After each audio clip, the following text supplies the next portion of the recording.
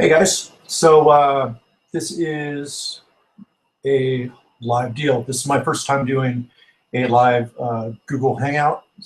So I'll probably screw up here a few times, but so what I'm going to do is I'm going to share my screen and go through the whole first Ableton collection that I have. It's called my Ultimate Ableton Collection, and it's in my producer's playground. So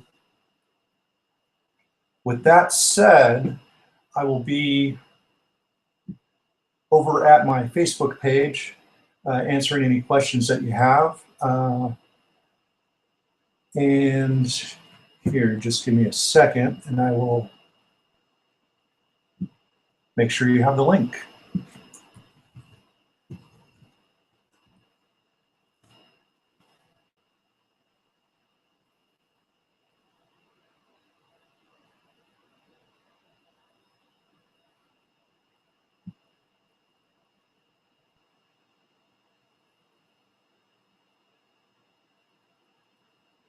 Give me just a sec here. I'm just poking around on my screen.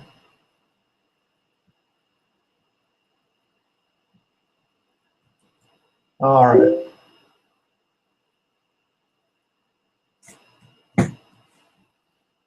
So I'll post this in the chat window here.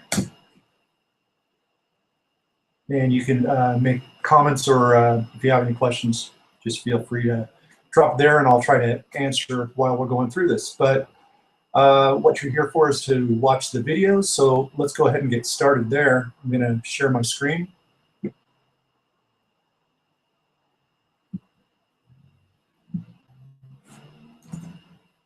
And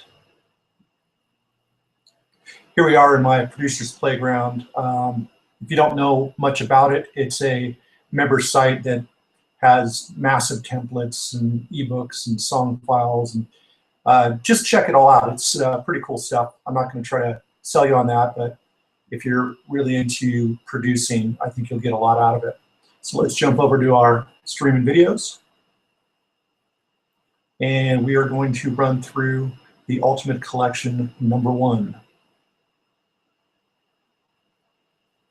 And this is what we're going to be going through, so feel free to poke in and out if you want. I'm just going to play these consecutively and try to answer questions while we go.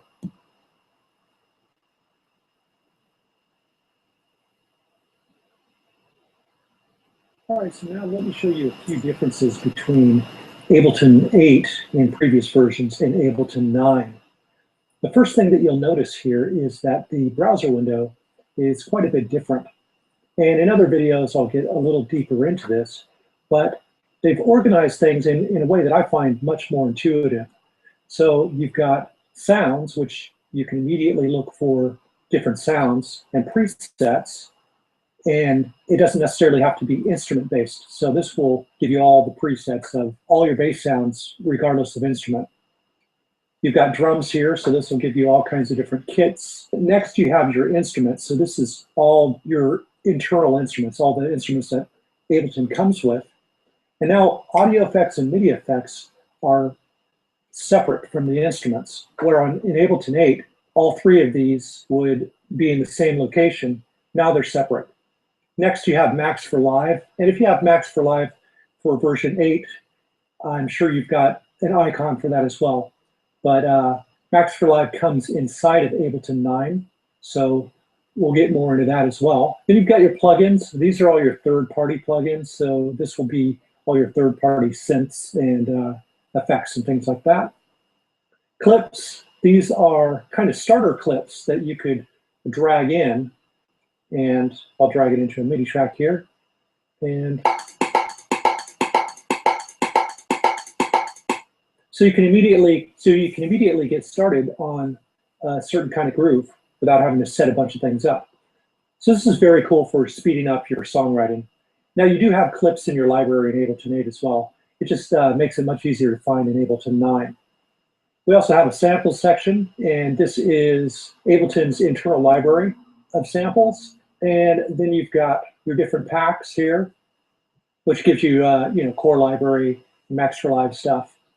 You don't usually need to click over here, but that's been added. Then you have your user library. And for me, I've got my Live 8 library because I have just updated from Live 8 to Live 9. Current project, so this will create a folder here for whatever project you're working on right now. And then here, these folders here are all folders that I added. So as opposed to having 3 different locations for samples, you could have as many as you want. And the way you add it is you just click here, add folder. And then I could pick where I would like. So for example, maybe I want my Beatport music. Great, open that. And now as you can see, that folder has been added to the browser.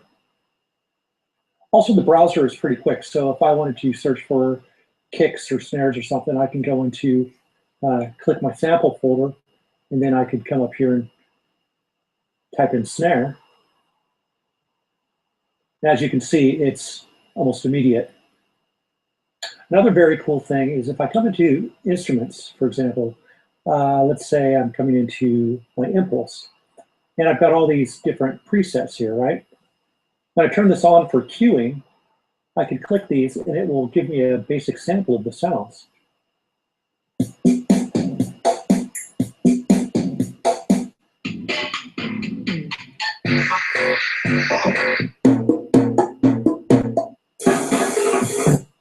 So it makes it much easier to get an idea of what you want to use. You just click around till you find sounds that sound good to you and go ahead and drag it in.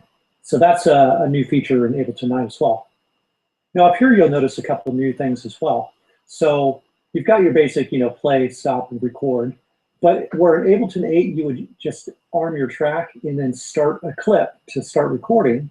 It doesn't work that way in Ableton 9. What you do to start recording the clip is you hit, this is like your session record button here. And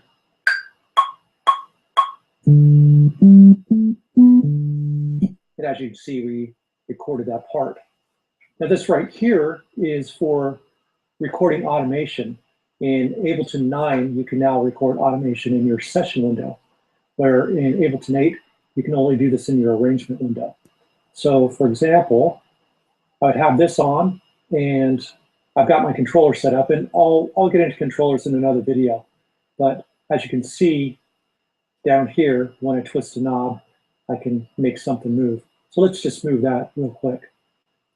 So what I'll do is I'll just hit this session record button and keep this on.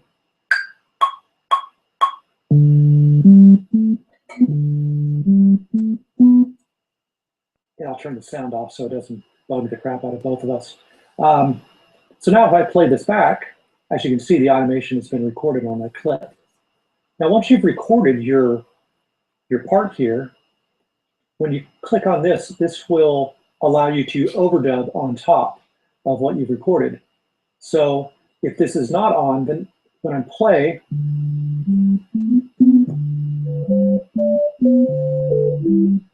as you can hear, I can play on top of it and not record. But once I click on this, then it will record what I do.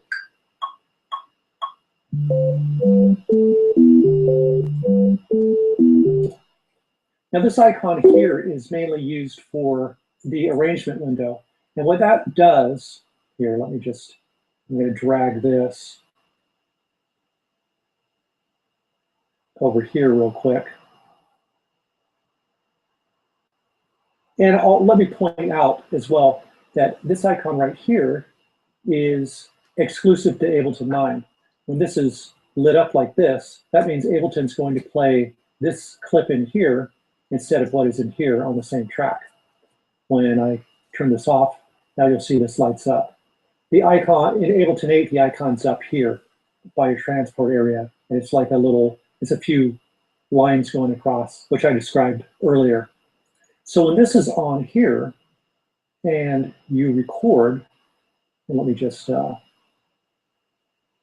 little loop here. When I hit this, it will add to what I'm playing here, which is going to sound like a mess, but I'll just go ahead and show you.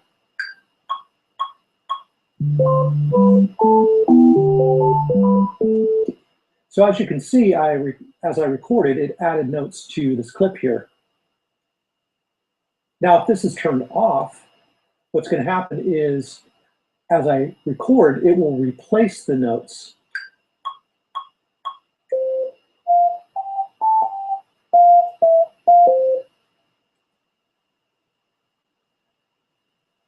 And there we go. I've recorded a new part on top.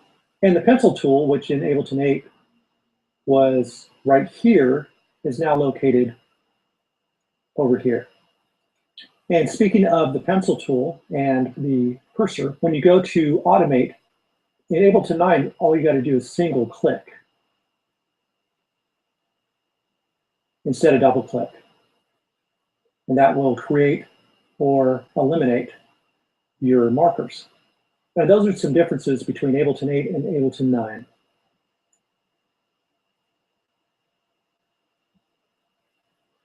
All right, one video down, guys.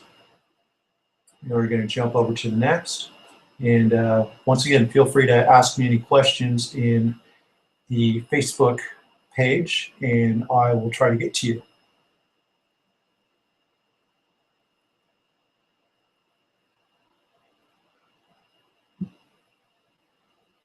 So I want to teach you some basic editing here. And I'll start by saying, when we get into some of the shortcut keys, in the situations where I say use the command key, if you're using a PC, you just want to switch that to the control key.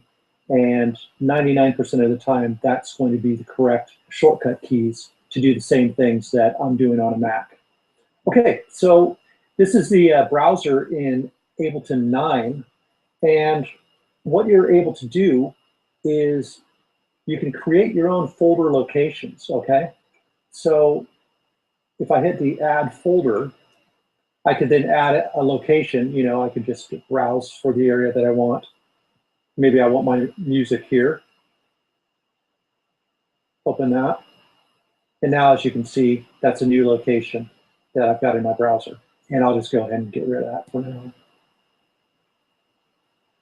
So once you find an audio file, all you've got to do is just drag it in to your window. Now there's two windows in Ableton. So this is the arrangement window, and we'll be doing most of our editing, actually all of our editing, in this window. You could also drag into the session window here. And it's just the same thing, just as simple as dragging in. Same thing with dragging in MIDI clips and things like that as well. When you find clips that you want to bring in, you can just drag it in, and in the same way that I'm doing this, it can just create a new track, or you can drag it onto an audio or MIDI track. And it's pretty much across the board the same as Ableton 8, except for the browser window. And what I can show you here is in Ableton 8, the browser window is quite a bit different. But basically, these little three folders that it comes with are all locations, okay? So you can set 3 different locations for where your files are, okay? And then just the same, you can, once you find your audio files or MIDI files or whatever, you can just take that and drag it in to your session window or your arrangement window.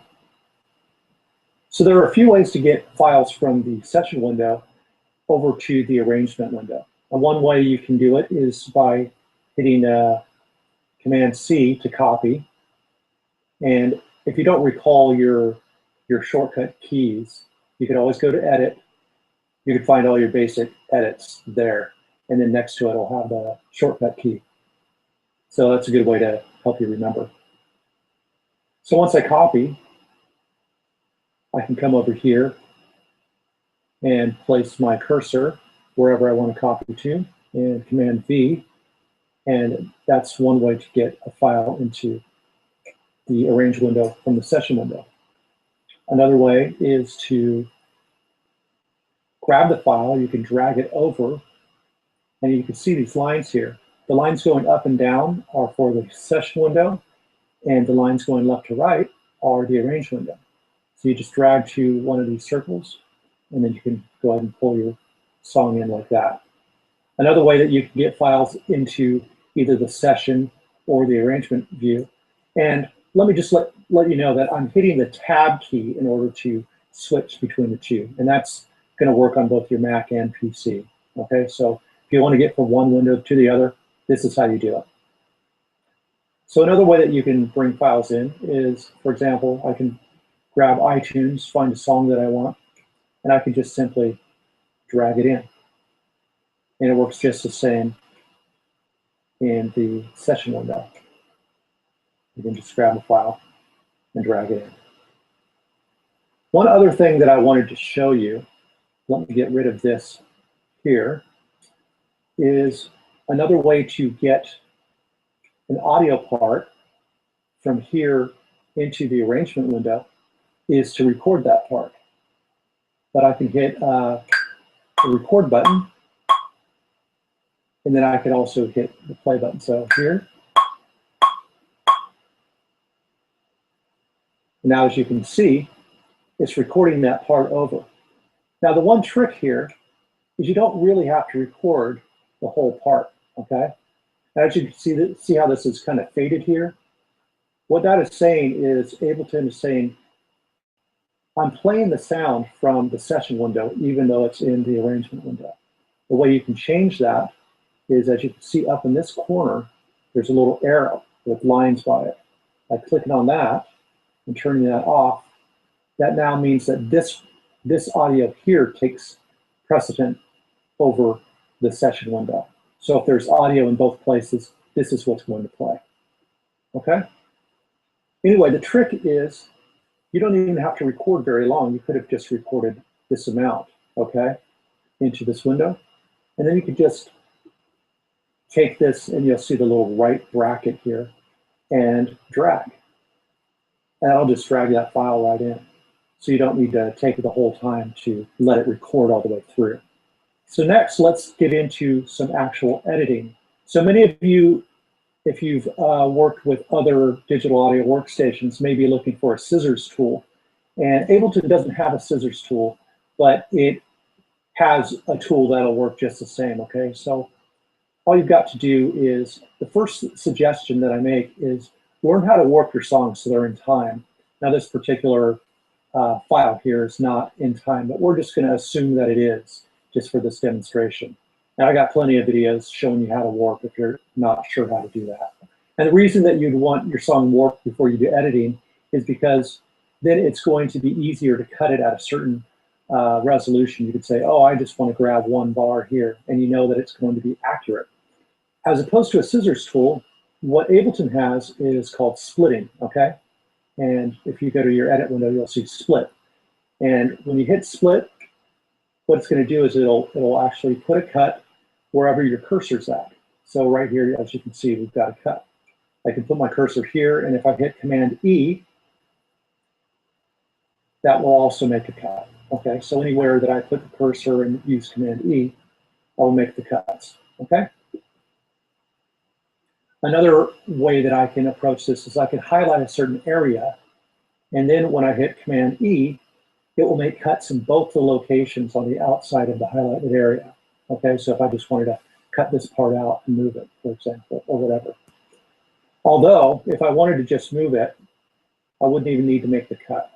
What I could do is I could just highlight a certain area and then drag it over. Now, what you'll notice is I've got these, little boxes here, and these are certain resolutions, and you could find what that resolution is by coming down here. In this area right here, as you can see, this is 2.1. So this is a 2-bar area right here. And if you want to change that, there's a couple ways that you can do it. The one way you can do it is come up here, and there's a little magnifying glass here. And if you click on that, it'll disappear, but then when you pull down or push up, you can go closer or further away. And the closer I get, as you can see here, the resolution will change. So now this area represents 1/8 of a bar. And I can just come back up here and I could click and push upward. Or if I wanted to, let's say I have that all highlighted, whatever I have highlighted, I could just come up here and double click. when the magnifying glass is on, and it will put that whole thing into the screen, okay? Or if I highlight this little section and double click up here, it will open that up quite a bit. Other ways to change the settings is to just come over here and right click, and you can set to specific resolutions, which means that it won't change when you go in closer or further away. And you can also change the adaptive grid, which right now I'm using narrow, and I tend to like this the best, but there might be some reasons where you might want to use some of the other grids. So just experiment with that. You can also turn the grid off completely, and then you can move freely. But you might not want to do that when you're doing editing, because that might make things confusing. You could also get to this screen here without the grids by hitting Command 4. That will turn the grids on and off, okay? Command 3 will make a triplet version of what your resolution is. So now these are cut into triplets, very cool. And then if I go to 1, that'll just change the resolution to 1 lower, or actually, and this will change the resolution upward. So 2 makes the resolution bigger, 1 makes the resolution smaller, and that's while holding down Command. Okay, so let's get into the actual editing now. So the basic editing, of course, is your cut, copy, and paste. So obviously, you can make cuts with the Command E, which is your split tool. You could take that, you could now copy this by Command C and paste it somewhere else if you like. You can take this part here and you could duplicate it by hitting Command D. And I can just undo by hitting Command C, okay? Now, another thing that I can do is I can just, like I showed you earlier, I could just grab something and drag it over to where I want it. But if I want to copy this, what I would want to do is highlight the area, hit the Alt key, and then drag. And now, as you can see, I've made a copy of this by doing a drag.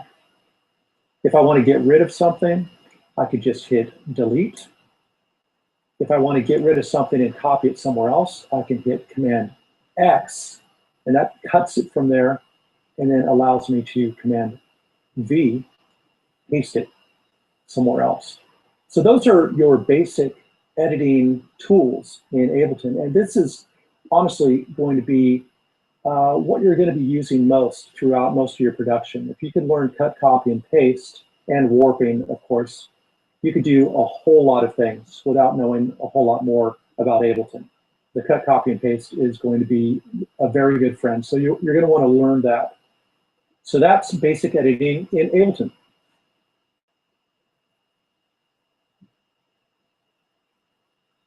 All right, hope you guys like that one here. We're going to jump right back into the next one.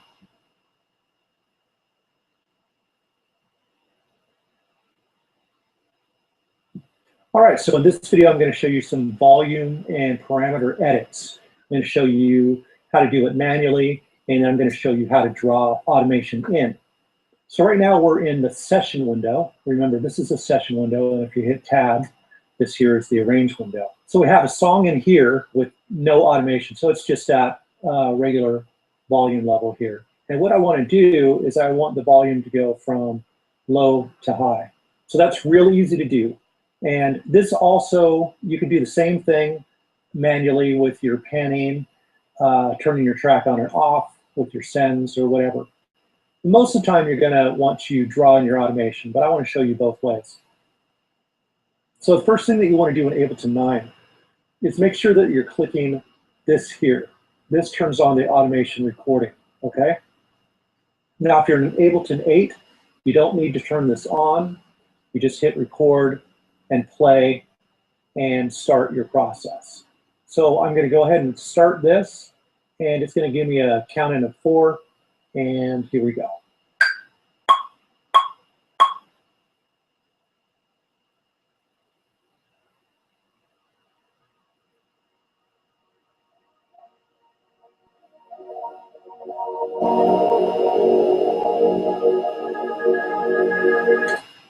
Okay, and we just recorded that automation. So if I start from the beginning and play back, you'll notice the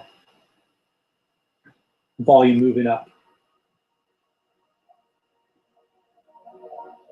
Easy enough, right? And when I tab over to the arrangement window, as you can see, it recorded that automation. Okay, which brings us to the second approach for automation. So let me undo that automation there. And the other approach, now normally when you create a new track, it's going to say none here. So what you will need to do is find your mixer. And this will give you all your basic editing, your volume, your panning. And then it also gives you your send and return. So if I had more return tracks, then they would show up here as well. I'll also show you if there are effects that are on the track, they will also show up. So let me just, I'll drag in an EQ and a compressor.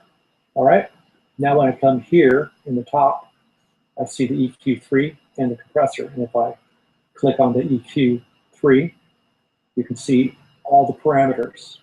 Anything that EQ3 can do, you can automate. And same goes for the compressor.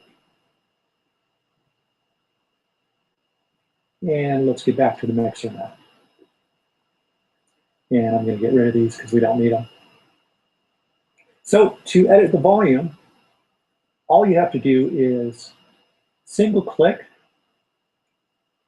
and single click again.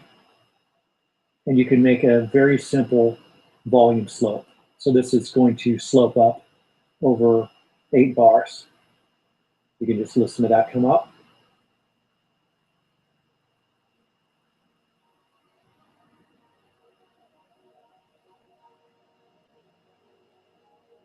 All right, cool. So in Ableton 8, you need to double click to make these elbows.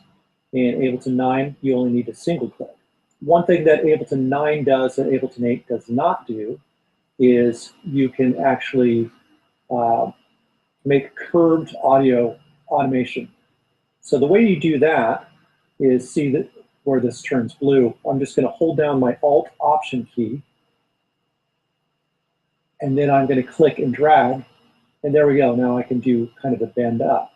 Now I can make all kinds of different bends if I want, just by clicking, and then and then I could bend just that little area right there.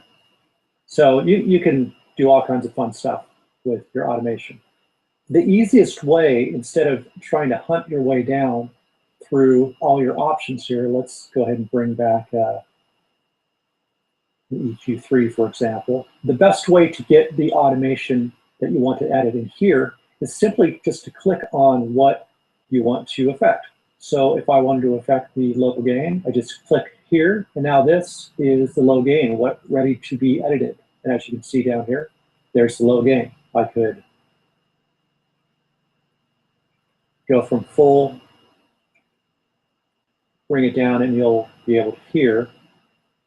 Let me do it a little quicker, just save a little time.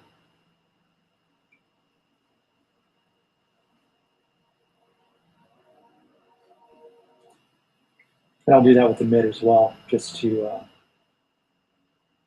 make it much easier to notice.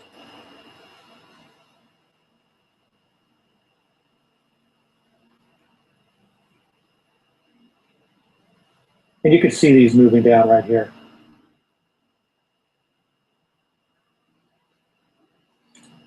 It's just as easy to do editing with synths. So I've got a synth loaded in here, and I'll turn this off for now. So I just got this simple little arpeggiation.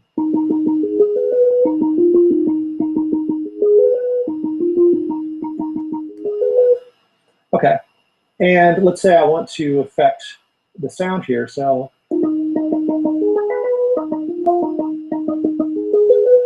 okay, so let's say I just want to play around with this. I can, now that I've clicked on this, it's ready to edit already. So I can just simply move this up and down if I like. And another cool thing is I can highlight automation, and if you right-click, you could duplicate the envelope. So as you can see, I could do this all the way through, and that's not very cool looking there. Let's do this here.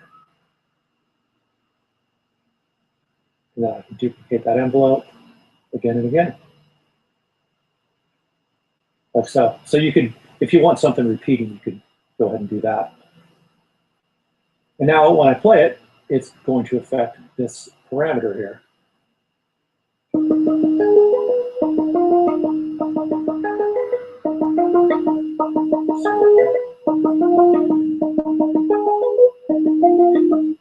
Let's go ahead and play with the reverb and delay. So once again, I just click here on this macro here. And I'll explain macros in another video. And we'll open this up. You'll be able to watch this go up, and you'll be able to hear the sound that this is affecting.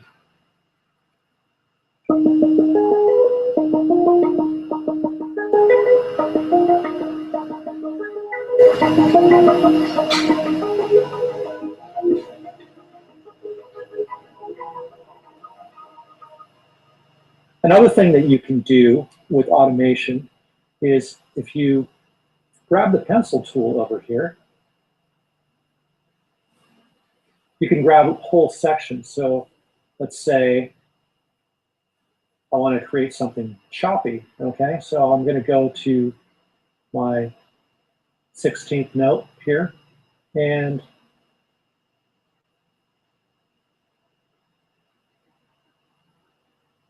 first let me just have that there. And I'll go to my volume.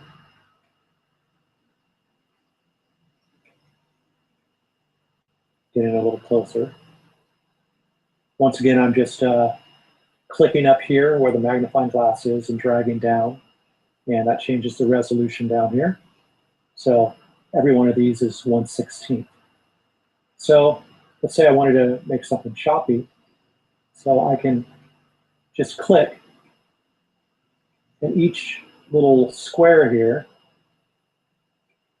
I'll just pull that hole down, and I can put the volume wherever I want in those areas.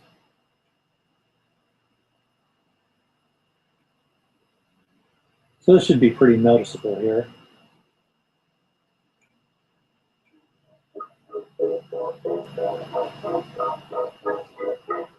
So yeah, you can automate like that as well, or you can create those little squares, and then if you turn it off, you can turn these into fades just by getting rid of one of the corner. Like so. Now, an easy way that I like to be able to make slopes is I'll highlight a certain area, and in Ableton 9, you're going to hold down the Shift key and drag down, and you can drag a whole section here if you want. And then what I'll do is I'll just click here and get rid of that elbow, and now I've made a slope. Really simple. Now, in Ableton 8, you can just simply highlight and drag without having to hold down the Shift key. But since this has become one click, if you don't hold down the Shift key, it's just going to make another elbow. All right? So that's how you pretty much edit anything in Ableton. It's really as simple as that. Anything that you're going to need to find is going to be in this area here. And that's automation.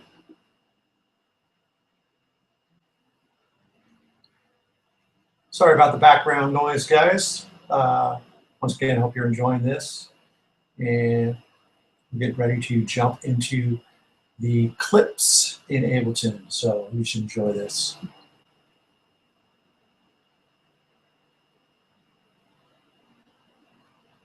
Hey guys, so I'm going to show you all about clip properties. So I've opened an audio clip here, and the way you'll see this area here is just by double clicking on the clip. If I double click on another clip, you'll get the properties for that one.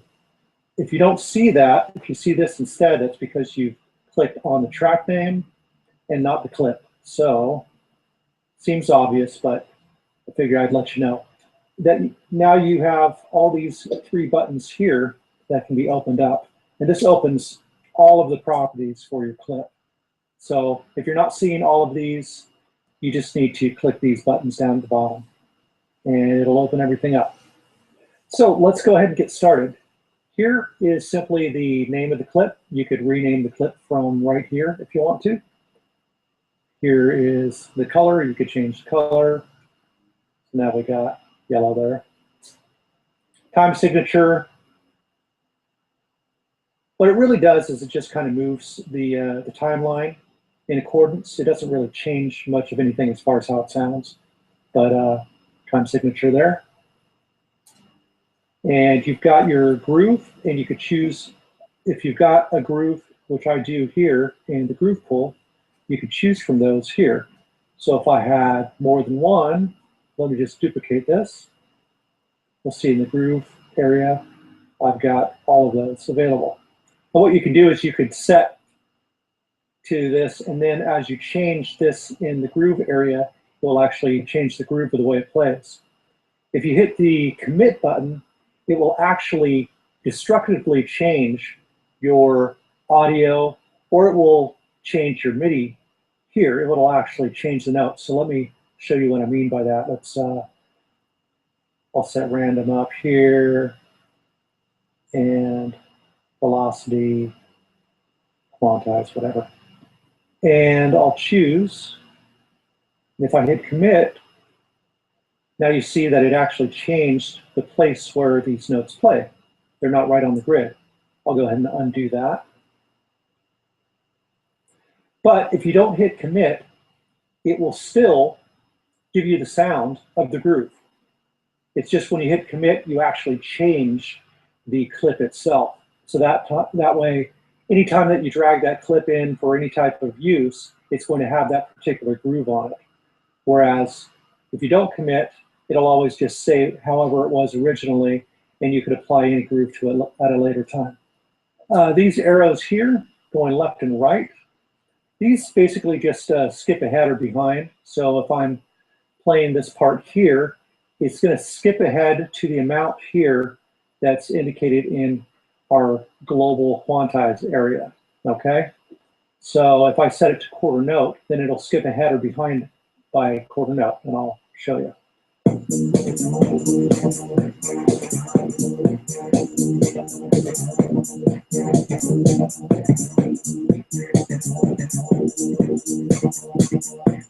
As you can hear, when I click back, it doubles back on the last quarter note. When I click forward, it skips to the next quarter note. I'm not actually really sure what you would use it for, but it's there for you if you want it. Next is the launch mode.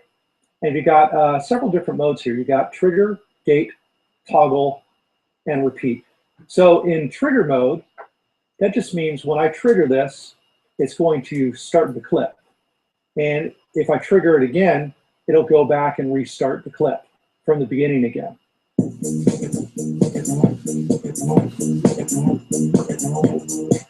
And the speed at which I launch the clip is dependent upon this quantization, which it's set to none right now. So if I set it to 1 bar, then it will restart on the bar.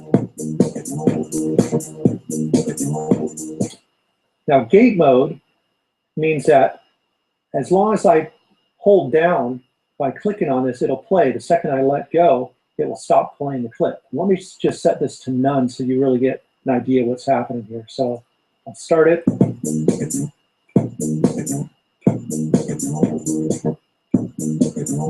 So the second that I let go, it just stops playing the clip. So that's what gate mode is there. Toggle mode goes from start and stop. So if I press it once, it starts the clip. If I press it again, it stops the clip.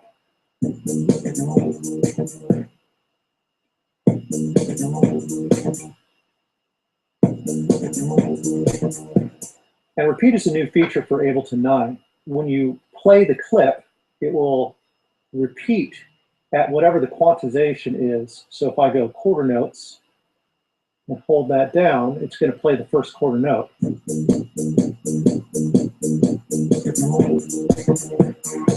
And then when I let go, it'll continue playing. If I go to 16th, notes, same thing.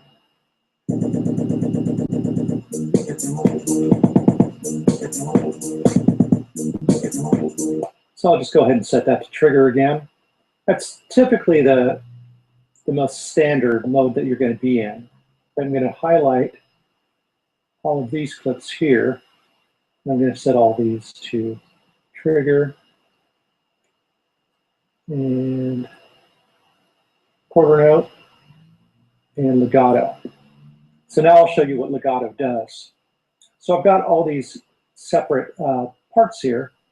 And what's going to happen is when I launch the clip, it's not going to launch from the beginning of the clip. It's going to launch from the position that it left off on the previous clip. So if you follow this here, you'll see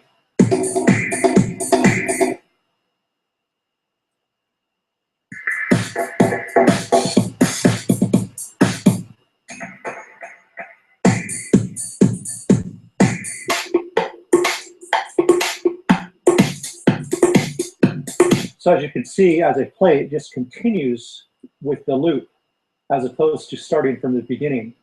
So I could set this to 1/8 note now, and then I can kind of skip around.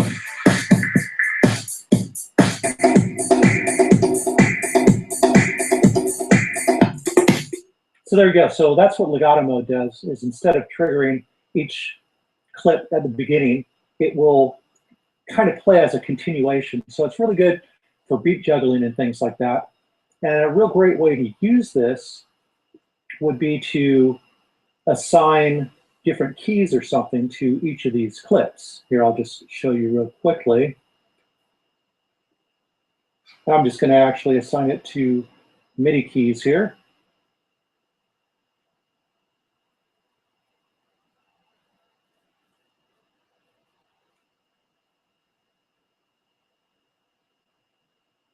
That's good enough.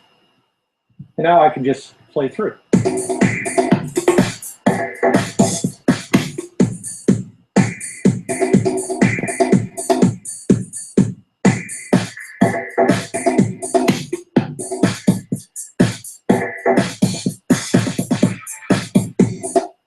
Like so.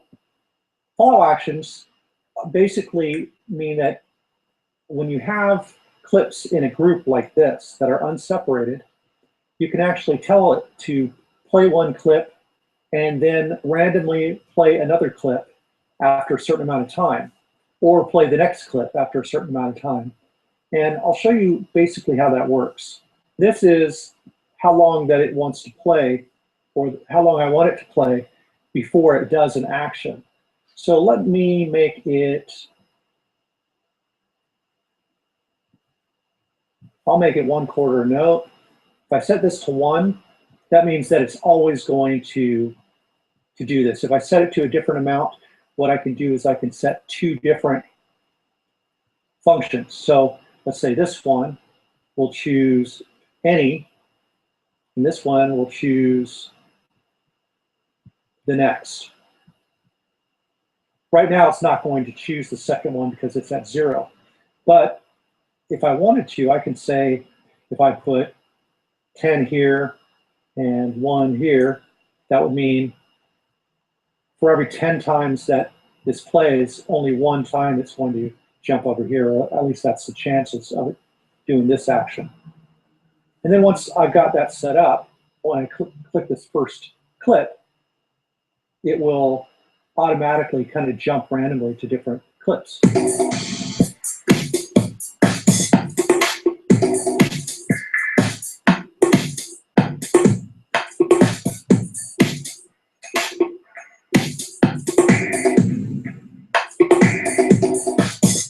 So you can create some really interesting things with follow actions. So that's what this is all about here. So once again, with the follow actions, this chooses how long something plays before it does the action.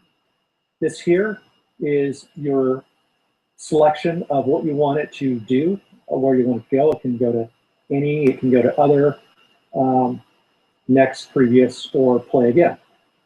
And this one has all the same options. If this is at 0, it's not going to be affected by this.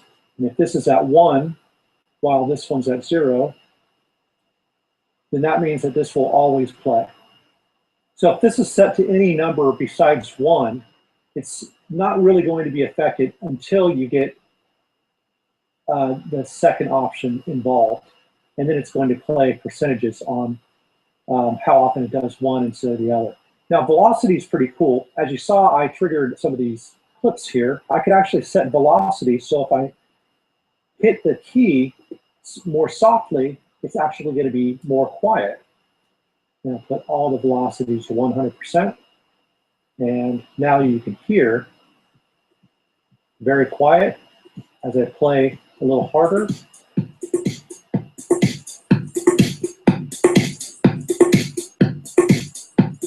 This also works for MIDI notes. So if I were to trigger this,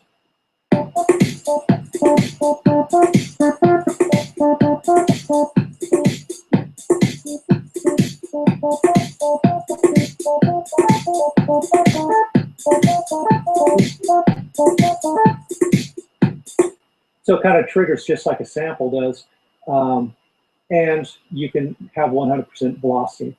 Now, a lot of people don't want to use that because they want the volume to be consistent, but that is what the velocity is used for, and it can give you some pretty interesting results. So now let's get into the sample area here. And this is, it's pretty easy to understand. Now the edit here, if you click on this, this just asks you if you want to use another application to edit your files. You can use that application, it'll pop it open, you can do your edit, save it, and then it'll automatically change your edit here in Ableton. I don't personally use that feature because I think the editing in Ableton is just fine. But I can understand using it maybe for mastering or different types of effects. Save is simply you're going to save the file as it is, so after you do any tweaking or if you transpose or any type of thing. Or especially if you warp your song, this will save those settings. So anytime you drag it into a project from then on, it will return with the parameters that you saved. Reverse will actually reverse the audio here. So if I hit reverse, now we will have we'll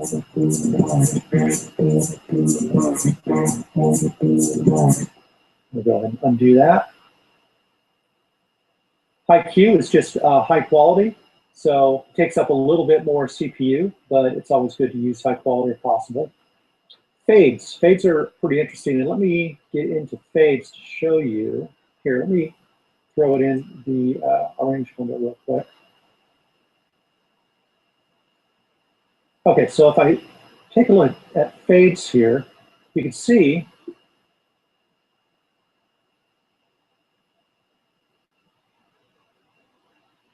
that there are very minute fades at the end, and this just keeps the clip from clicking. Sometimes when it crosses the end of a clip or the beginning, you'll get a click, and this helps remove that. And the fade's also the beginning there. Very short fades, but real effective, and I usually leave those on. RAM means that instead of your computer finding this file on your hard drive, what it will do is it will save that file to your RAM memory, which can make accessing it much faster. Problem though is you've got a very limited amount of RAM. So unless it's really important, I wouldn't use this too often. You should definitely use this sparingly, but it can be effective. Transpose is just going to raise and lower the key of the part playing. Let me go ahead and choose something that's got the bass in.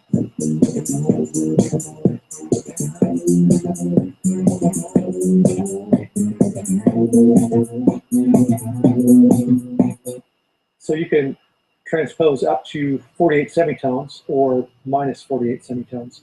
And then here you can detune. So for every semitone, you've got, I think it's 100. So each one is just a percentage. And you see these little arrows here. If you click on the arrow, that'll usually return anything to the center or to 0. So transpose, I click on this arrow, and it'll return it to its original default location. This here is simply volume level. You can raise the volume or lower the volume of a certain part from right in here. warp on or warp off. If warp is off, it's just going to play it at its original tempo, exactly as it was. So it's not going to line it up with the tempo at the top here, your master tempo.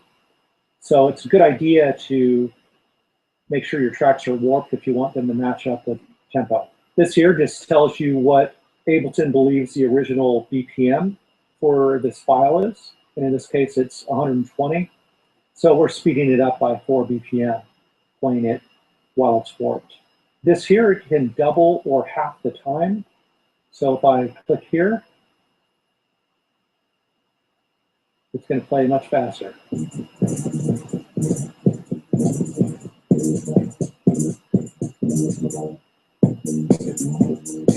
And I'll play it at halftime.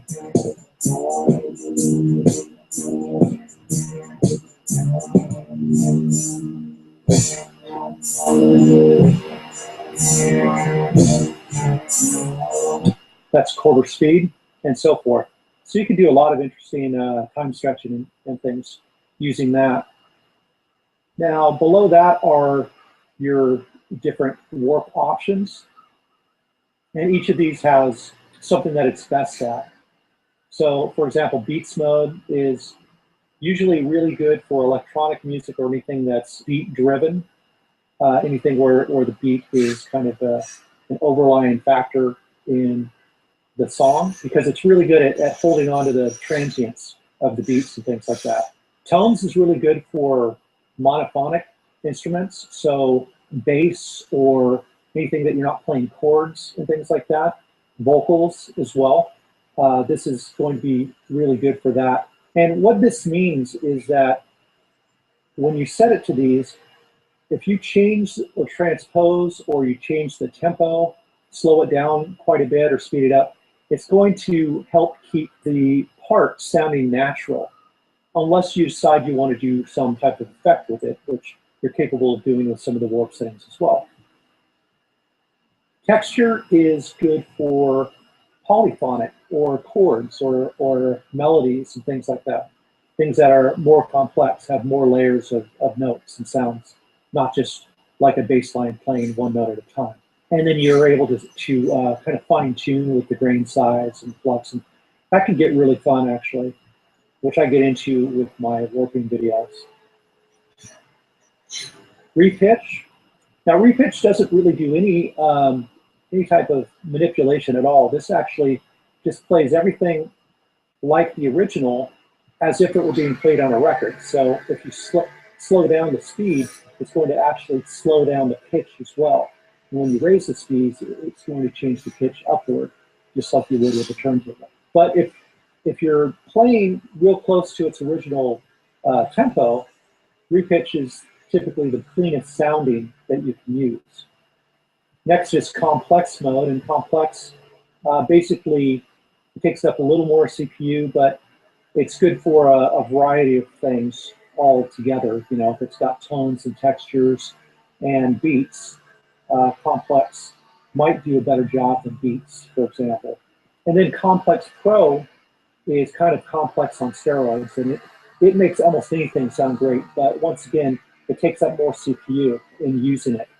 So I like to use this sparingly, especially if I have a number of tracks going on. But if there's one particular track that I'm trying to transpose or speed up or slow down and keep the original sound, then I'll probably go with Complex Pro. This is more of your warp stuff. Basically, this is where you start your clip. So right here, it's on 1.1.1. That's where this arrow is. If I change this arrow, as you can see, it will change this as well. If I set this to 1/2, let's see, this is 1.2.1 now, and so forth.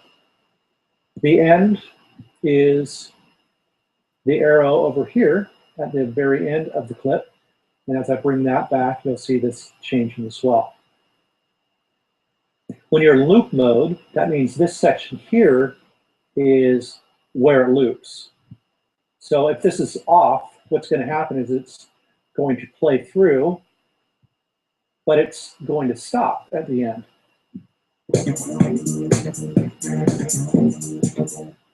Just like so. So it just stops right at the end. So when you turn loop on, this tells it when to loop. Sometimes you want it to be the exact same as the length of the clip. Sometimes you want it to be different. So you could set this loop separately from the starting point.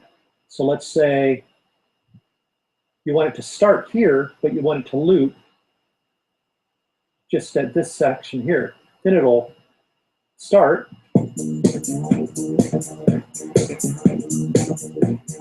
And then it'll just keep repeating this section right here.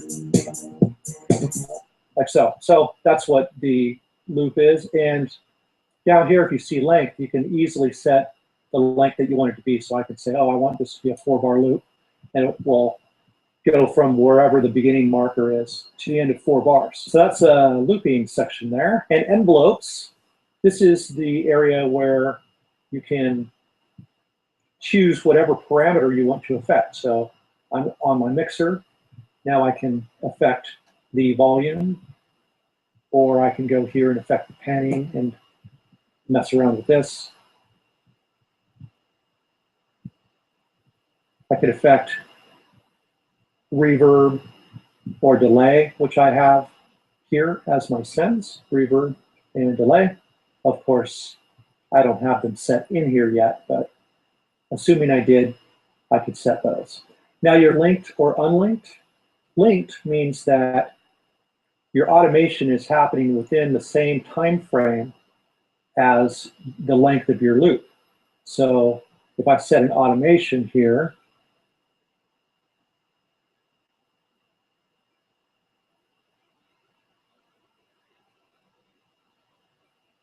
this is just going to do this automation and repeat when it goes back to the beginning. But what you can also do is you could set automation unlinked. And what that means is you could say, I want to have a 3-bar loop, and I want this automation here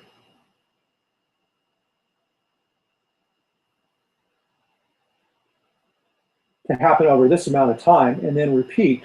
You can even set it to an off time, for example, and this will just repeat this envelope over and over again, even though this is a different length clip.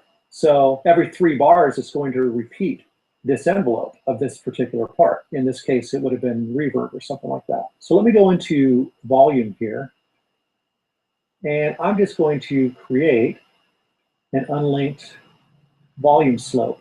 So I'm going to make it quarter note here. That's 2/8 notes, so 2 squares here. And then I'm just going to ramp this up.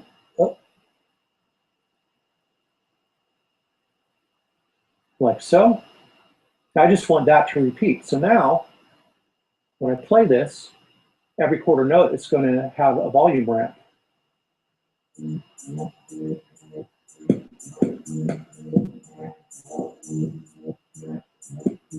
Or I can make it longer over time.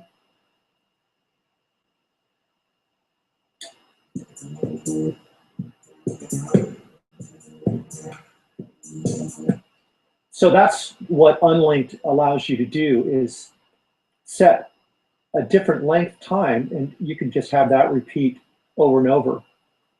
So there's a lot of interesting applications that you could use for unlinked looping and envelopes. And as you notice here, there's all the settings that you can use for your unlinked looping. It's a new start point, end points, setting the loop, setting different positions, and all that type of stuff. So in the same way that you can set it here with your sample and set where this plays, you can also set it with your envelopes and set it up completely differently. So lots of fun is to be had there. So that is your audio clip properties there, and a couple different things here in your MIDI. So what you've got here, you've still got the legato in the notes, and you've got it over here as well. You can double the length. So if I double the loop, it's just going to make it longer. It's going to repeat it over and over. Whereas if I do this, this will just speed up the loop by twice or half as much. So now it's going to play twice as fast. I'll set this to trigger.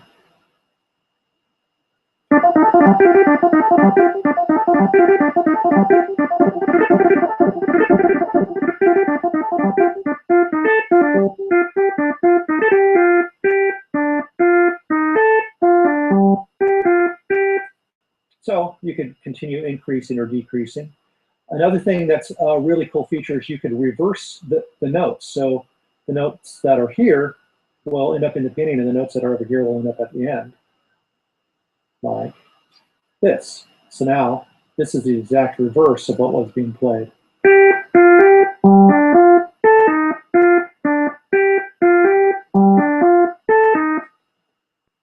You can also inverse the notes. So the notes that are at the lowest will end up being the notes that are at the highest, and the notes that are at the highest here will end up being the lowest notes. So let's go ahead and invert these, and that'll play different as well.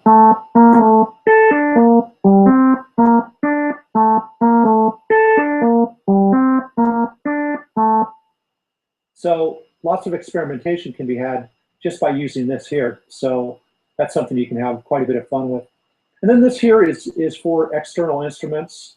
I honestly don't use it a whole lot, to be honest, but you could select banks on your instruments and program changes and different things so that you can change the sounds from within here. If you are using an external keyboard and you've got it hooked up through MIDI or through USB, you can affect that there. And that, my friends, is everything you need to know about clip properties.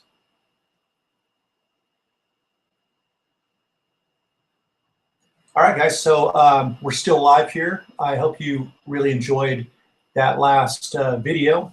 What I'm doing here is I'm playing my first full Ultimate Ableton collection, which are all these videos. So we will get through all of this stuff today. If I head back, just show you, here are all the courses that I have in the Producer's Playground, and that's just one of the features of being in the Playground. I also have my master template, which is probably one of the best on the market, a really massive, and loads of other stuff that you can go ahead and research. So let's go ahead and jump back in. And if you have any questions, you can feel free to hit me up on Facebook. I put the link below the video. Yeah, that's about it. Let's take a look here.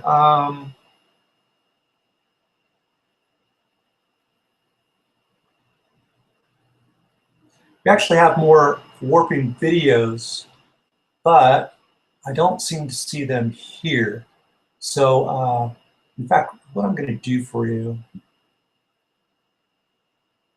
so I'm actually going to pull some videos from Ultimate Collection 2. If I've got, no, I'm sorry. The Advanced Warping Collection.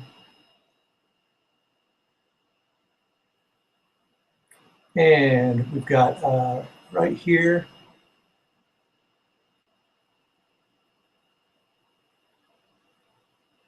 where are my 9 videos? Well, I owe you those 9 videos. All I've got here in here is the Ableton 8 videos, and some of these are 9 as well. And well, yeah, you know what? Let's just go with the 8 because 8 and 9 work pretty much the same.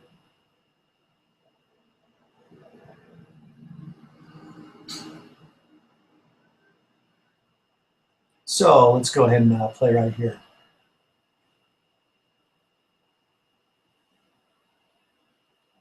Okay, so I want to get into warping in Ableton 8, which is noticeably different than Ableton 7. I've made one quick video on warping in Ableton 8, but I figured I could give you a little more detail, so let's go ahead and get into it. To recap, there's a couple differences right off the bat in warping in Ableton 8 as opposed to 7.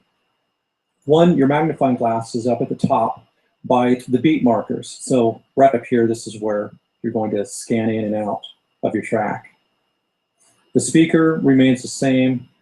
Now the other difference that you'll notice is that the warp marker, now you'll see potential warp markers lining across the scene here, or the song. And as we're getting closer, what you'll notice is that it's just creating marker areas where it believes the beginning of each new beat is. And it's actually pretty good at getting at least very close, if not right on. So as you'll notice, if I don't highlight anything, you'll see all these little gray arrows, and those are all potential warp marker areas. But it's still more flexible than that. You don't have to just strictly use those arrows. You can kind of move them around, and I'll show you how to do that. So the next thing is these markers are on the transients, not necessarily on the beat like the older versions of Ableton.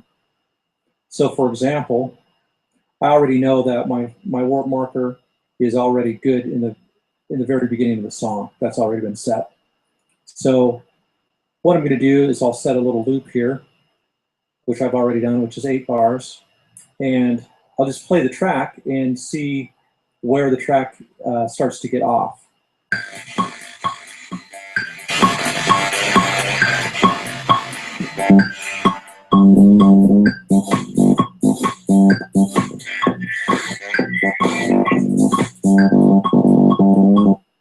And I can definitely tell that, over by the time we get over here, it's noticeably off. So it's slowly getting more and more off as time goes on. So let me get over here to bar 25, for example. And as we can see, bar 25 should be right where this marker is. So what I'm going to do is I'm going to get in close and take a look. It looks like the marker right here is accurate as far as being in the beginning of the beat for the most part. But we're going to get that closer in just a second. So what I would do now that I've double clicked to make that warp marker is now I drag the warp marker to the beat, just like that. And I actually find that warping songs manually is a little bit easier than the auto warp in most cases, just because when it puts 10 different warp markers, you've kind of got to move each one of them to fine tune it at times.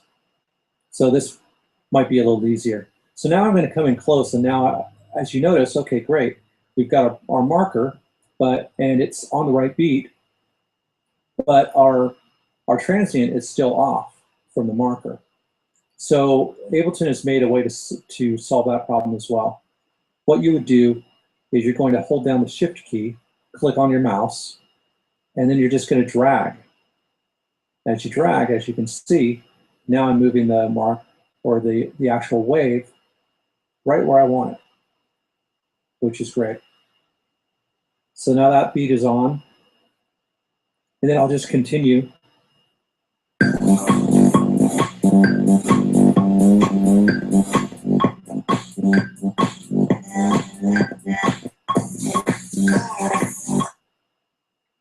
Yeah, it looks like it's getting off again, so let's come in here and see how far we're off by.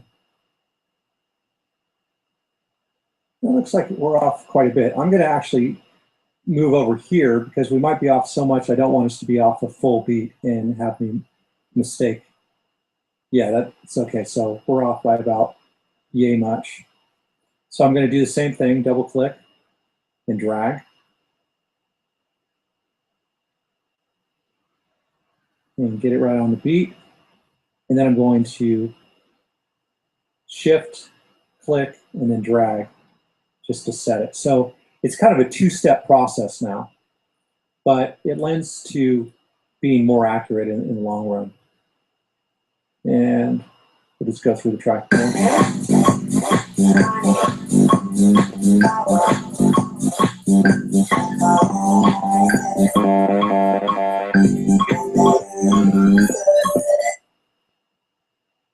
So I'd say probably about once every 16 bars, I'm having to fine tune this. And so there's our beat, drag that over. getting close, hold the shift key, drag it. Now, as far as scrolling with my loop, basically all I've done is I've created a loop over here of 8 bars. I turned the loop on, and then I darken this loop area. And then when I hit the page up key or the page down key, I'm able to scroll across. Or the up arrow, down arrow. All right, so let me just go through the rest of the track and do this. And it looks like this right here is where we're off. Let's take that, drag it over.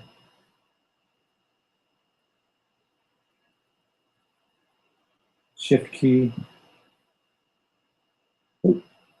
And right about there.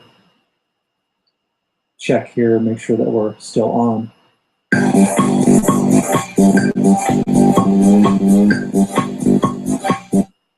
Yep. And then the important thing, once we've got it warped, is we're going to turn off the loop so that it starts the place from the beginning. Set our start point to 1. And we are going to hit the save button there. And then, now we're good. Now, let me show you a couple other things, or at least one more thing here. Let's say, for example, that we have a beat that's off. I'm going to purposely throw a beat off real quick. Okay, so that's off. All right. Well, let's say that the beats next to it are completely on, and we don't want to affect the rest of the track, but we want to move this one beat over. Or maybe we just want to throw a beat slightly off, ahead or behind, just to give it a little groove. Well, now what Ableton allows you to do is, let me unclick that. If you grab this, and let's say this is the one that you want to move or control, you just hit the control key. And now, as you see, when I hit the control key, it sets the markers next to it and locks them in. So now when I click on this and move left and right, notice it doesn't affect anything outside of that area. So we could just move this one beat back and forth. And then once that's set, I could just as easily shift and drag and lock that beat into place. Or out of place if that's what you're going for. So that's a pretty cool feature too. I hope this has helped give you a basic idea of warping in Ableton 8. And Ableton 9. They pretty much work the same, guys, so don't sweat it if you have Ableton 9 and you're looking at this 8 video. Same things work, although the algorithms are getting a little bit better all the time. Next, we're going to get into Impulse, and that's the smaller of the 2 drum machine instruments by Ableton. And they're both really powerful in different ways, but I think you'll enjoy these. So here we go. Once again, if you want to join a conversation, ask me any questions, just click on the Facebook link below, and that'll take you to a thread that you can feel free to hit me up at. All right, here we go.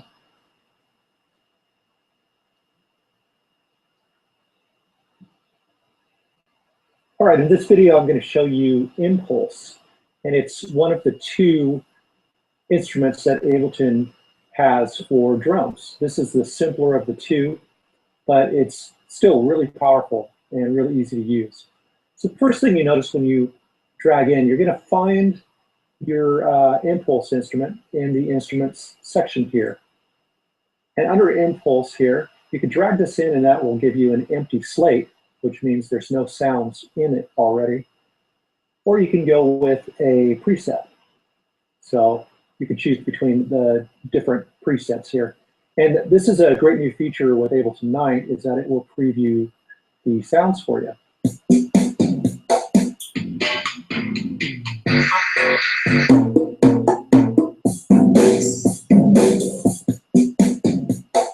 So let's just go with this one here. So I'll just drag it onto the top in the title area. And there we go, we've got our preset. Now, if you're still using Ableton 8, you'll be able to find your instruments here. And first you're going to click this area here. So you've got MIDI effects, audio effects, and instruments all in this section here. And then under instruments, you'll just open up the folder, find your impulse, be able to drag it in. So once you've got your impulse preset in here, you can listen to your sounds either on a keyboard, starting with your middle C on your keyboard, or you can use your QWERTY keyboard and you can use the A, S, D, F, G, H, J, and K keys to run through the sounds. So just like so. And if you're not getting any sound when you play that, probably one of the reasons is you don't have this turned on up here, your little keyboard thing. And if you still aren't hearing sound, then that might mean that your keyboard is on an octave that's not correct. And you could change the octave by hitting either the Z key to go to a lower octave or the X key to go to a higher octave. So if you just shift to the lowest octave up to the highest, you'll eventually come across your kick on your A key. So now that I've got my kit in here, let's say I like the sounds for the most part, but I'd like to change the kick and the snare sound. That's really extremely simple here. You could either do a search, and this works for both Ableton 8 and 9, although the Ableton 9 search engine is a lot faster. So I could just search kick, and let me go to samples. And here we go. We've got a bunch of kick sounds already loaded in.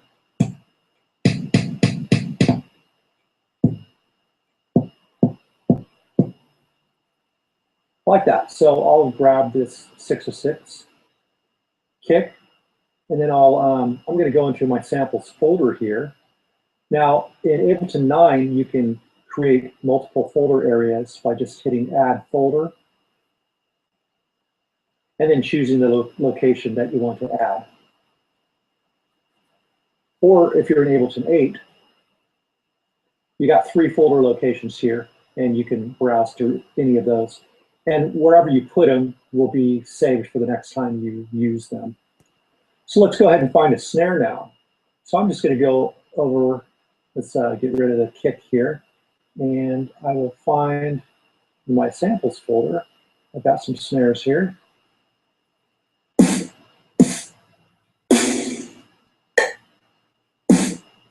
Okay, so let's just go with this one here. And now, now that these are dragged into these cells, I've got the sounds.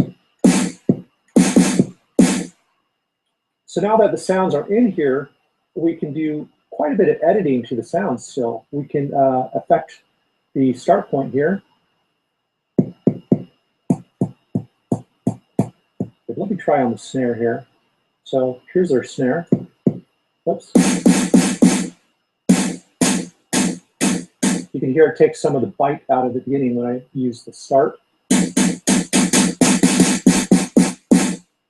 Transpose.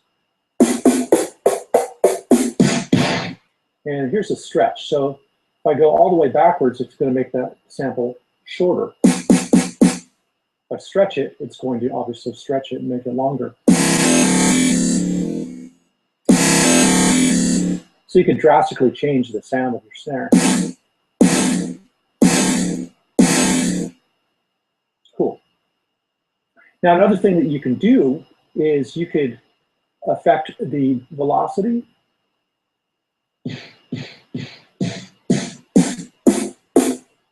And that actually this velocity is set to the transpose here.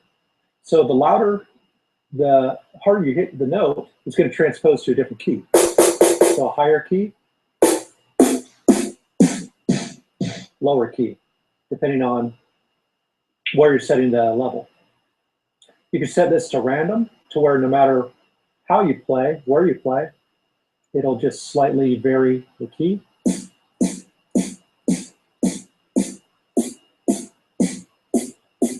And I like to use a small percentage. It just gives like a very slight random sound, which is a very cool effect. The velocity here will affect the stretch amount. So if I take this to 100% at a low volume, makes it real quick. As the key gets hit harder, it'll actually be a longer stretch. Drive is just like a saturator. It just adds like a little bit of distortion, and with the kick that can be pretty effective too.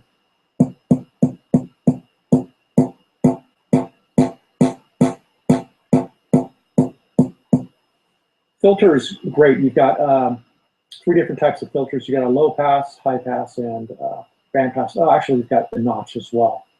So if I go to a low pass here, oh, let me just click here.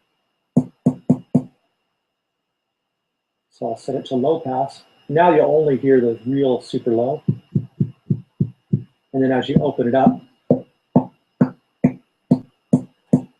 it'll open up more. And then the higher the resonance means kind of there's more, you hear that little high note?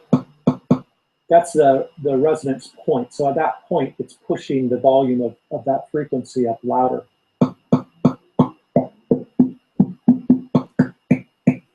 High pass does the opposite. If I take the resonance down,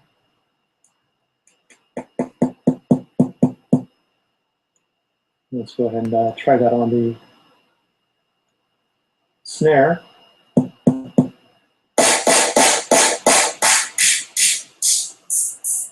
Very cool. The band pass basically sets the EQ right around this crossing point.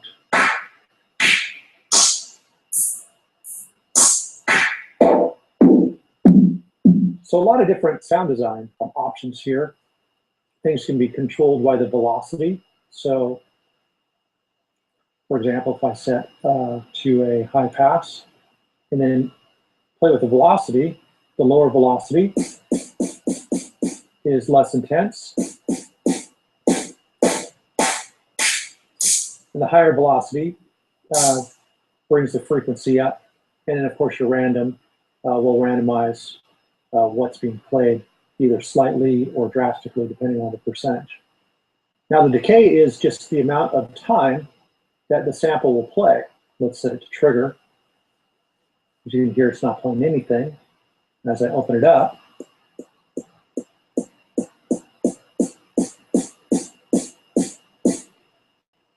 all the way open. So with a gate, let me show you the difference here. Let me drag in a longer sample to show you how the gate works. Okay, I'm just going to drag this in. Okay, so if the gate is on, what that means is this is how long it will play after you let go of the key. So if I hold it down longer, so that it's going to play for as long as I hold the key down. And then it'll release, when I release it, it's going to stop in 5 milliseconds, or I can set it to 1.5 seconds. And it kind of slowly fades out. Whereas with trigger, this is how much of the sample it's going to play. So you're not going to hear anything at 5 milliseconds when I hit play. But as I bring up the decay amount, it'll play more of the sample.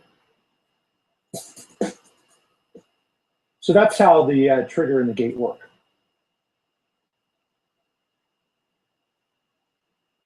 And I'll just drag in a snare again here.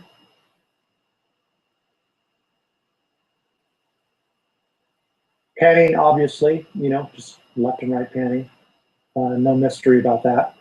Velocity can affect the location of the panning by how hard you hit. It can affect whether it's more over to the right or more over to the left. Random, of course, will just randomize what's happening where a low percentage is going to be very slight and a high percentage is going to be much more noticeable.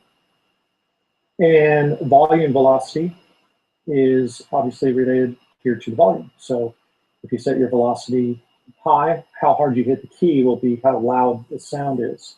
And I think that's a really important way to make your drum programming sound pretty natural. Then overall, you've got timing here. And overall, you've got transpose. So you can transpose the whole kit. And you could, timing is kind of basically just like the stretch over here. You can kind of stretch the whole kit, or you can tighten it up. And the M and the S is basically just muting and soloing each part. So if I click on the snare here, that will mute the sound so it doesn't play. And solo means that that will be the only sound that you hear playing. Okay, so now that you have your kit put together here, the next thing obviously that you want to do is be able to program a drum beat. And there's a couple different ways to do that. Now with any MIDI file in your session window, you can double click in an empty square here and make a new clip, like so. And it's just going to default to 1 bar. Down here, if you want, you could change it to 4 bars, like so. Now it's a 4-bar loop. I'll just bring it back to 1 bar though. And then I could turn on the metronome here. You want to make sure your track down here is armed in order to record. And then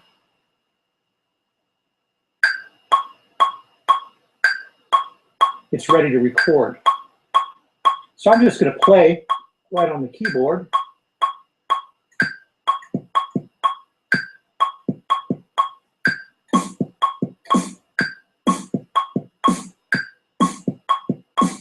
And let's see, going.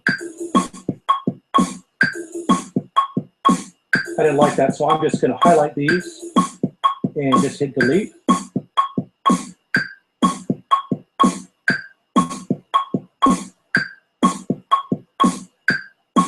And I can't hear the hi-hats here, so let's go in here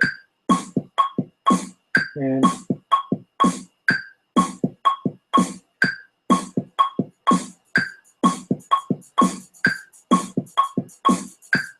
okay, so we could hear it's a little bit off, but we'll fix that.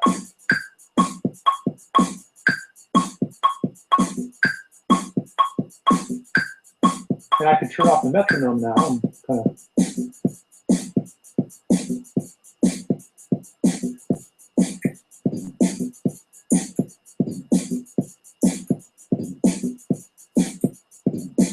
and the tambourine sounds like it's doing something pretty random. So I can come back over, find my tambourine, and it looks like it's at 100% random. I'm going to bring that down quite a bit.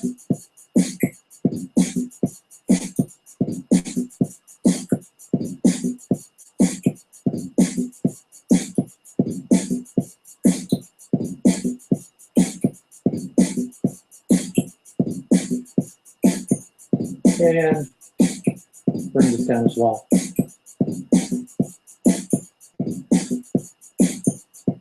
And now what I can do is I can highlight these all, or you could just highlight one and hit Command A. If you right click, you get your quantize settings. So I'm going to quantize this to 16th notes here. And I'll just put this to 100% for this example. And it'll lock everything right into place. So now when I play it, it'll be on time.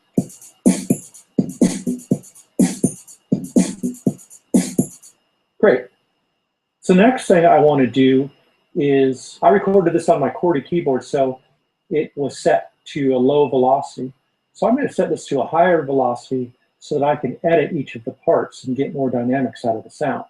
Let me go ahead and turn all these up here. Now I can just highlight different parts and edit them. So here are my hi-hats, so I'll go ahead and highlight these. And as you can see, these all turn a dark red, and I can kind of play with them all.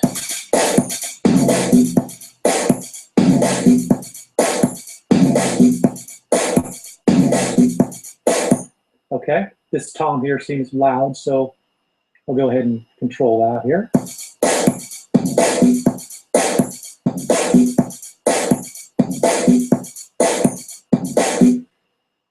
And the tambourine seems fine to me. So what I'm going to do here is now I'll just click on the individual hi-hats here, and I'll kind of slightly raise and slightly lower different ones here. And all I'm doing is I'm just clicking on these things and then dragging up or down. And as you notice, the darker colored red are going to be the louder parts, and the lighter colors are going to be the quieter parts. Turn this one up a little bit. This down, just giving them a little bit of variation.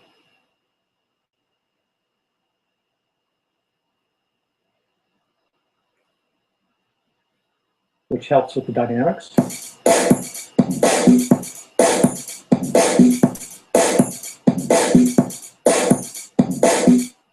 And I might even make the first snare a little bit lower and let the second one be a bit higher. Give it a little bit more dynamic in that as well.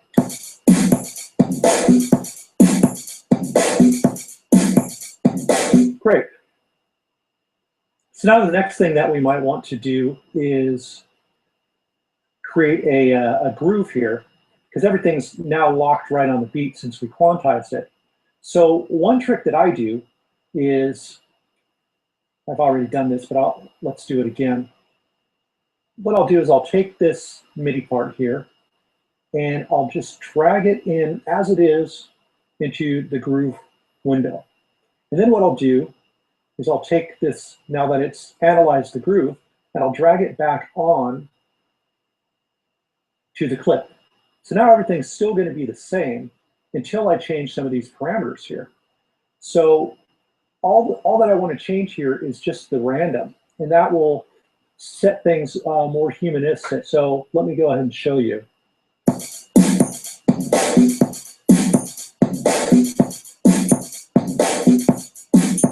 you can hear, it's getting way off here. But as I back this down to a reasonable level,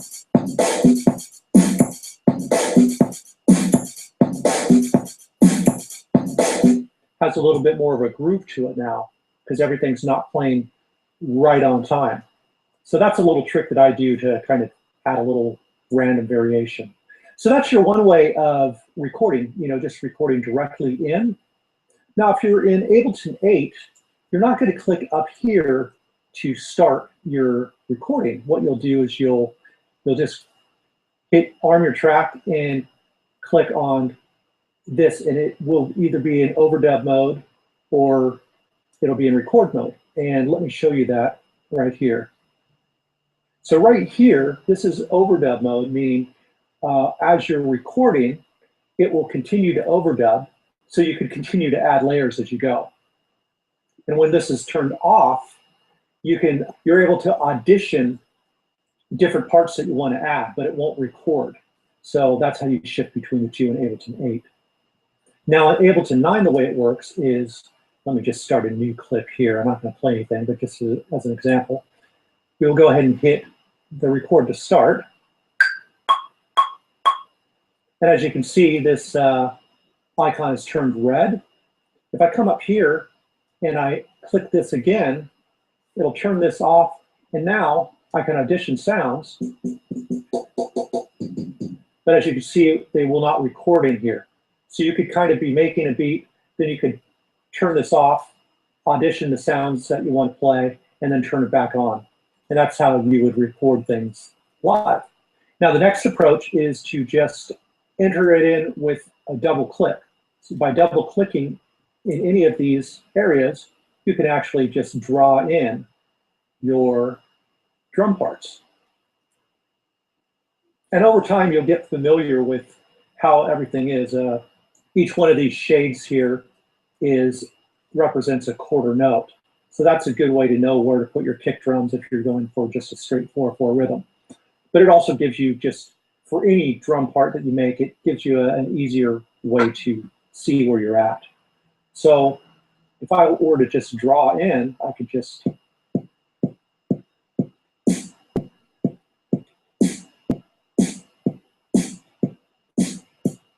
and another thing that I could do is, if I want to duplicate this, I just highlight it, hit Command and D.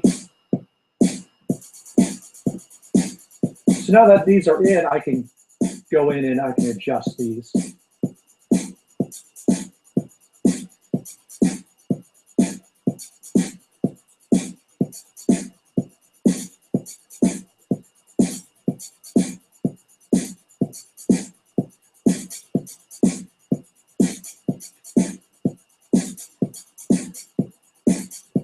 Like so. So create some really good dynamics. And once again, you could drag this into the groove pool and drag back out. Or you can go and highlight different sections. Now you could either highlight all your parts and quantize them, or you could just say, oh, I want to put a little shuffle to these hi-hats, let's say. So I'm going to highlight those, right-click, quantize settings. And a little trick I like to do is I will set it to 16th or 8th note triplet, and I'll just shuffle it a little bit. So let's try 20%. That might be too much, but we'll see.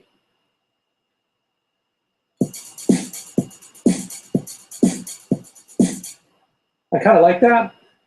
Let's do a little bit more just so I can show you. What it's doing is it's moving it towards a triplet instead of a straight rhythm, so that variance in between can give it a little bit of a groove.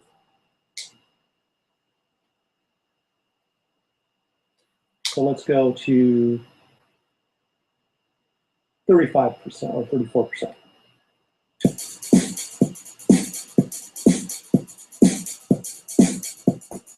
So that gives things a real nice groove and feel. So there's a lot of different ways to add some groove and feeling, even if you're entering in the notes kind of block by block.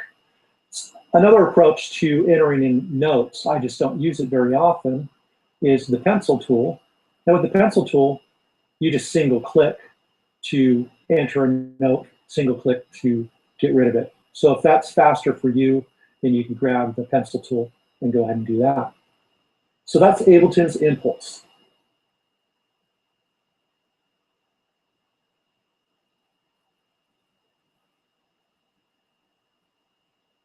All right, so now we're going to get into the second Impulse video here. Moving on, and let's get that started.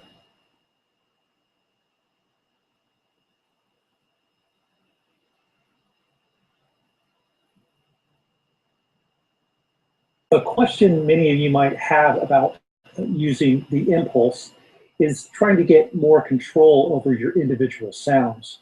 For example, maybe you want a reverb on the snare, but you don't want it affecting anything else. Now, with the drum rack instrument, this is much easier because every sample that is used in the drum rack, you'll see with this little arrow here. If I click on that, it will open up multiple sounds. And then on each of those sounds, just like a regular track, you can drag an effect in. You can just go into your audio effects and drag in whatever you need. Whereas with this, there's no unfolding feature here. So the way around this is you would create a second audio track, or as many audio tracks as you need to do the job that you want. And then make sure down here that this IO button is on, and you'll see your audio from. So what you'll do is you'll scroll down and find your impulse, and ours is the backbeat room. And underneath this, I could choose many options, including the separate samples. So this is a sample that, let's say, I want to affect. And then what I'm going to do is turn the monitor to in. So now, when I play, let's see, is this, yeah. So when I play this drum part, you'll see that the snare is coming through here.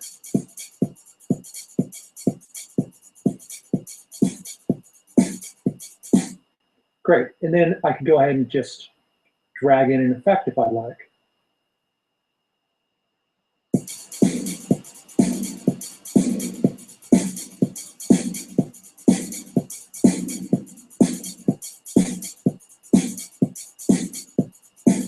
And there you go. So you can now use this trick to add any effects that you want to an individual sound inside of Impulse.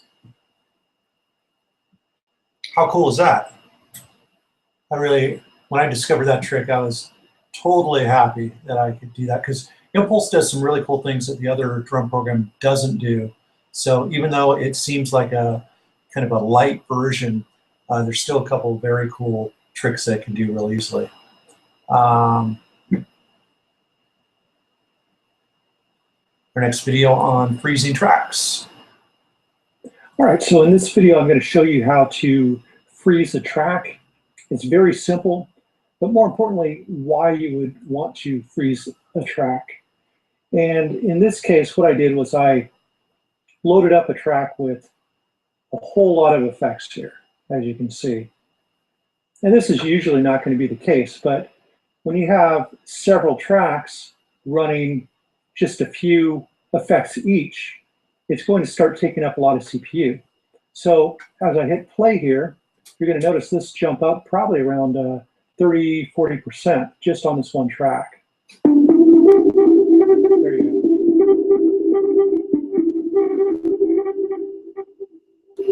go. So a couple tracks like that, and your CPU is toast. And I happen to have quite a bit of RAM in my computer, so this might be eaten up a lot quicker on computers with less RAM or slower computers. So the solution to this, to save your CPU, is to freeze the track. So all you got to do here is come over to your track and right-click, and there you go. You can see freeze track.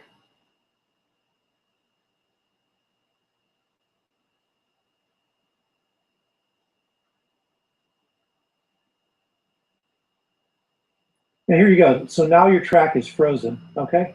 And what this means here is that this has all been converted to audio. So all these effects here are no longer taking up CPU. So if I play the same file, you'll notice the CPU is drastically lower.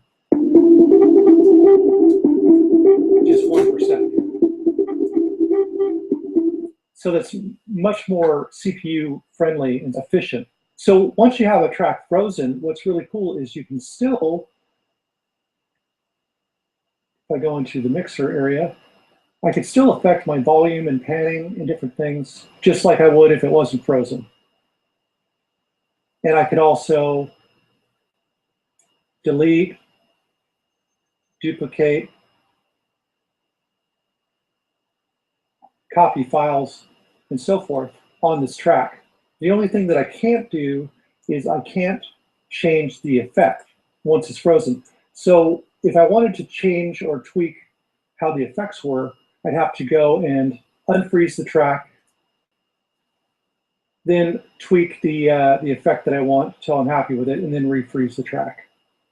So that's a tip to really help you with your CPU. Secondly, if you are happy with what you have and you don't want to tweak the effect anymore, you can also choose to right-click and flatten the track.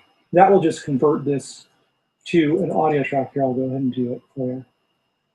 So that's been flattened, and now this is just an audio track that has all the effects built in. Once again, the CPU is very, very low when you play this. And once it's flattened, you can even start adding effects and all that all over again if you want to add to what you've already got. But the whole point of freezing and flattening is to be able to save yourself some CPU. Another great thing about freezing a track is if you are sharing a track, let's say you're using a third-party plugin or a third-party synth or something like that. By freezing your track, you can then share that track, and even if the person doesn't have that synth, they'll still be able to hear the part because it'll be basically converted to audio. So that is track freezing, and I hope you are able to get a lot of use out of it. All right. Sorry about the Facebook message posts here. All right, we'll get back to business. So yeah, if anything that you're watching, if you have any questions or whatever, once again, feel free to ask me questions on Facebook, and you know, I will do some chatting and communicating through there while we go through this.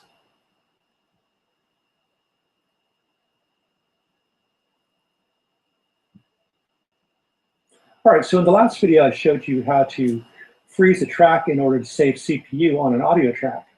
But you can also use that same trick to convert a MIDI track to audio.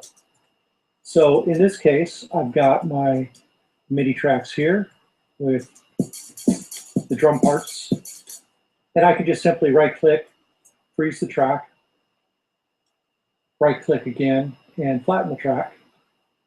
And now this is an audio track, and all these clips are now, as you can see, audio. Another way to convert MIDI to audio is to simply freeze your track,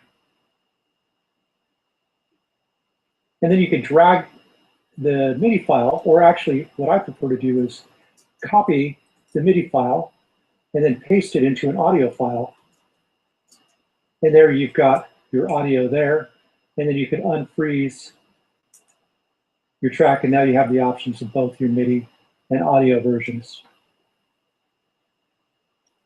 Okay, so that scenario works pretty well, but like in one of the past videos, I was sending the snare track to another audio track so that I could affect it separately from all the other samples. So let's go back and set this to backroom beat and grab our 909 snare. So now, as you can see, the snare is showing up here again.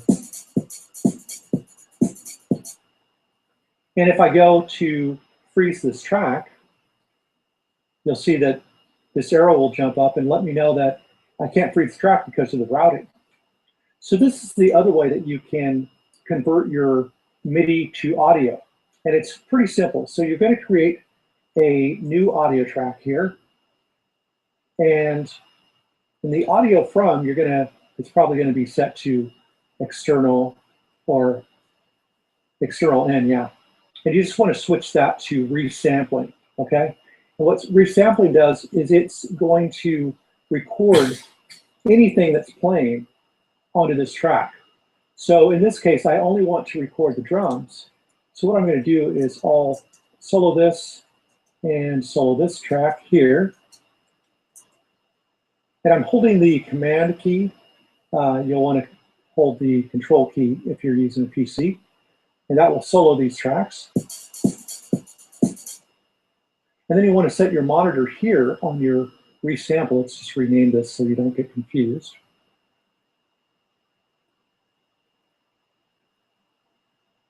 You want to set the monitor to in here, and you want to arm this track. Now, as you can see, the audio is coming in here.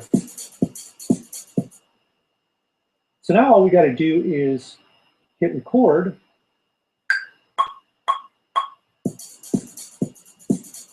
Now, as you can see, we're recording the part. Great, and that's not really an even loop, so I'll just make it a 2-bar loop here. And we'll take the solo off that. And now I'm just going to set this to auto so it'll play the track. And let me just solo this. Now, as you can hear, it's a perfect replication of these two tracks converted to audio. It's also another way that you can convert a track that has a whole lot of CPU going on with effects to audio as well. But I suggest if you're not routing different samples to other tracks, that you just use the simple freeze and then flatten in order to convert those because it's faster. All right, so that's another tip to converting your MIDI to audio.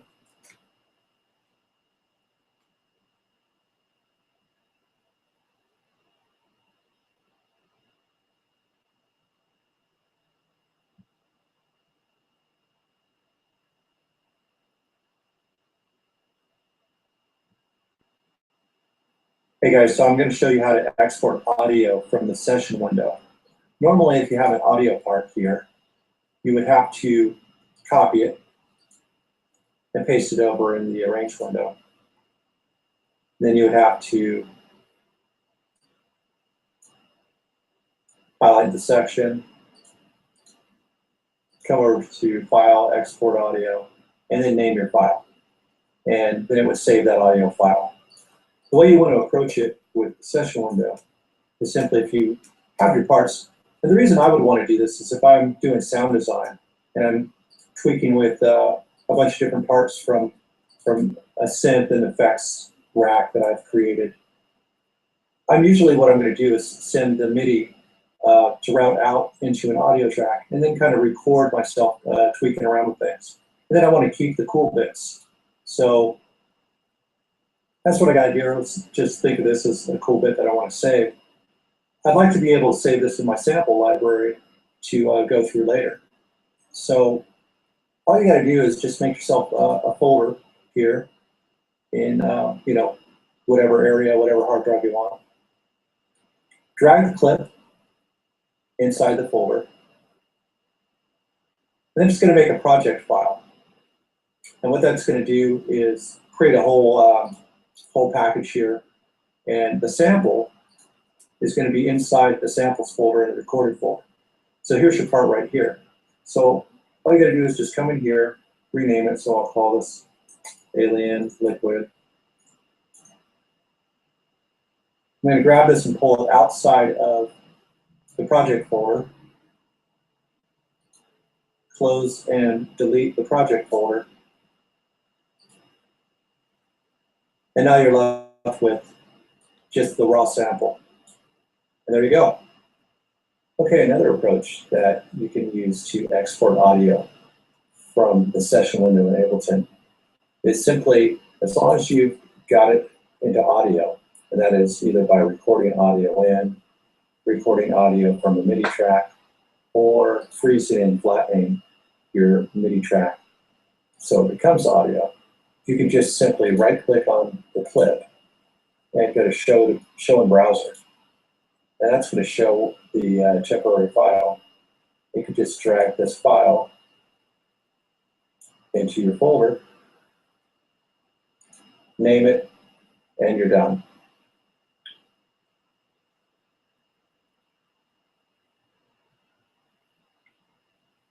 Hope you guys are learning a lot here. I'm just going to keep on rolling through, keep giving you the good stuff, and hope that you're staying engaged. Enjoy.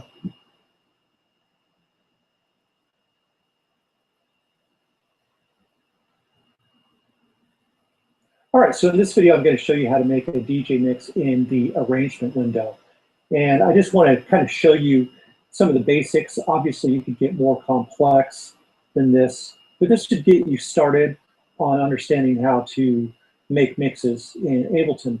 So the first thing that you're going to want to have is at least 2 audio tracks. Think of these as deck 1 and deck 2. And I usually go with a 3rd audio track. And this allows me, if I want to do more complex things like adding loops or doing more complex edits because things don't sound smooth enough to me in the mix, I have all those options with this 3rd audio track. But in this case, we're not going to use it, okay? And on each track, I will have a EQ. I use a utility just to fine-tune some of the volumes at times, but it's not completely necessary. And then I have an auto filter. I have the frequency pushed all the way up to the top, so it's not being affected now. But if I were to lower this or automate this, it'll obviously take effect. After that, I like to have 2 effects in my return tracks. And the first effect, I have a simple delay and an EQ. I've set up another delay parallel, but I've got that turned off because mostly what I'll use is just this with a quarter note setting. And this makes transitions more smooth sometimes if they cut off more abruptly than I like. And I also have a reverb for pretty much the same purpose, just to make transitions sound more smooth. And I set my effects to 100%. In this case, I've got my decay set to 4.5 seconds. You can adjust it to whatever you like. I like to keep my quality high on this send effect, and I remove the low frequencies up to about 150 hertz. That is the basic setup that you need to get started. Now, when it comes to choosing your tracks and putting them in the correct order, obviously you want to use your ears to kind of choose a good intro track and go from there. But what really is going to help is if you use harmonic mixing. In other words, mix from key to key so that the songs match each other. It's not absolutely necessary that you do this, but if you don't do it, you do run the risk of certain clashing, and you got to do more EQ tricks and things like that to sort that out. So what I use is a program called Mixed in Key, and Mixed in Key looks something like this. And so what you've got is you've got the ability to analyze your songs for keys. So for example, these here have not been analyzed. So I just simply go to Analyze Songs and then Add, and I would find the folder that I'm looking for that has the songs in it, open that, and then it'll pull the songs in. And then from there, all I got to do is hit Analyze. I go into my preferences. I set this up so that it writes the key of the song in the front and the tempo as well. So in the file naming section, I format it to where it tells me the key, then the tempo, and then the name of the song. And then I could just simply go to Analyze,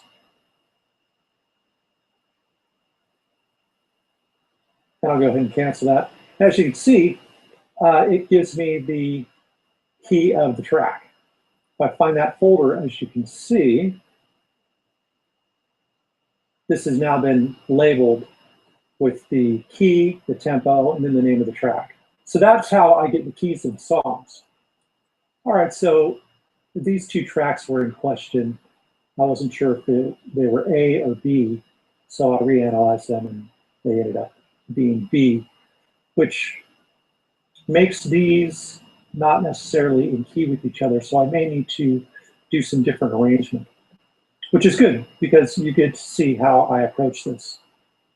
So once I have a key of the songs, then I try to obviously arrange them in a way that works well. You might be wondering, well, why is 5A coming before 12B? And I'll show you exactly why that is. This is one of the reasons that I use my in key tool, because I've set things up to where I get to see how the keys run. So for example, this is 5A, which is right here, okay? So 5A, if I raise it a semitone, then it becomes a 12A. If I lower it a semitone, it becomes a 10A, as you can see. So if I were to raise it 2 semitones, it would become a 7A, and so forth. So sometimes I'll change the key of a track so that it mixes better with some of the other parts. So this 5A has actually become a 12A, because as you can see, if I click on here, I've moved this up 1 semitone to make it a 12A. So 12A will match with 12B. Basically, the way it works is any number will match with its own number, A and B. For example, a 12B will match with a 12A, but it will also match with an 11B and a 1B, because after 12, it just goes back to 1 on the cycle. And you could look up the Camelot wheel for key matching, and it'll show you that whole thing. Or if you'd like to pause the video, you can write all these down in this order, and that way you have your notes for when you're doing your own mixes. Or you could buy the tool, which is a really great tool for adding different things and keeping random MIDI clips and stuff in key. Very cool tool that you can get at my products page. So what I'll do next is, once I find tracks that are going to go together, then I try to find a way that I can smoothly transition them. So I usually look for the outro and the intro parts of the track so that they kind of come together in a certain way. So in this case, it's pretty clear to see that you got more music happening here, and then it kind of drops off right in this area. And over here, this seems to build up to something right in this area. So if we look at the transition, it's going to run like this.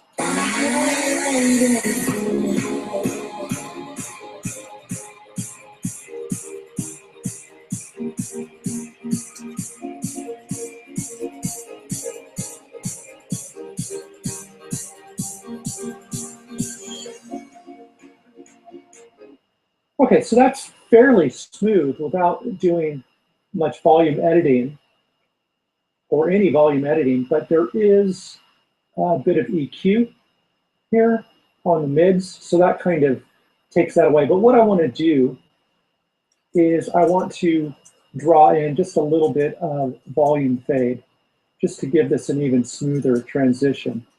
Okay, so what you'll want to do is just click here, you know, where you want the volume fade or editing to start. And then I like to add another one here after the track.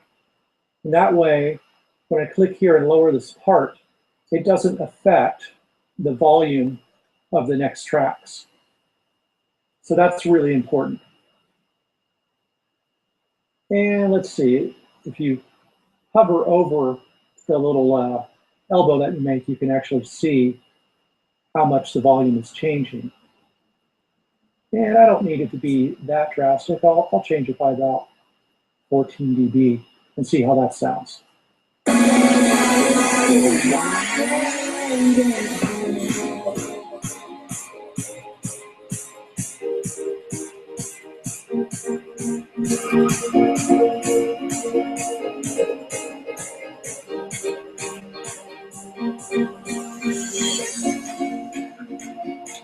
Okay, great. So I like the way that that is. So I'm not going to do any other editing to that.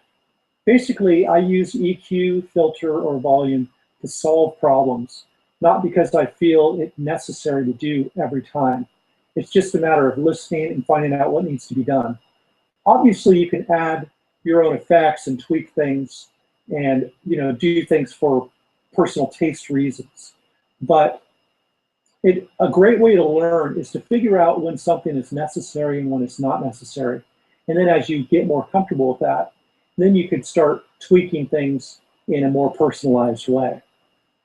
So our first mix is done.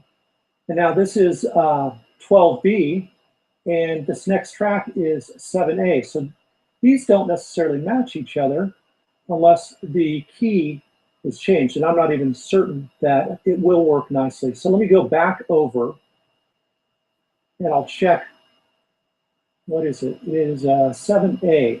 So I'm going to go to 7A here, and I see if I drop this back one, it will change it to a 12A.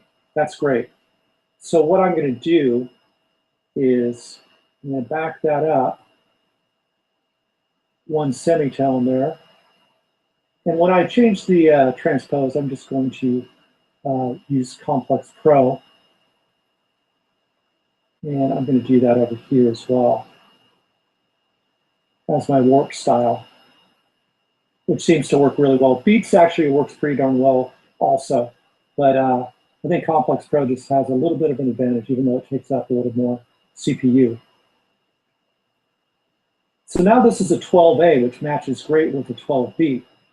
So we have to remember that when we're going to the next tracks, because we're not mixing with a 7A, we're mixing with a 12A now. And as you can see, I can see the intro pretty clearly. It just looks like a basic kick drum, you know, pretty minimal. And then you can see that there's a definite dropout point here as well. So the first thing I want to do is I want to play this and just give it a listen.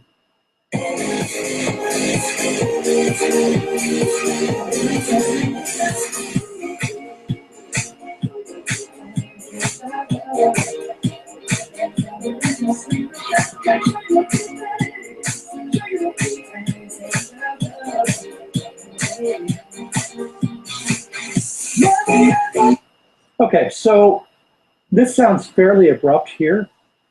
Let me take a look at, I'll listen actually to what's happening over on this track.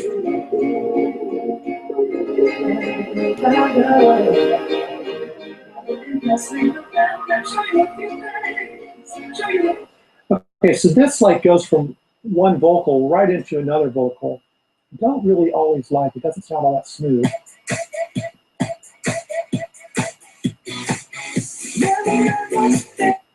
Okay, so I got to give this a little thought. So I want this to be faded out a little earlier so that this transition seems smoother. And because of that, what I want to do is I'm going to create a slight ramp. And once again, I'm going to set an elbow here before the track. And then I'll set another one here. I'm just going to bring it down about 8 dB because this definitely looks like a drop off. Actually, I'm going to even bring it up a little bit more.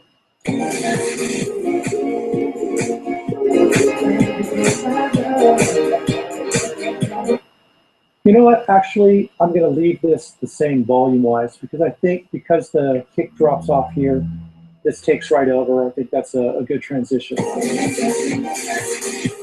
Okay, so I'm going to try to make a volume fade here to start on this one to kind of lower this and make it not as a major part in this transition. So I'm going to go ahead and find the volume here. And I'm just going to do a simple volume slope to start.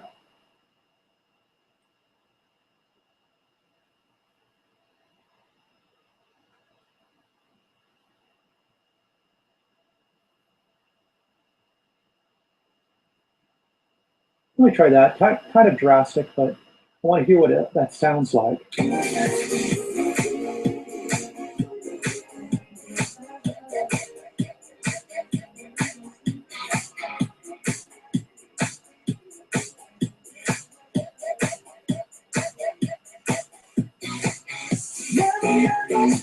Yeah, that sounds smoother to me.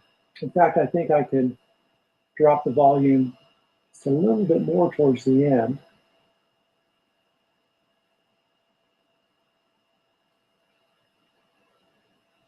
It seems there's enough musical content here that it doesn't just sound like, you know, a kick drum going for a long period of time, which you don't want either. So in this case, that works out fine. I was thinking I might need to use some EQ, but it seems that the volumes are doing just fine here. So let's go ahead and listen to this again.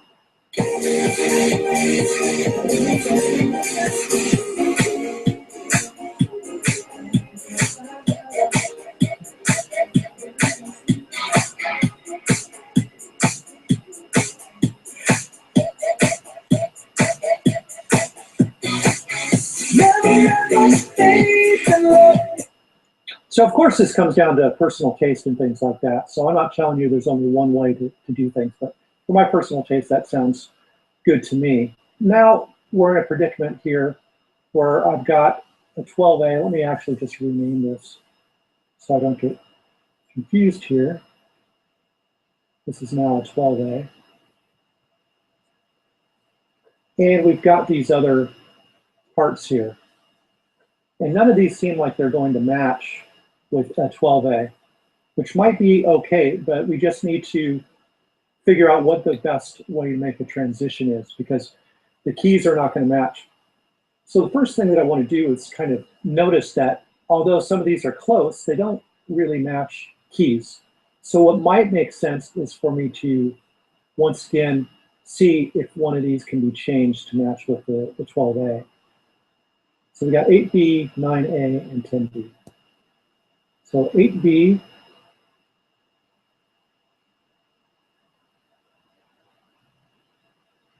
matches with 3B or 10B or 1B and 6B. So not really a whole lot of options there. And then 9A,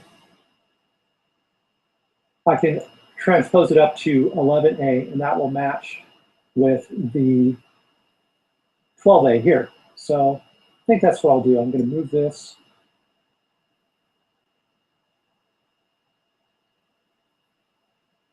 And let's do so. So I need to go up to 2 semitones here. And hopefully that'll sound good still. If it doesn't, I'll discard it. Normally, going up 2 semitones still sounds pretty good. Looks like we've got an intro here and then a break.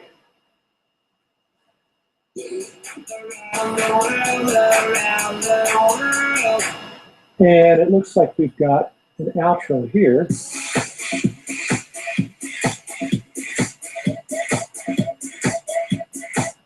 So let's first start by just doing a basic drag, because this looks like there isn't any drums in the beginning of the track.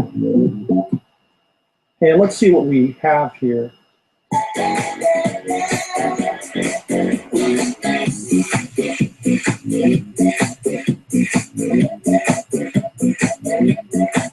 So I definitely want to creep this thing in a bit and then creep this out. So first, let's do the basics by just trying to do a volume here. And volume here. Now this might sound unnatural because it may sound like the volume is dropping because there's no kicks going on here. So let me just kind of see what's happening.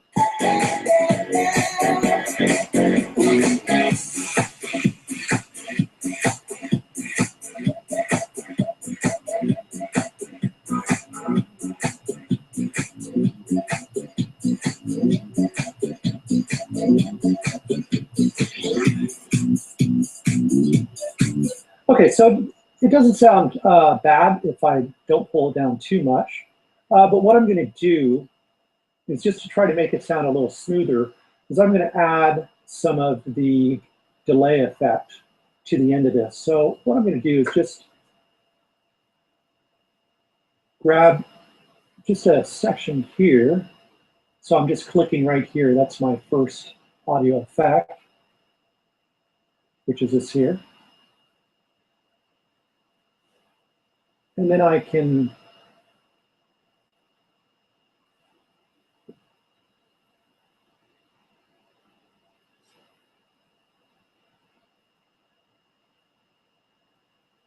okay, so let's see what we got by soloing this.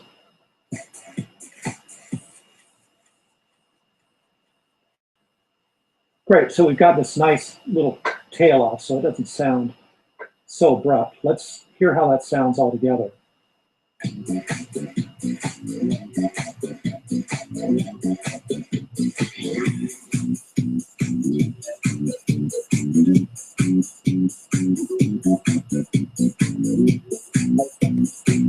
Great, so that sounds much smoother.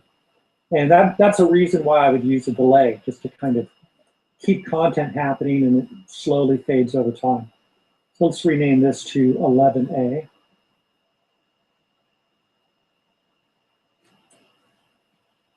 And now I'm going to have to make a couple transitions that don't match, which is fine. We just need to make sure that we're not clashing the keys. So let's take a look at what content we have here towards the end.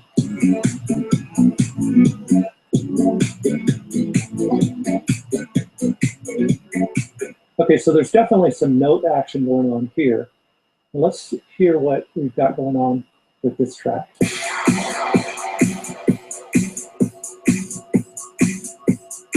Okay, well, this is good news because the key content in the beginning doesn't sound to be overwhelming. So we might be able to make a nice little key transition.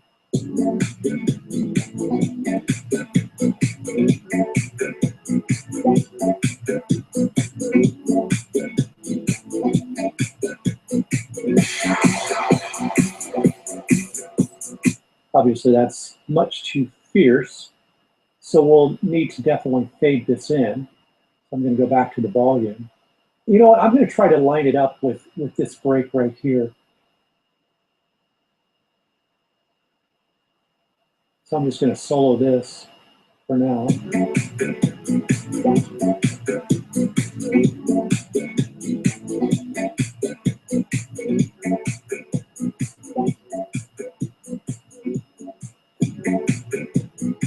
So this is the point that I want it to mix.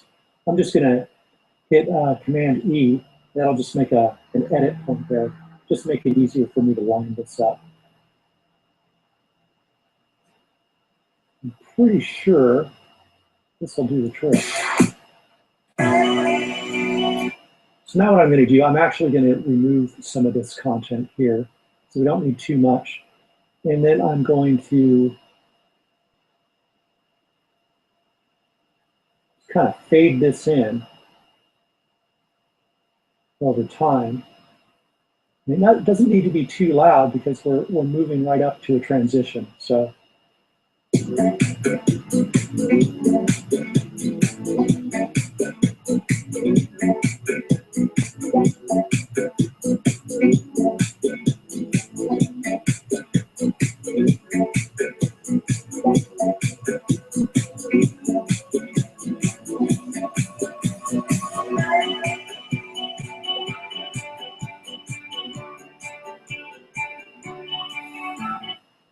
it actually sounds pretty good, but I don't want this carrying over too much. This is such a strong transition that I might be able to just cut it right here and maybe add a little reverb or something like that. Let's just hear how it sounds.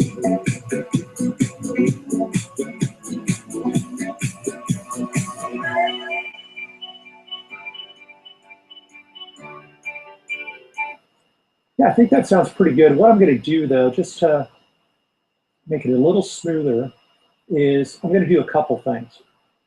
First thing I'm going to do is I'm going to actually automate some filter on this. So here, let me just start here.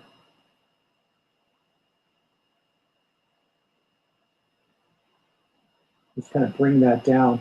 That's going to bring some of the brightness, which is going to disguise any of the key clashing that's happening.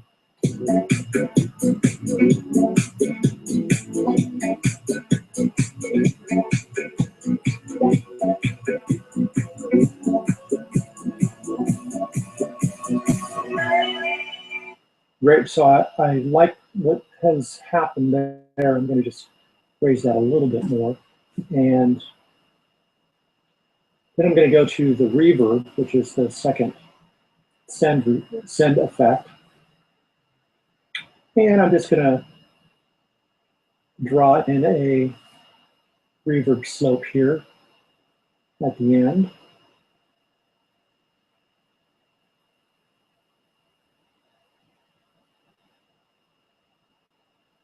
Show you what that sounds like by itself.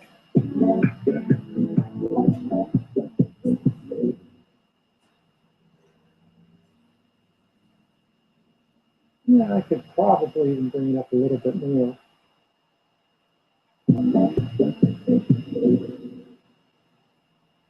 Good, because there's a nice reverb here as well, so that should blend pretty well together.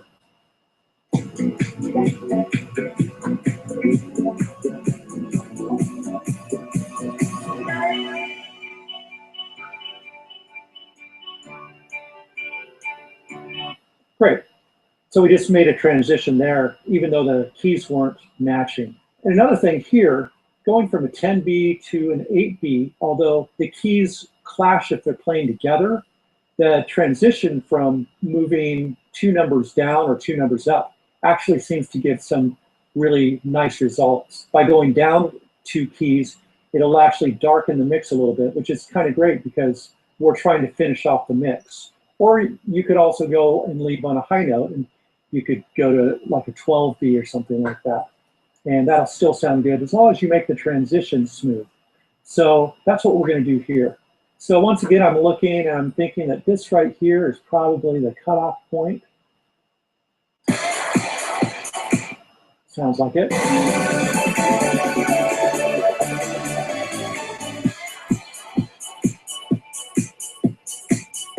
Yep, so that's a cutoff point right there. So I'm just going to put a little edit point there by hitting Command E, Control E if you're on a PC. And now I've got this here. As you can see, this comes in sooner than this fades out. So I'm thinking I'll probably just drop that out there so that this will be cleaner in the transition. And once again, I'm going to take a listen to what I have here.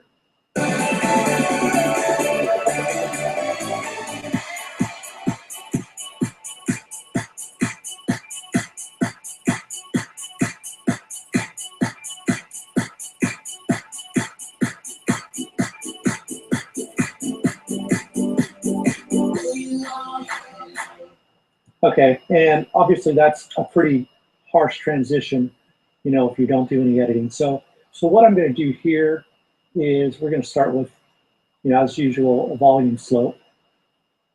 And since we have drums in both of these, what I'm going to do is I'm going to fade this one up and I'm going to fade this one down. And hopefully they kind of do a nice blend.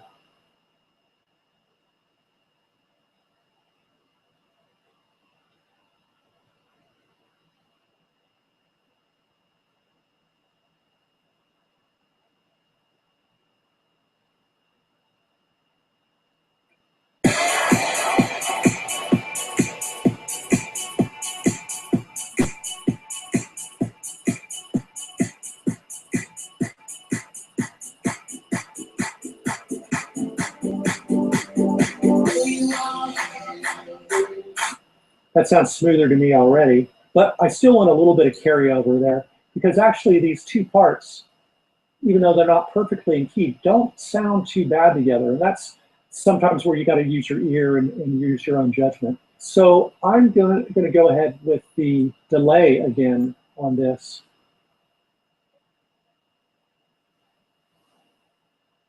It's just going to be as simple as ramping up some delay.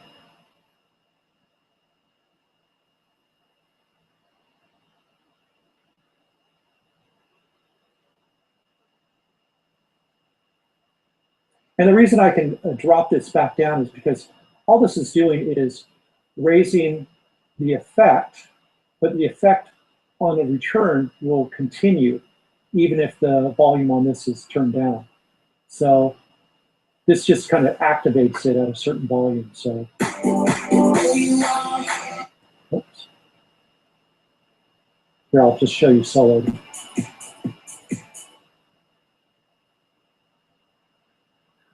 So the automation doesn't need to carry over in order for that to work. And I'm going to turn this up here so we kind of get the last quarter note there.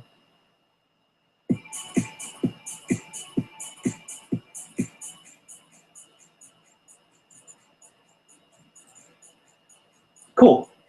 So let's hear what that sounds like. I think I could probably even turn that down just a little bit.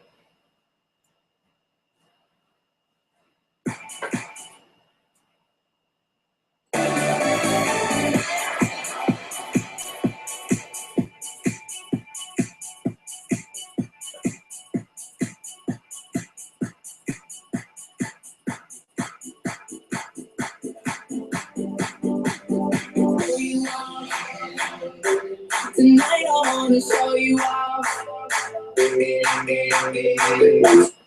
Pretty much that's the mix. So that's how you would do a mix in Ableton's arrangement window. Obviously, this is just a pop mix made for radio.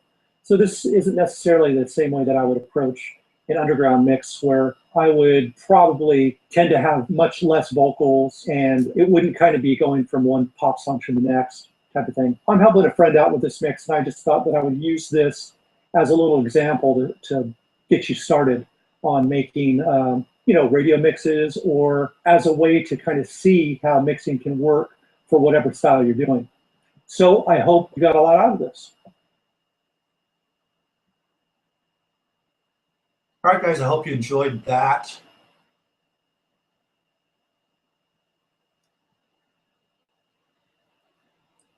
Hope there was a lot of information for you there. Let's see, rewiring with Reason as a slave. This is pretty cool because it'll also, it doesn't have to be Reason. It can be kind of any other program that works with Rewire. So if you've ever thought about trying to get something like Ableton Fruity Loops to work together or something like that, this is the same way that you would approach it. Or even rewire it with Logic or what have you.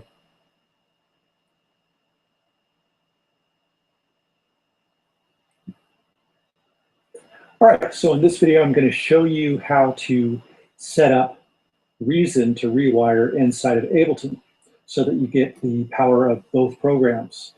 It's a very cool combination and they work really well together. So first thing I'm going to do is come over to Reason and I'm going to create a couple instruments that I'm going to use inside of Ableton. So let's do the subtractor. And I'm just right clicking in Thor and Maelstrom. Doesn't really matter what I'm using because the technique can be used for everything. Now, the next thing that you're going to want to do is you're going to want each of these instruments to have their own separate audio outputs. Otherwise, everything's going to be coming through the main stereo output 1 and 2, and you won't be able to separate them in Ableton. So what you're going to want to do is flip it over by hitting your tab key. And as you can see, you got your lines from each of the instruments going into this mixer here. And this mixer is coming out of here and ending up finally in your hardware device, out 1 and 2. So what we want to do is we want to change that so that everything has its own separate spot. So the first thing I'm going to do here is, as you can see, it's coming out of the main output here. So I want to switch this and drag it over to 3. And we'll just let 4 go because it's a mono signal. And then for the Thor instrument, you can see this here. We'll drop this on 5 and 6. And we'll drop the Maelstrom on 7 and 8. And that's it. So every instrument you have, whether it be mono or stereo, you'll just want to create a different output for each one. Great. And then you can flip that back over if you want. And you can set your settings or whatever. I'm just going to use the presets that are set up right now just for this example. So the next thing that you want to do, and by the way, when you're starting up Reason, you're going to want to first start Ableton and then start Reason up afterwards, and then it will allow for the rewire to happen. So next, we'll jump into Ableton here, and I've got a drum beat here. Cool. And I want to play some Reason parts along with this.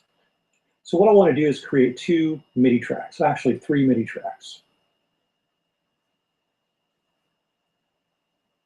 And in order to do this, I just hold Command Shift and T for MIDI, Command T for audio. So now that we got our 3 tracks, we're going to want to drop in an external instrument onto each one of these tracks.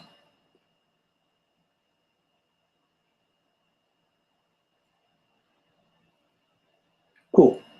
So now what we've got here is we've got the MIDI 2. So this is going to send it to Reason. So in this menu, as we come down, you'll see that we find Reason right here. And then underneath Reason, we are able to choose what instrument we want. So I'm going to choose the subtractor instrument here. And then I'm going to arm this track so I could actually hear it. So what we want to do is we want to find the track that subtractor is on. So now I could choose 3 and 4, but that's a stereo track, and that's just going to end up putting subtractor on the left speaker. So instead, I'm going to choose the mono signal. We popped it right into channel 3, so I'll choose it right here. And now when I play, you'll hear the sound.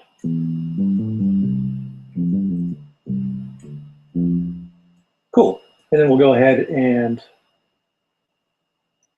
choose Reason here. And we'll grab the Thor instrument.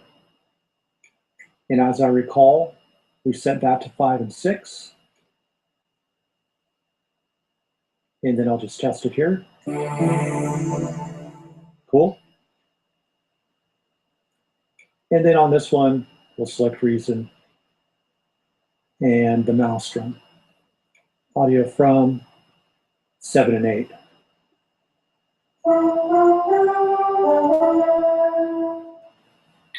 Great, so now that we've got our sounds, we can record our parts right into Ableton. So I'm going to go ahead and arm this track here. All right, and I'm just going to make some basic thing up here.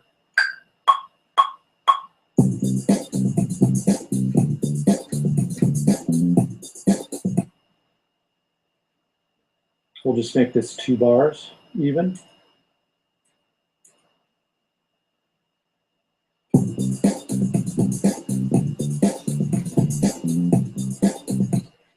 All right, it's not perfect, but it's fine. And then we'll come here.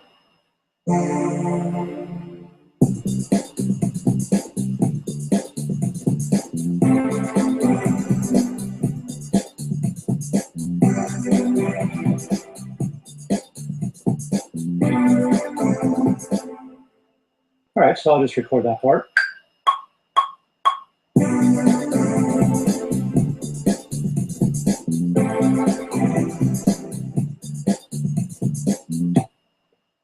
And it looks like we got it right where we want it. So now these 2 parts will play together.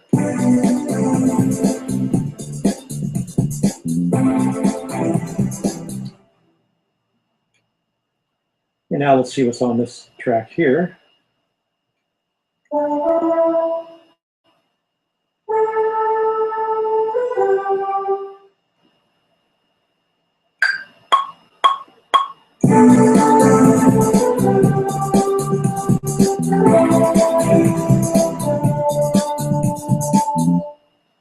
And we'll just make that 4 bars there.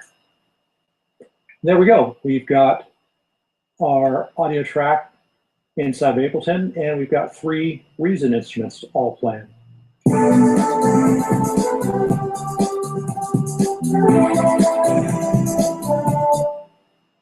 Now, of course, I could go in here and I could change the presets and tweak the sounds however I'd like. There's really no limit with that. And what's also cool is I could add Ableton's effects to any of the sounds. So let's say we want to add some delay to this part right here, just as simple as going into our audio effects, pulling in a simple delay, and let's pull in a little bit of reverb.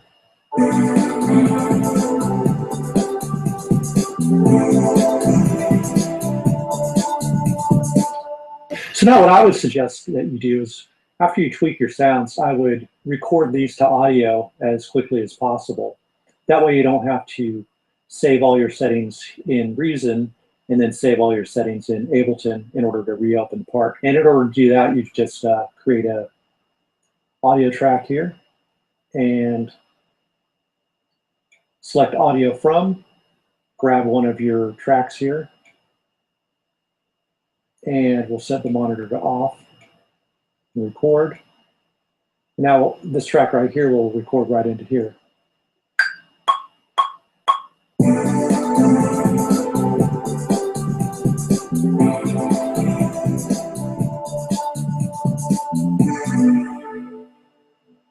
And if I solo this part here, we now got an audio version. So there you go. That is Reason inside of Ableton.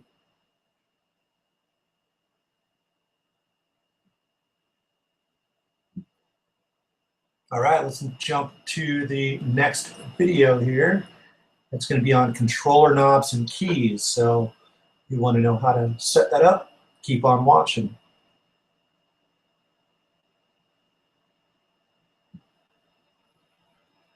All right, so in this video, I'm going to show you how to assign things on your MIDI controllers to parameters inside of Ableton. And it's very, very simple. So there's just a few things that you need to understand in order to make this work. So up here, you've got this icon that says MIDI. And when that turns on, this is where you'll be when you want to assign certain parameters to a MIDI controller.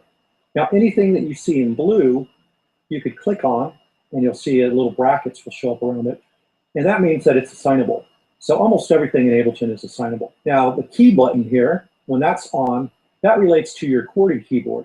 So you could actually assign keys on the keyboard, let's say numbers 1 through 10 or something, to turn different things on and off. Now this right here is a little bit tricky, but here's the way that it works is when this is on, as you can see down here, I've got this armed.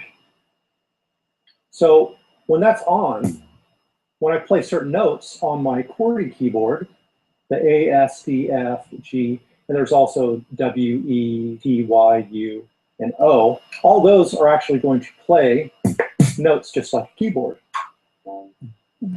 And here, let me drag in an operator here. And if I've got this on here, now those keys on my QWERTY keyboard will play notes. So what's important about this here is, let's say your A key on your keyboard, that plays this, right? Well, if I assign something using key on my QWERTY keyboard, let's say to turn this on and off here, and then I'll turn the key off, you'll notice it doesn't do anything because it's already being assigned to control a synth part. So that's what this does, is this says it's more important to play the synth part or this drum part than it is to be assigned to a parameter. So when this is turned off, now it won't play the note. Instead, it will do its controller duty. So the best thing to do is not assign those keys to parameters. That's the easiest way to get around that. But the option's there for you. So if I assign, for example, a Q, which is not playing any notes, it doesn't get assigned to any type of synth note or whatever, and turn that off, there's going to be no conflict. I can still play the keyboards with the keyboard notes. And I could also still use the Q to turn on and off different parameters. So that's the QWERTY keyboard. And that's kind of what this is related to. It's also related if you've got a MIDI controller that has keyboard keys on it. Those keyboard keys probably shouldn't be assigned to different parameters unless you don't want to play synth parts or drum parts from that controller. So that's what this is all about. So as I showed you, assigning something on your QWERTY keyboard is just as simple as hitting key on, and let's say I want to assign all of these to the numbers 1, 2, 3, and 4. And now I can turn all these on and off with my number keys. So it's really that simple. Another trick that you can do is you can set one key, so let's say our 1 key, to more than one parameter. Okay, so let's say I just want it controlling 1 and 2, turn that off, and now one button's controlling 2 different parameters. Now another cool thing you could do is you could have these alternate. So if I turn one of these off, now they will switch. So when I click one, the other will come on and the other will turn off. So very cool if you want to use it for alternations and things like that. Okay, so that's keys, and I'll just go ahead. To remove these, all you got to do is click on them and delete when you've got the key mode turned on. And same with the MIDI mode. So let's get into the MIDI mode right now. So now I've got the APC40, but any controller you use with knobs, faders, buttons, whatever, can be assigned.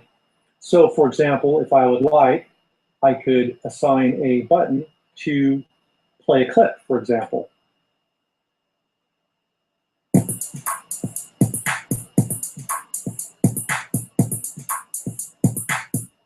I could also assign a button to stop the clip as well. So let me go ahead and click on MIDI. And I'm going to click here on the stop icon, like so. And now I can start and stop. Once again, I can remove those just by clicking and hitting delete. Now I can assign a knob to a fader if I want, or a fader to a fader. or a fader to a knob, or a knob to a knob, whatever. So if I want to assign a knob, I just simply, and let me give you the command key, very, very simple. Command M turns on MIDI, and Command K turns on and off key. And if you're using a PC, just use Control instead of Command. So if I'd like, I could click on this, and you'll notice the brackets showing up around whatever I click on, and that says that it's ready to be assigned. Now I'll just twist the knob. It's assigned, and I'll hit Command M again, and now that parameter is being controlled. Now a knob could actually also control like an on-off switch as well, if you want to, and that's just as simple as clicking and twisting the knob. And now what will happen is it'll turn off, and when it gets past like halfway point, it'll turn on. So that's how a knob can work on a button if you want to do that. And of course, you can assign panning or sends. And now on one knob, I have panning. On another knob, I have a send. Over here, if you're DJing, you could assign the crossfader.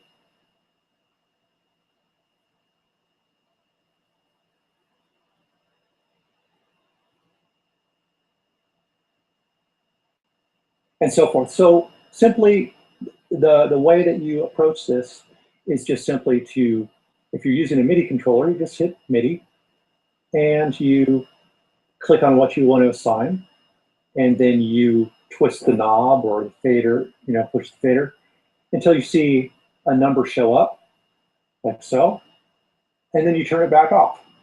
And that's all there is to assigning.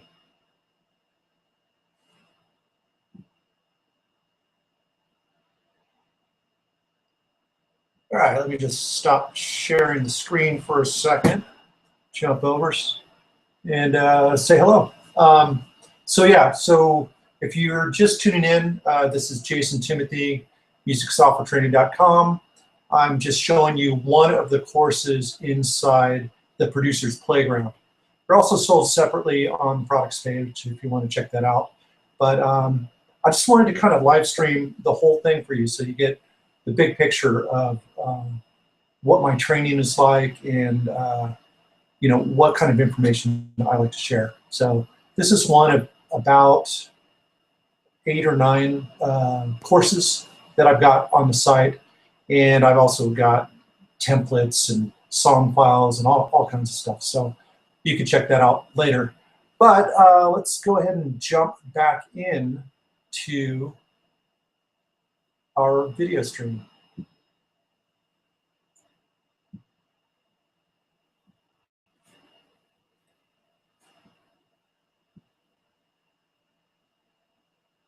So next we get into sidechaining, and a lot of you guys might know how to do this, and it is pretty simple, but if you don't know it, it's a very powerful tool, so check it out.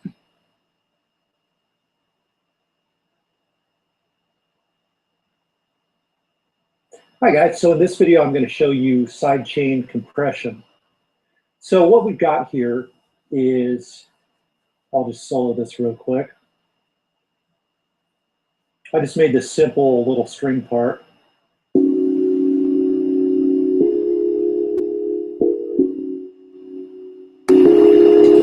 Nothing special, goes along with this rhythm here.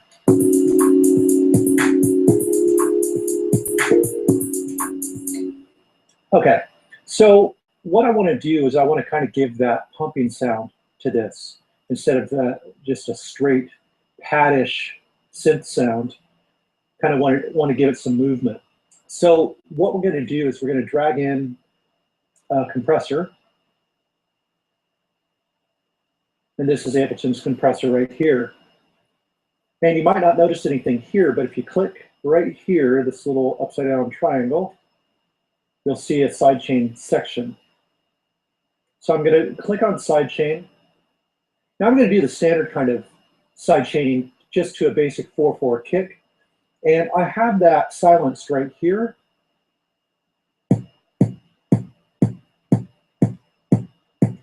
So we're going to use that to trigger this compressor. So all we got to do is on the audio from, we're going to select kick. Great. Now the next thing that we're going to want to do is, here, let me put that back to silent, and then I'll play these parts. I'm going to bring the threshold down pretty low.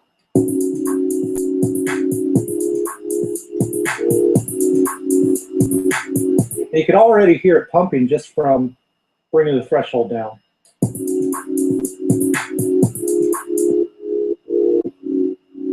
This is before and after. The way you really get the effect happening nicely is by adjusting the release time. Usually I'll like my attack to be pretty fast. So I'll put it like a half millisecond. And I'll turn my ratio up just a little bit. You could crank it if you want, and you'll still get pretty good results.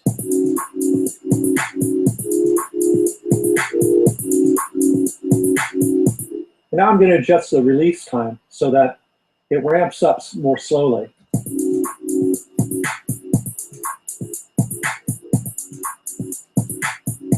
Now, as I do this, the volume is going to sound lower because the gain reduction is kind of sticking down here in the low area. So I just turn up the out.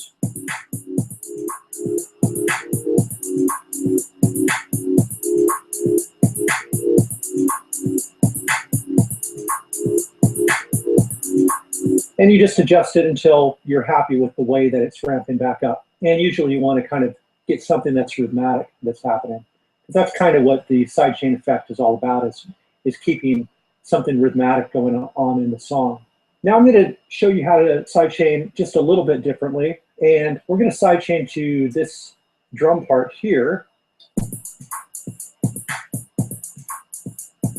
So it's not just a standard 4/4 rhythm, and there's other stuff going on. So let me just show you a couple things that we can do. So I'm going to select the audio from the electronic drums here. And now we'll go ahead and play and hear what the pads sound like. So I'm just going to solo them.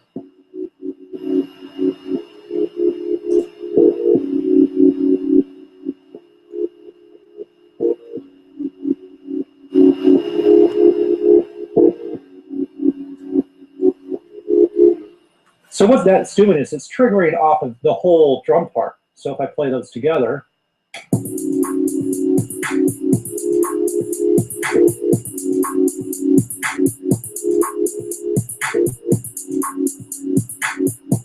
now if I wanted to just have it trigger off of the bass, for example, I mean the kick drum, for example, I just click here on EQ, and then here, this is the low pass. And then I'll just set this down to a lower frequency. So it's only going to be affected by frequencies 72 hertz and below. And I know that that's in the range of the kick drum. So now,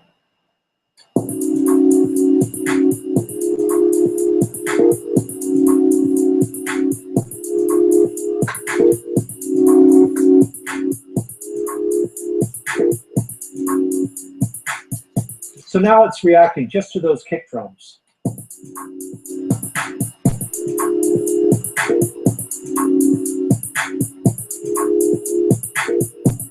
So that's how easy it is to sidechain in Ableton.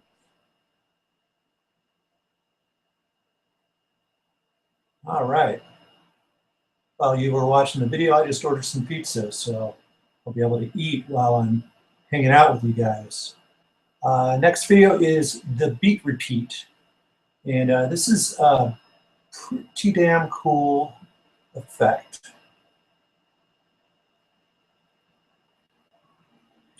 All right, so in this video, I'm going to show you how to use beat repeat. Really powerful tool, sometimes underused or underexplored because it can seem intimidating, but it doesn't have to be at all. It's pretty self-explanatory, and once you figure it out, it's a whole lot of fun to use on anything. In this tutorial, I'm going to just be using drums, but you can use it on vocals, bass lines, leads, I mean, just anything, and you can get some really interesting results. So I just got a basic setup here. Let me show you this drum beat. And that's without any beat repeat on there. If I turn beat repeat on, it's going to do kind of what you expect. It's taking it apart and it's repeating it. But you probably don't know exactly why it's repeating what. So let me explain how this works. So the interval is how often something's going to be affected, or how often the effect is going to be triggered. So if I'm doing it every bar, for example, then this is going to be triggered every bar. So if I'm playing this,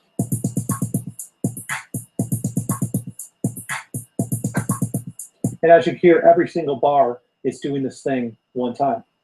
So that's the interval. If I were to take it to quarter note, for example, then it's going to pretty much do it all the way through.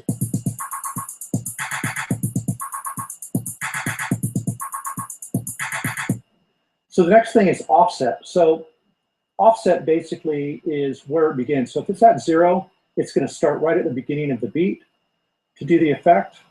And as you move the offset, it's going to grab the tiny sliced sample from a different location. So if I move this,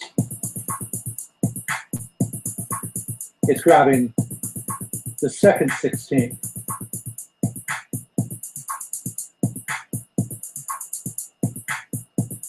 And so forth.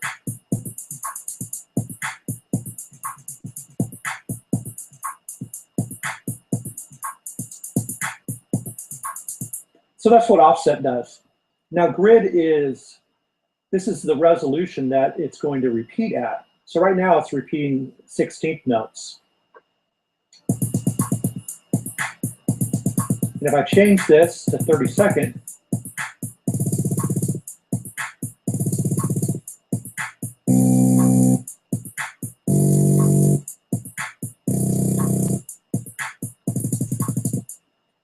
so the grid is the resolution that it repeats at. And right underneath it, you have this no triplet button. So if you turn this on, then no matter what you put the grid at, it's not going to do a triplet. A 24th would be a triplet, and a 12th. Oh, let me go this way. 12th would be a triplet, and so forth. A 6th would be a triplet.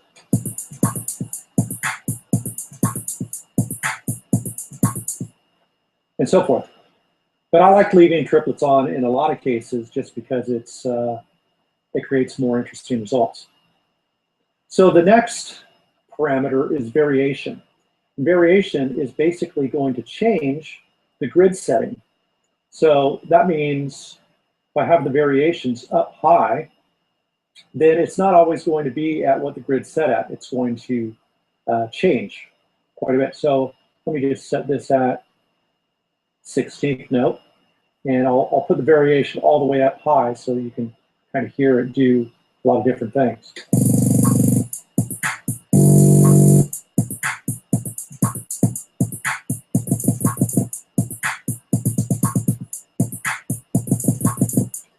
And so forth. So the higher the variations, the less chance it's going to play what the grid is on, and it's going to choose more, obviously, variations. The repeat button here at the top, this you can grab a beat from, or a section of your beat from anywhere, and the second you hit repeat, it's going to repeat that part as it's playing. So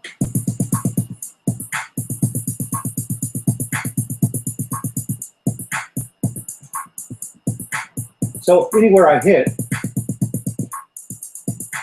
it's going to just keep repeating.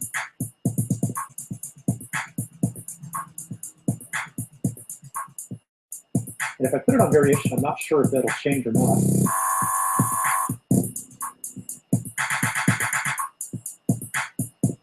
Yeah, so every time I turn the repeat on, it'll choose a different variation if the variation's on. So that's what repeat does. Now under here is pretty cool. So a variation, well, I think I need to tell you what gate is before I get into this trigger and underneath. So the gate is how long the repeat's going to happen for. So it can happen for everything from 1/16 2/16, 3 or 4. So this is how many repeats there are, or actually the length of the repeat. So since we're on 16th notes, it's going to play the 16th note 4 times. If we were on 32nd notes, it's going to play the 32nd note 8 times, which still creates the length of 4 beats, or a quarter note. So the gate chooses the length of time. With that happening, I could set my variation up high. I could set my gate up. Let's just set the gate up to half a bar. And then under trigger, what I could do is I could set it to re-trigger a variation every quarter note, every 8th note, every 16th note. And it'll create some really interesting repeat stutters and things like that. So we'll just, let's do 8th note here.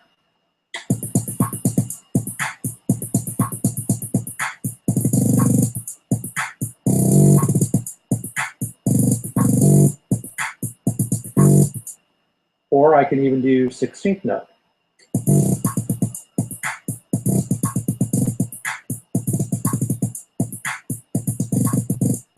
So with that, it does some really interesting variations. So on a 16th note, it's basically sending, since this gate is set to half a bar or 8/16, it's actually changing the variation 8 different times. So that can create some really interesting stutter effects.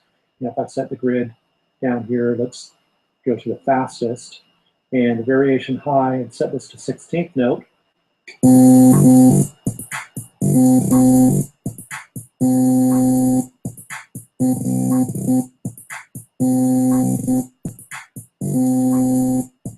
As you'll notice, the variations happen around the area that you set the grid at. So you'll get faster speed variations there, or if I set it down here on 32nd notes, and it's going to jump to the variations that are a little closer to that more often.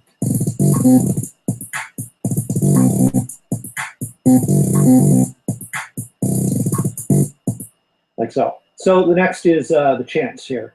And chance is just what is the chance that the beat repeat is going to even be triggered. So if I put the chance at 0, it's just going to play the regular beat, and nothing's going to happen.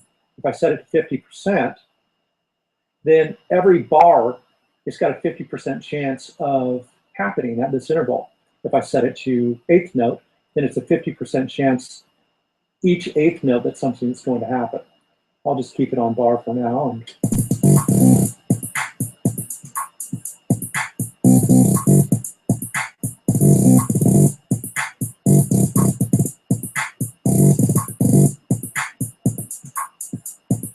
So as you can see, sometimes it triggers and sometimes it doesn't. So chance is a pretty fun tool to play with as well. Next over, we have pitch. I'm going to actually change this back to trigger just to bring the variation back. So here we could change the pitch of what's being beat repeated. So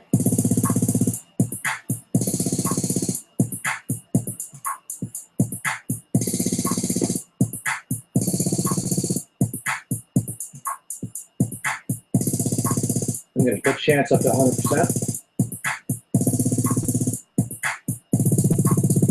So this pitch will drop all the way down up to an octave. Let's say 7 semitones.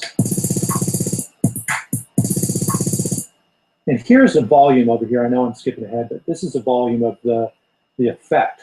So you could actually have this lower, and when you're playing the regular beat, it doesn't sound quite so interrupting.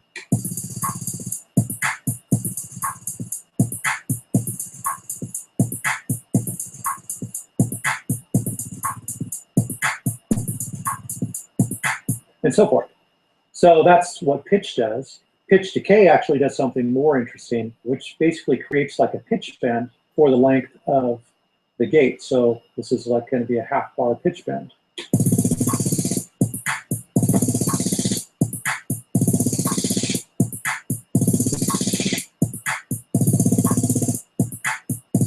And I'm going to offset this to something that's not a kick drum.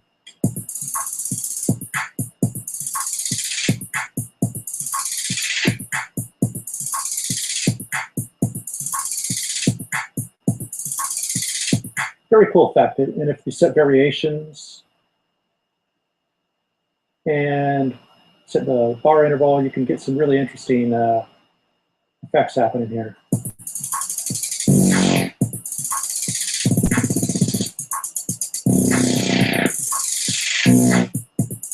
So that's the pitch decay, and we just covered the volume, so that's just the overall volume that the effect has. And then decay will actually create a decrease in volume over time. So if I set this gate to quarter note, it will last quarter note, but it'll fade either more quickly or less quickly.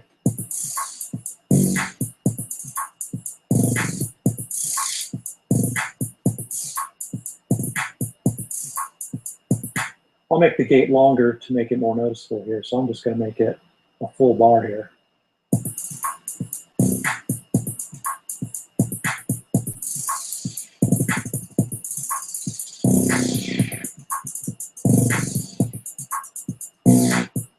And the decay, of course, will work whether the pitch is activated or not. So.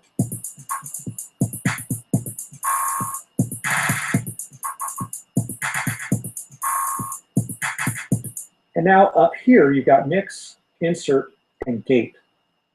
And these are pretty simple. So basically, you've got the beat repeat on mix means that the original beat's going to play, and the effect is going to play on top.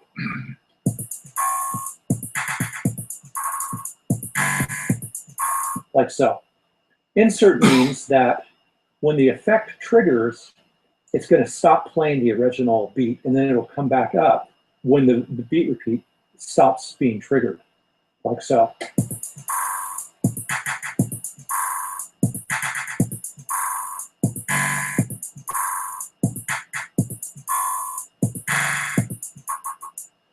So that is not mixing the two. Whenever the beat repeat is active, the drum beat stops playing for that particular amount of time.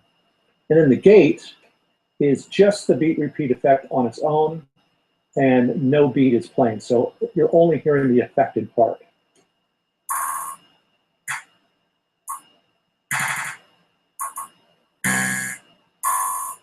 So let's create some interesting setup here. So I'm going to set this to quarter note interval here. I'll keep the chance at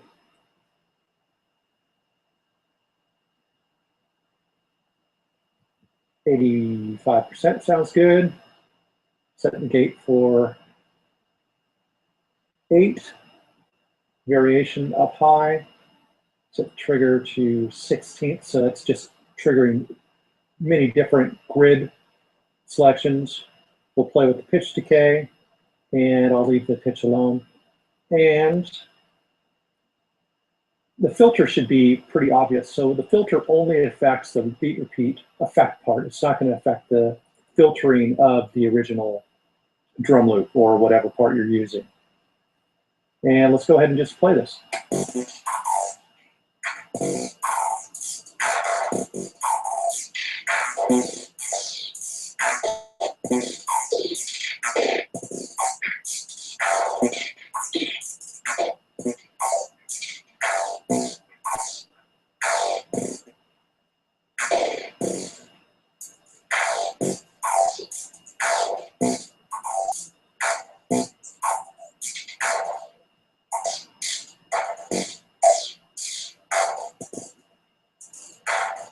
If I hit insert,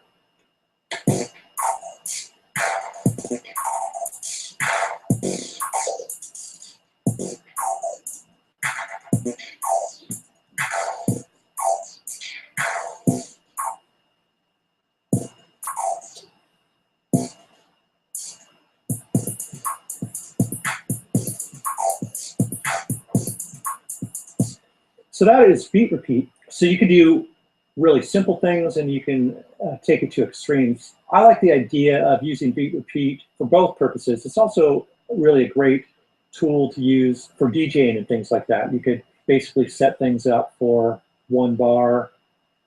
Now, keep the decay down, keep the pitch and pitch decay down. Put the volume up to regular. I'm going to set the gate to 1 bar as well, chance to 100%. And then I can put the grid to 1 bar. So now, nothing's really going to happen here. I need to turn variation down as well.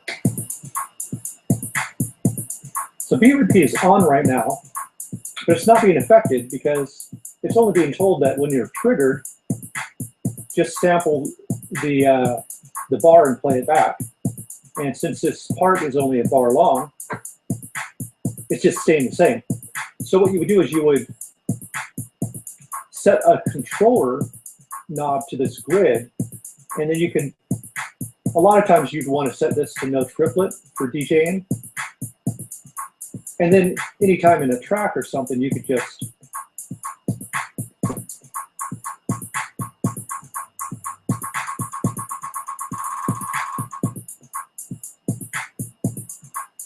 when you got a song playing, obviously it has more impact. But yeah, so there's beat repeat for you, and hope you're able to explore and figure out even things that I haven't discovered with this. It's a whole lot of fun, and I think you'll get a lot out of it.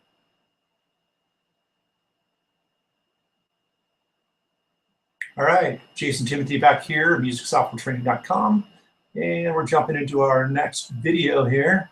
As you can see, we still got a ways to go.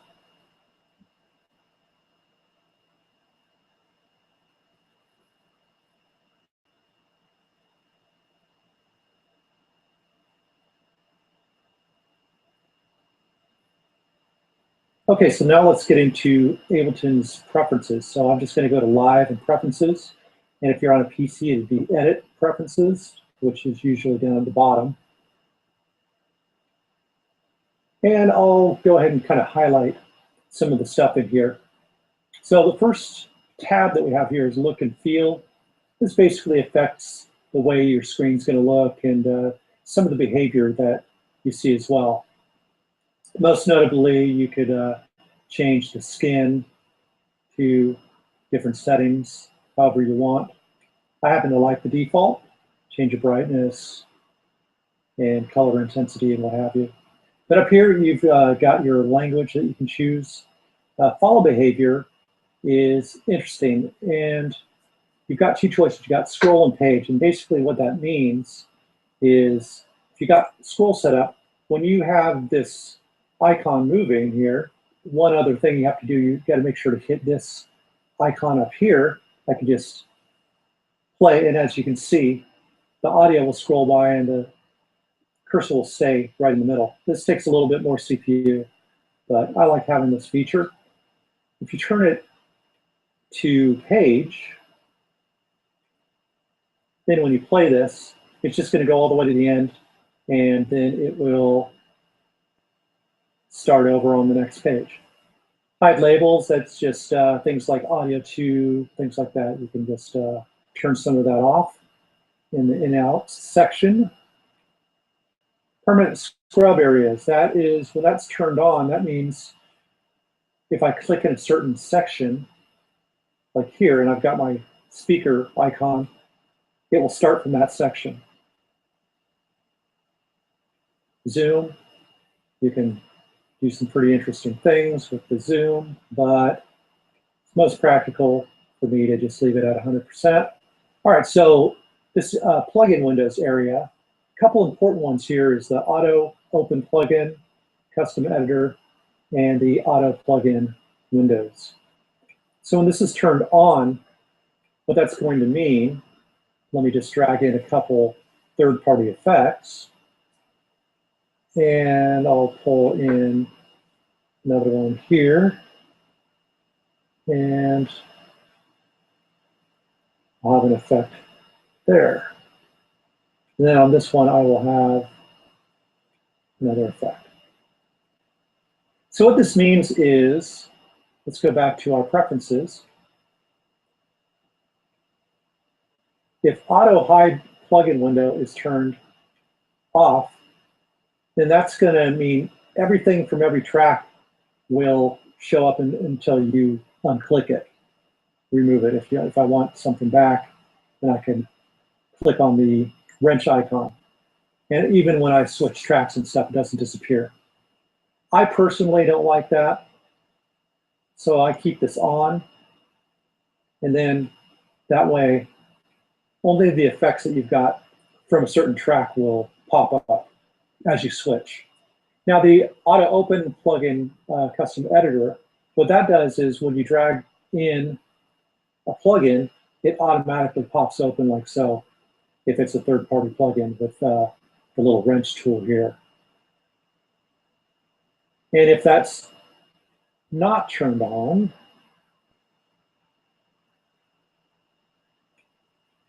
then if I pull in an effect to a new track,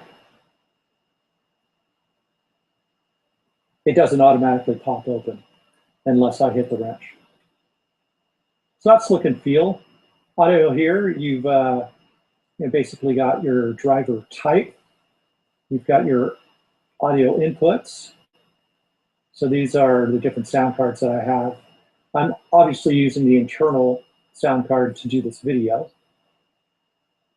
And then I've got my output.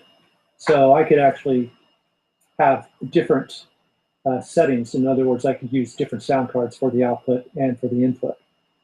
Now with a Mac, you don't really have to worry too much about latency. So core audio is pretty standard. Whereas with the PC, if you want low latency, you're going to want to choose an ASIO driver. And if your sound card doesn't have an ASIO driver, then you're going to want to download a program called ASIO for All. It's a free program for PCs, and it will make your sound card react the same way that an ASIO plugin would. In other words, you'll have very low latency. And then down here, oh, and by the way, latency is the amount of time it takes for you to hear a sound when you trigger a sound on your keyboard or whatever. So for example, this here with my drums, when I trigger a sound, so it's close, but I still have a little bit of latency on this because of filming the video and that sort of thing. But if it's too long, it makes it very difficult for you to program and play parts. So you want the latency to be as low as possible. So right when you hit it, you're going to hear a sound. The sample rate here, I've just got this to 44.1, but you could set it up as high as 96,000. Just realize that as you turn this up, you're going to be taking up more CPU and you're going to be taking up a lot more hard drive space as well. So make sure if you're doing that, you've got a whole lot of hard drive space to work with. Changing pitch and conversion and things like that. I like to keep this at high quality if at all possible, unless you've got a slow computer, that's best to have.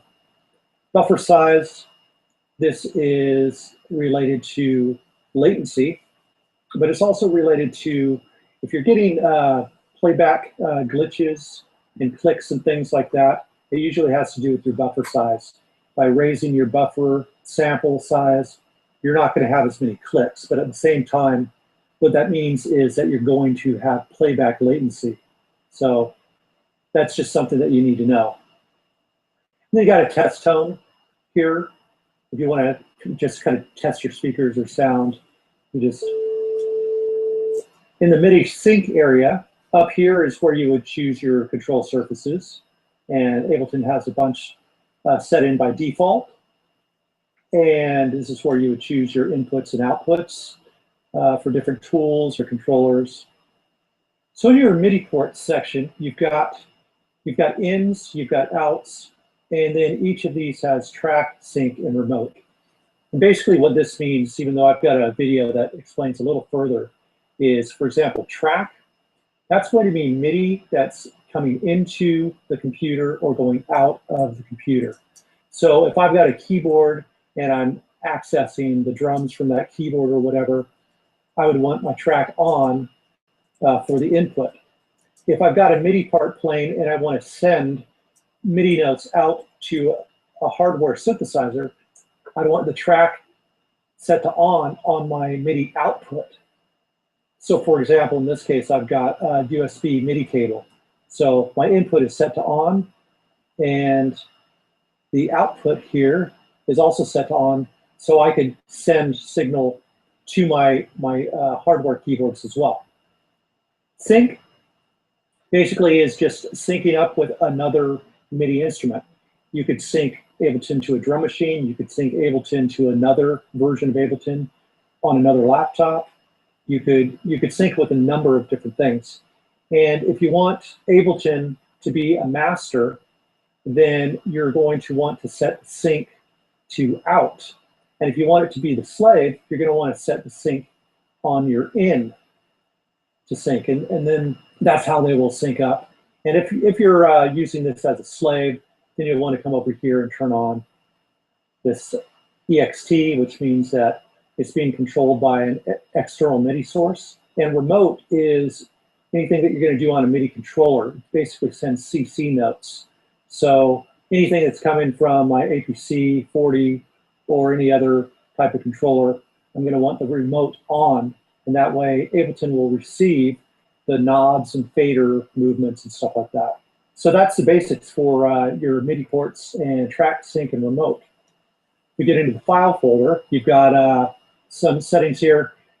Save current set as default.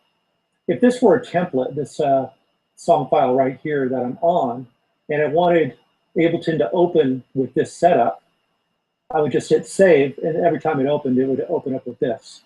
So if you got a certain way that you would like Ableton to open, you could set that up and then just hit save here, and you've got a new default. I believe the analysis file is like Ableton creating a warp file or something like that.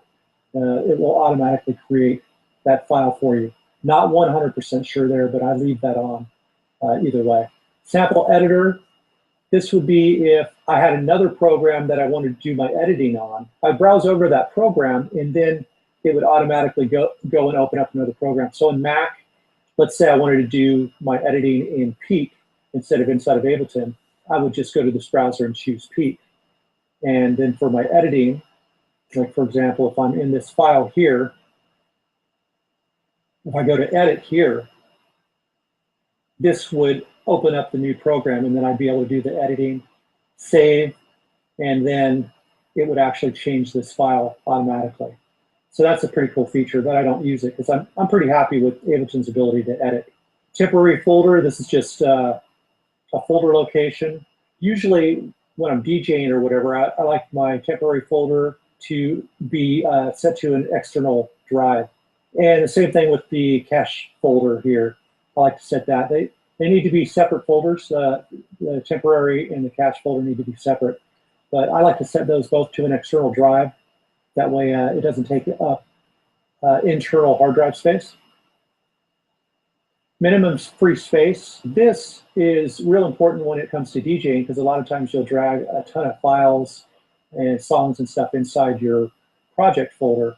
And what's going to happen is if your hard drive reaches less than 500 megabytes, then it's not going to let you drag in any more songs without deleting other songs because it doesn't want your hard drive going lower than this. And you can set this lower so that it doesn't trigger that, but I recommend you keep it at least 500 megabytes because things get really squirrely if there's less than that amount of space.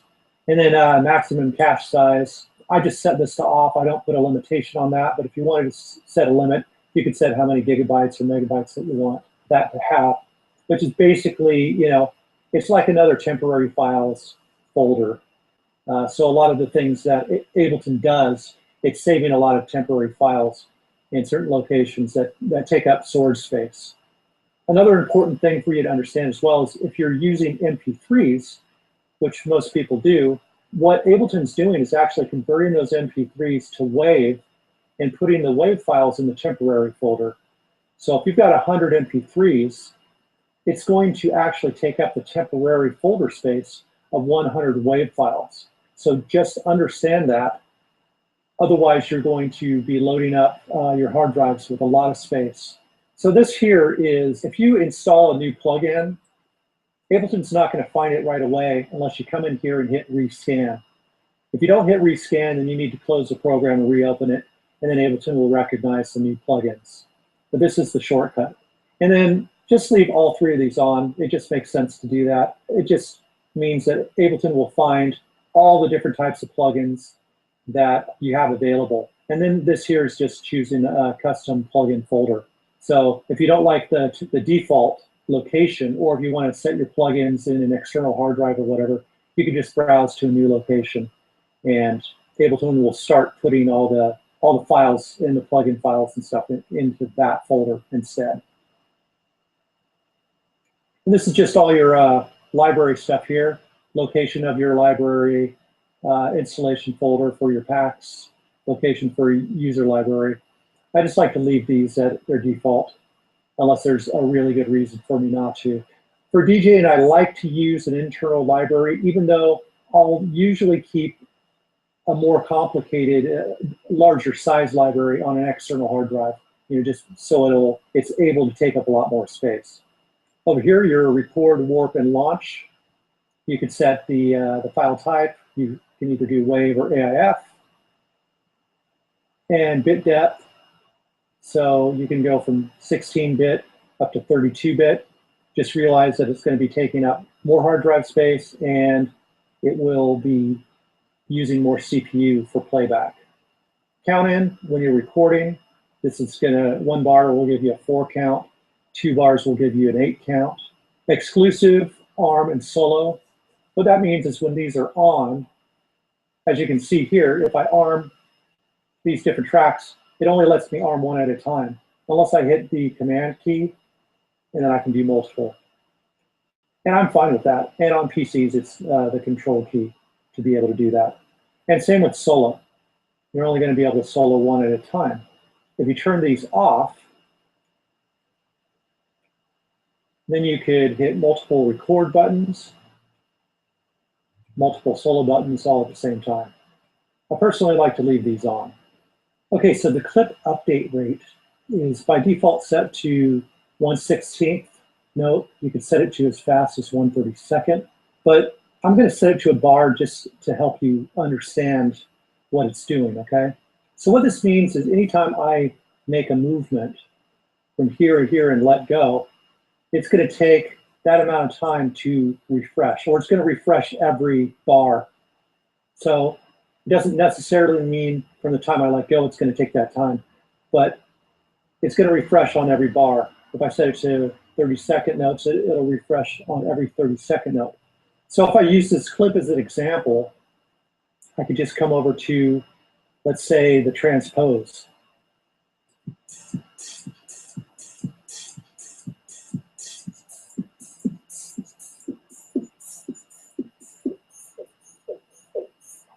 And as you can hear, the changes aren't taking place till the beginning of the next bar. Whereas if I change this to 30-second note, it'll happen much, much faster, obviously.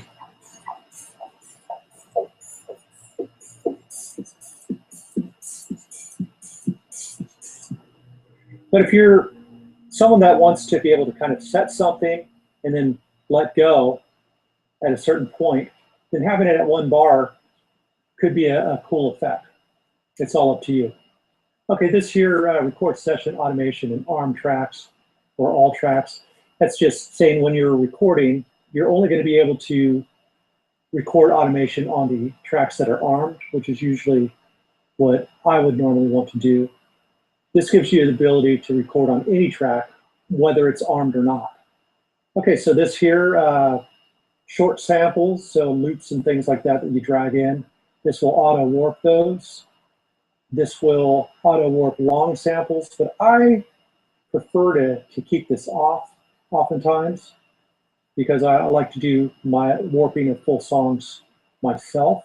Default warp mode, this is, for example, this here is on complex, and that's because I've set that as the default. But you could set this to whatever you want. You can set it to beats, tones, texture. But I would probably want to stick with either beats or complex. Create fade-ins on clip edges. This here I definitely keep on at all times. It really just helps keep away from having glitches and clicks and things like that. And I'll show you what that's about. And then I go to fades. What you'll notice that is at the beginning of the clip, there's just a minute fade here, and also at the very end of the clip.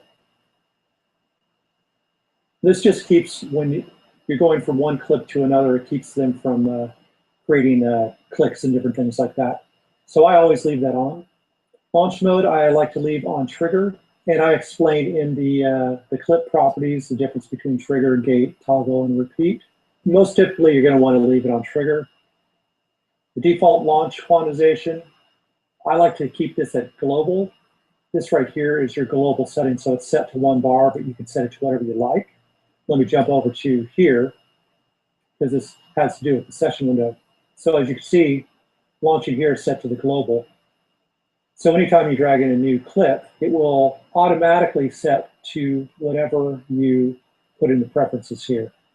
If you set it to global, then it's always going to go with whatever you set that global to, which makes it real easy, because when you change this, then it will change all the files that are set to global. Okay, so the select on launch means that if you've got this on, if I am to launch this clip here, it also chooses this track. So if you're running a MIDI controller, and let's say you are wanting to control macros here with your controller, if I launch this clip here,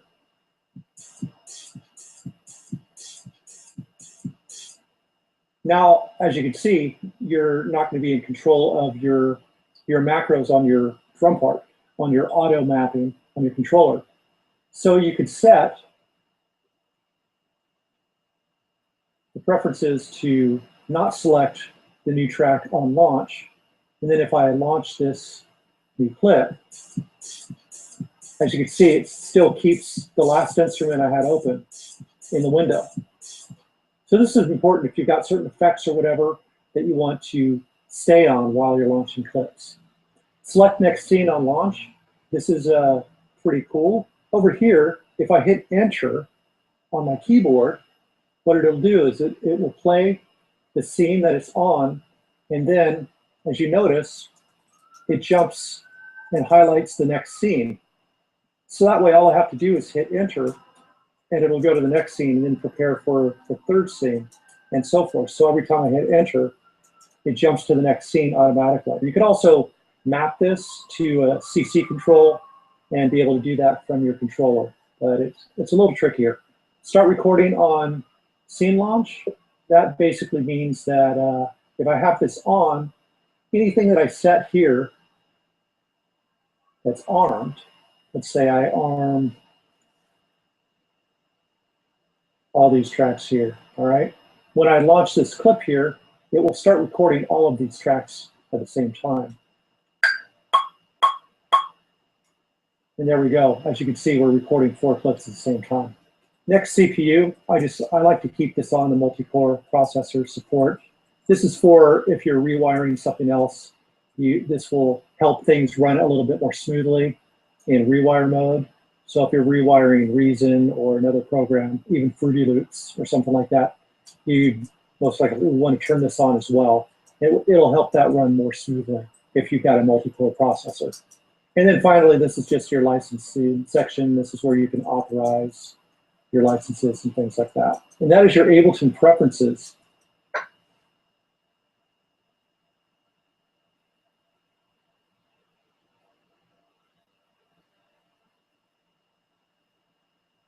All right, here's a quick lesson for live bands. You play guitar, record stuff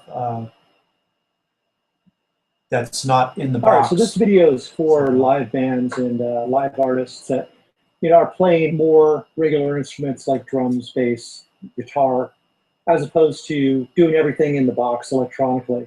I know a lot of my tutorials kind of seem to gear towards electronic music, even though they can be applied to anything. So this one's specifically for live bands. I want to give you some ideas on how to record with Ableton, and also how you could use it in a live performance situation as well. So the first suggestion that I would make to you is to record everything to a click track. Even later, if you want to speed the track or slow it down just slightly, you can do that after you've done the recording. But what's important here is if you play to a tempo that Ableton understands, then it'll give you the ability to cut, copy, paste, duplicate, and rearrange your song after you've recorded it. So if you want to repeat a chorus part again, or if you want to get rid of a certain part, it's really easy to be very precise about that. So what I would suggest is that you make a simple drum beat to play along to. I mean, of course you could, if you want to, play along to a click track, like so. But sometimes you may find it easier to just write a basic drum beat that is similar to the song that you're trying to make. And the drummer can play on top of that, and you know, all the other instruments, you know, depending on what instruments you're playing with. So I've just got this drum beat here. The next thing that you would want to do is come up here to your tempo and figure out what tempo your song is going to be played at. So you could just drag down or up to slow down or speed up the song. Or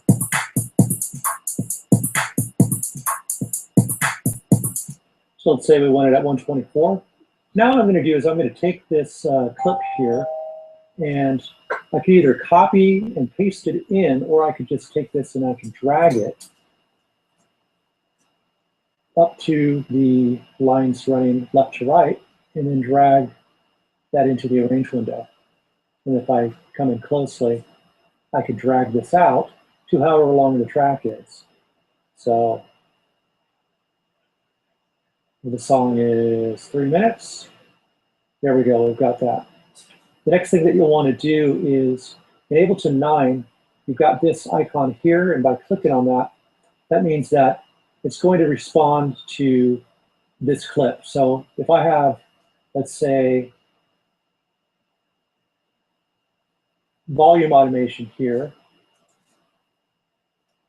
if that little icon was on, it wouldn't be responding to this volume. It would only be playing the loop over here, which doesn't have any automation. So an important distinction. So once you've got your click track or something to play along to, then the next thing is you are going to want to start recording, obviously.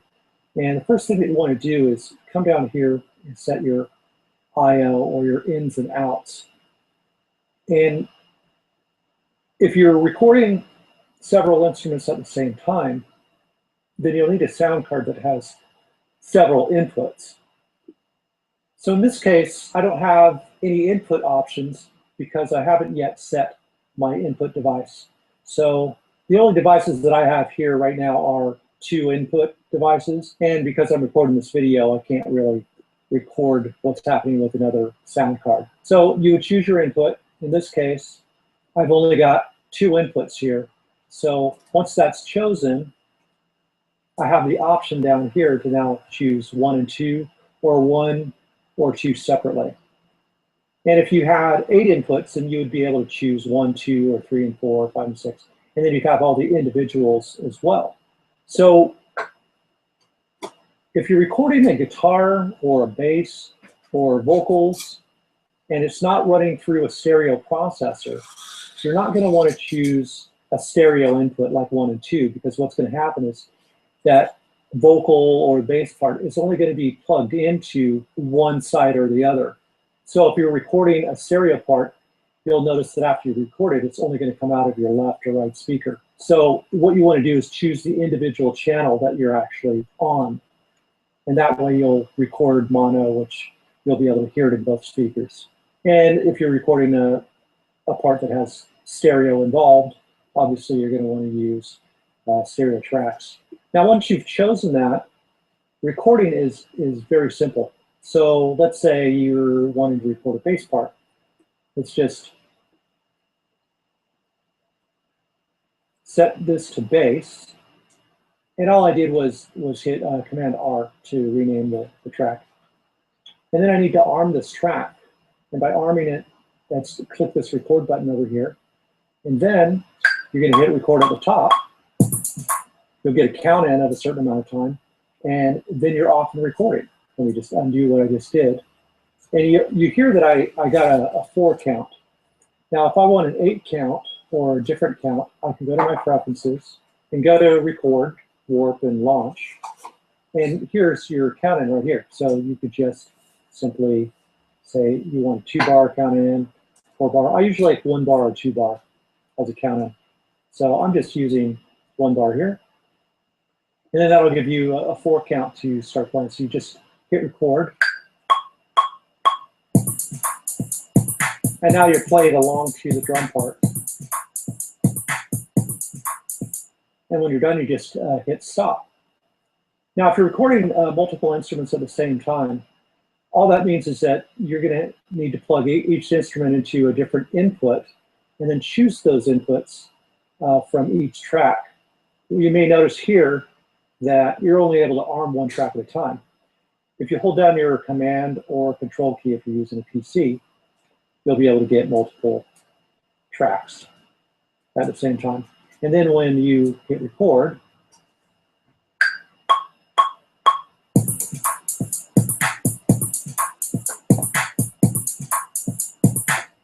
as you can see, it records multiple tracks all at the same time. Okay, so now let's say that you've recorded your bass part here and you screwed up right in this area here. Everything else is great. I mean, obviously you can re-record the track over again, but if everything sounds really good, what you can do is you can just record this part by doing a punch-in. And a punch-in is pretty easy to do. So what you're going to want to do is highlight this section where you have the goof up. And then you're going to want to hit Command L. And that's going to put loop markers right on this area, okay? Once you've got those markers, what you'll notice over here is this is saying, okay, we've got 3-1, and then we've got 2 bars. So what that's saying is the loop starts at 3-1, and then it ends in 2 bars. That's great. So these icons here are what's going to give you the ability to punch in and punch out. But you don't want to have the loop on because you don't want it to just keep repeating this part. So once you've set your loop points and turn your punch in and punch out on, you're all set to re-record this part. So what you'll do is you'll back up, and you could start from the beginning if you want, or you could start from further up in the song, or you kind of play along until you get to the recording part. So what you'll do now is you'll just simply come over here, arm the track, set your marker where you want to start the track from. So basically you're going to get a count in, and then you can start playing along.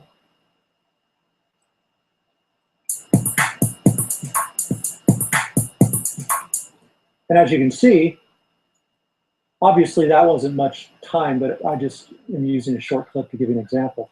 But as you can see, a new part has been recorded right in this area, but it's left the other parts the same. So that is how you correct mistakes and stuff, which is great, especially if you've got more than one person playing at the same time. Each of you might have done a fairly good job, but each of you might have certain parts that you might have goofed on. Then going back and doing some punch-ins could be very helpful. Now, the next thing that I can show you is using a MIDI track. So basically, you could use Ableton as a virtual instrument. So if you've got like a controller synth or something like that, and you want to play the sounds from inside of Ableton, that's pretty easy to do. What I'll do here is I'll create a MIDI track, and then I'll open this up and go to Instruments. Well, let's just drag in Operator, because that's a synth. And now, if you have this track armed here, you can play this part into your keyboard. All you've got to do is make sure that you've got MIDI hooked up to your computer and or through USB, and you can access any synth that you would like from a controller keyboard. It's also great if you want to, just record a part in, just like you would with a bass line or anything like that. You could just start your track from the beginning. So now I'll just turn the punch in and punch out off here. And so let's say we want to record our synth part virtually. It's just the same as recorded bass part, You just get your part set, you arm the track, you come up here, you get a count in.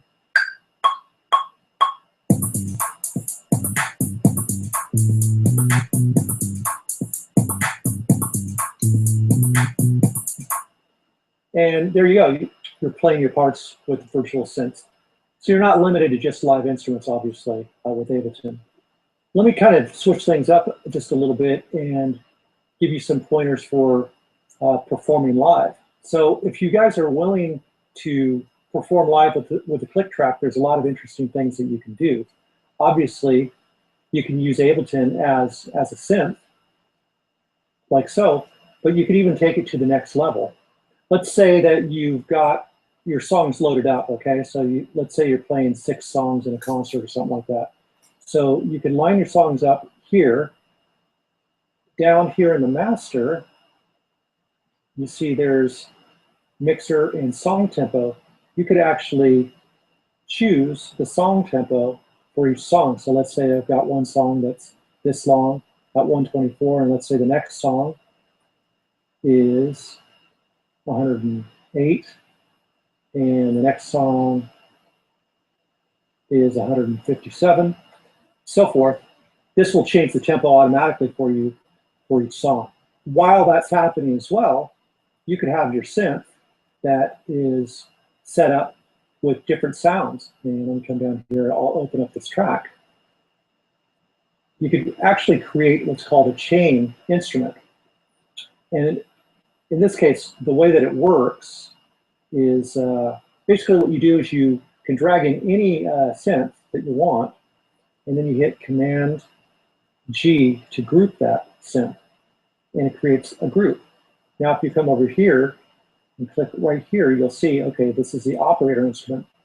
And if you want, you could go to your different plugins here, and I could drag in different synths into here. So drag this in, and maybe I want to drag in an FM8. It doesn't really matter what you're dragging in.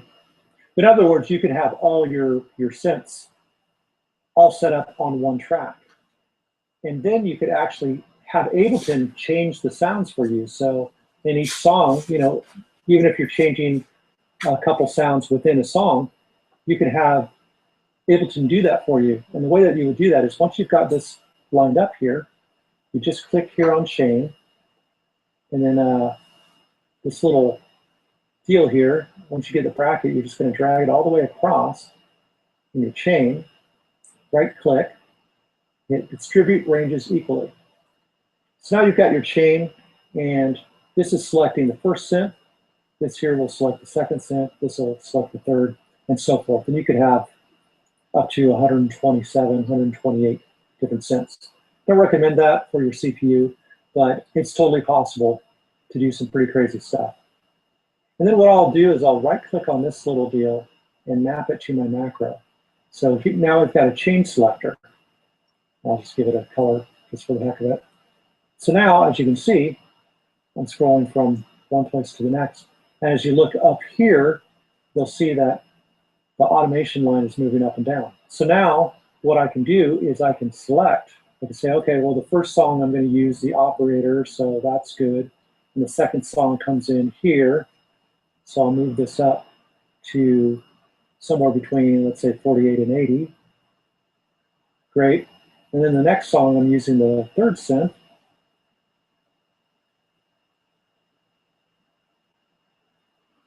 Now it's got to be above 88 to 127. So now I've got 3 sounds here, okay? What I'm going to do here is,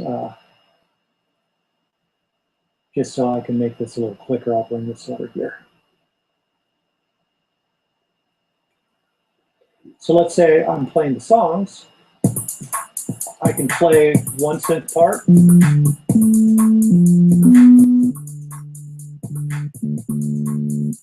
And then the next song comes in and the sound automatically changes, and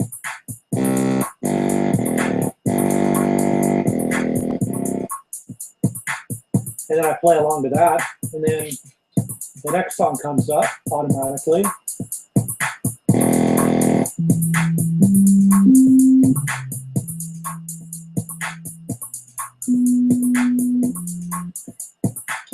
And I'm just playing random stuff. But the point is that this here, you could actually choose a chain selector and you can make it select different synth sounds. So you could actually have your whole concert set up for the keyboardist to be playing all virtual synths and having them all controlled inside Ableton. So those are some tips for live bands who want to start working within Ableton, for both recording and for using live. All right. You got me eating pizza, so if you hear any background sound, that is what you're listening to. So I apologize, but I don't apologize. So obviously the quality of the sound on these videos is only as good as my my computer microphone. The sound is much better, of course, if you're a member and streaming it yourself, or if you buy the downloadable version of the Ultimate Ableton Collection. But what we're doing now is we're just playing it inside of the Producer's Playground. It's just one of many different courses that I have laid out. So let's get on with it.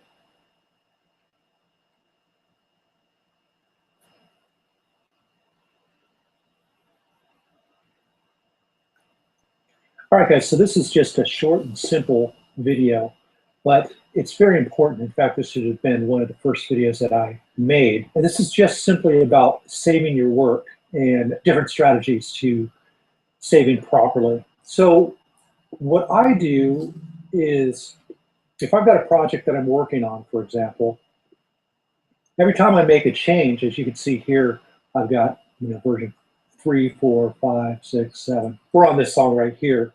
So if I make a change to this song,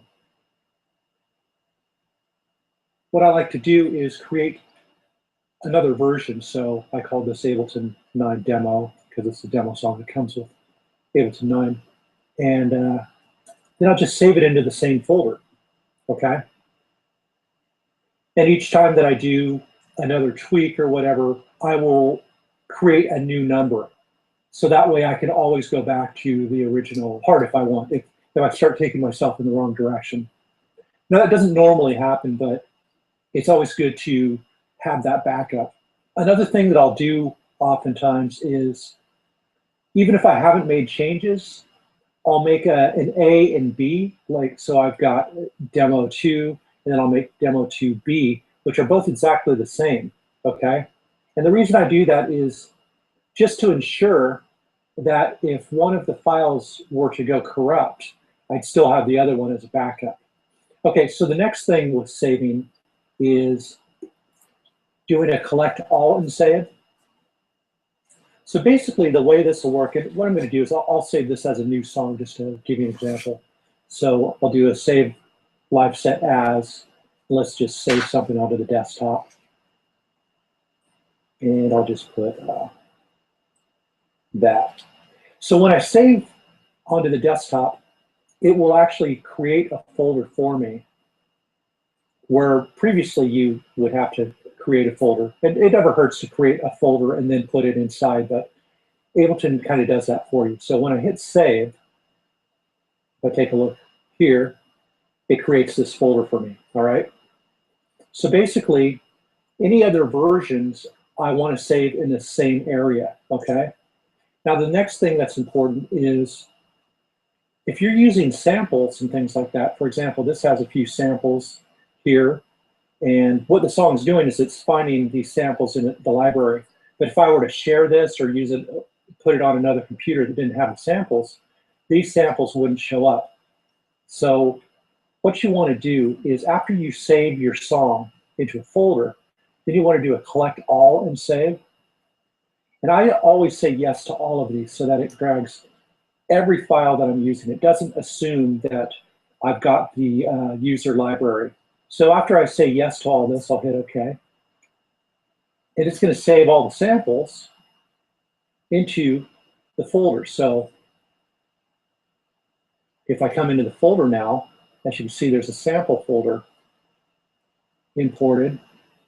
And then this has all the samples that were used.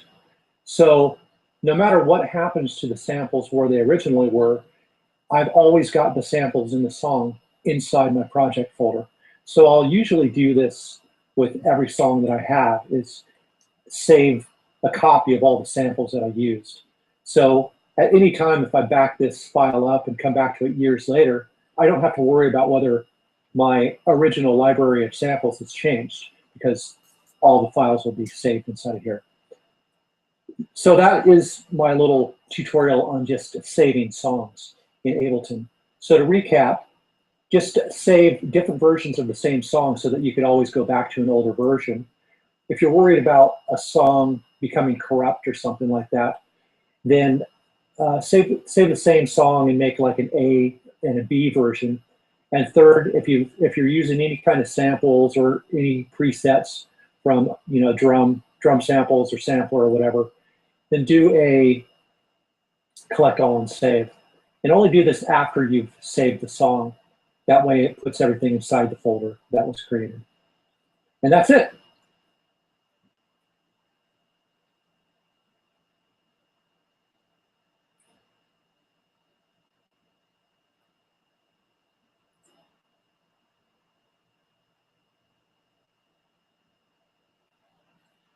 All right, guys, so this is just a short and simple video, but it's very important. In fact, this should have been one of the first videos that I made. And this is just simply about saving your work and different strategies to saving properly. Oops, sorry about that. Must be a link that needs to be corrected. So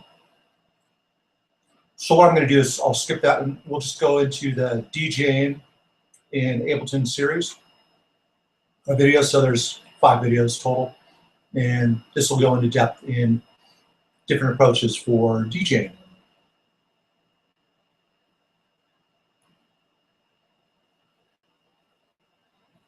Hey guys, so I'm going to show you the basic philosophy behind DJing in Ableton. And if you're a traditional DJ who uses CDs or turntables, I'm going to show you a setup using a similar system. So basically consider each one of these tracks, or each one of these audio tracks, as a separate turntable or a separate CD player. I can add as many as I like, and I can actually play many more than just 2. But in this case, I'm going to just use 2 just to kind of show you the basics of DJing. So what I've got here, each of these clips represent a different song.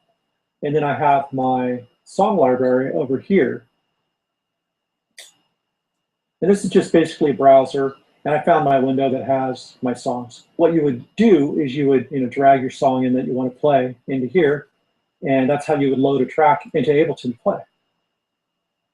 Now, you're going to want to make sure that your song is warped. So if you haven't learned how to do that, you might want to check out another video in order to learn that aspect and then come back to this. The way this works is that you've got your songs going out the master output. So one important thing that you're going to need to know, and this is the same if you're using traditional turntables or whatever, is you need multiple outputs. You need, like if you're DJing with a traditional mixer, you need one of your turntables, let's say, going into input 1 on your DJ mixer, and turntable 2 going into 3 and 4 on your mixer. Ableton works a little bit differently if you're going strictly inside, and I'll discuss later the setup for a DJ mixer. But the way that Ableton works is all your songs are going to go out the same master output, okay? And then you're going to have a separate output for your queuing. So let me just set this differently so I can give you an idea. Now, traditionally, you're going to want at least 4 outputs on your sound card. So your computer's internal sound card is not going to work for DJing. You're going to need to get another sound card that has the option of 4 outputs. But in this case, what I'm going to do, because I couldn't really make a video with a 4 output sound card, is I'm going to show you by setting the cue to the right and the master output to the left speaker, okay? And then I'm going to go ahead and set the audios are both to master. So that's set up. So now if I play a song, that's what would go out to your audience if you're playing, or that's what would come through your speakers, okay? And if you're queuing, And let me just come down here, see where this volume is, and you see the headphones here. You click on this where it says solo, and now it's going to say Q. So now, as you'll see, that these icons change to headphones. So if I click on the headphone, now what I'm going to do is I'm going to turn this volume down so you're not hearing anything out of the left speaker. And you're only hearing what would normally be in your headphones, you're cueing. So when I play this, you're going to hear this on the right side. Okay? So in a traditional situation, I could have this song playing right.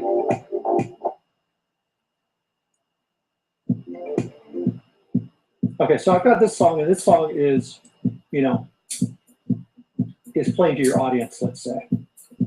And now you want to listen to the next track and know how to mix it in. So you would simply play this track, and you can use the volume over here to set how loud you need the cue to be.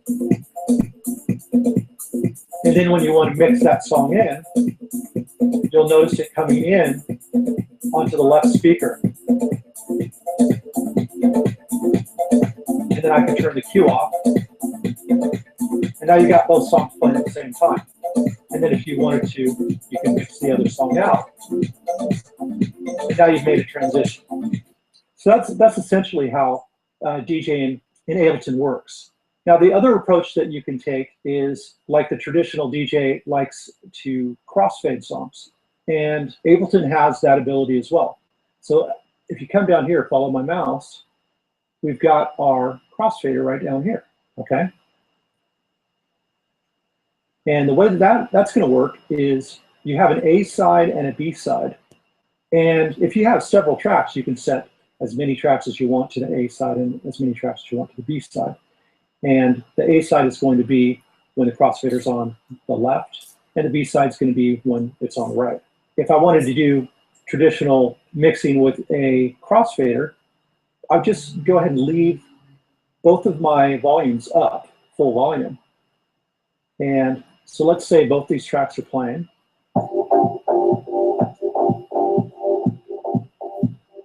And I've got the crossfader set all the way to the left, so only this track is being heard.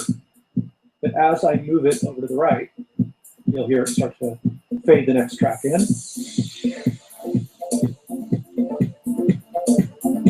Now they're both playing at equal volume. And the new song is taken over. So that is how crossfader works. In the next video, we'll go a little bit deeper.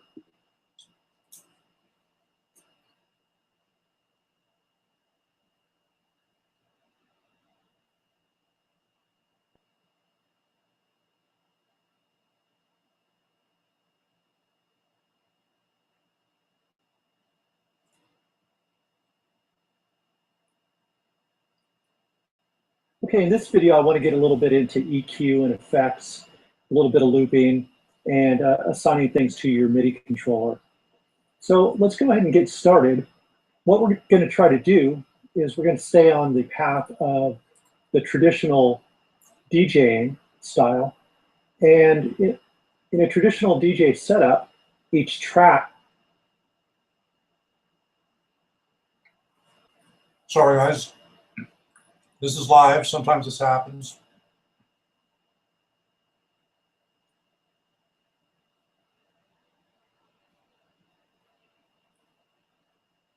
Hang in there. Or each channel would normally have an EQ. So Ableton has their EQ3.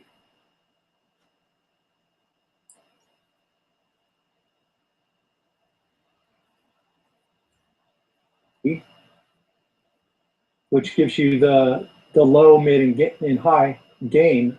So when you pop that over on both tracks. Oh boy, this is terrible. Sorry, guys. So you just simply drag it up to where the name is, drop it in. And now you've got EQ on both tracks. And you just need to assign that to MIDI, which we'll do in just a second. The next thing I'll do is maybe a flanger. Let's go ahead and just drag in a flanger. Doesn't really matter what the effect is, but a lot of times people like to use chorus or flash or whatever. Now I'm just going to hit Command C. It'd be Control C on your PC. And then I can go ahead and Control V or paste the same thing in here. So now we got EQ and flange. Now what I'm going to want to do is set up the flange just so all I've got to do is just turn it on and off to get a certain effect. So let me go ahead and I'll just turn this one off and play this here.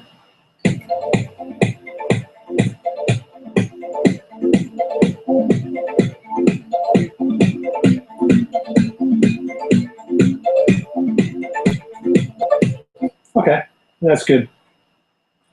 And actually, what I'll just do is I'll just copy that and paste it over this one, so they're both kind of set the same. I'll just delete that. Okay. Okay, next I want to add some sends.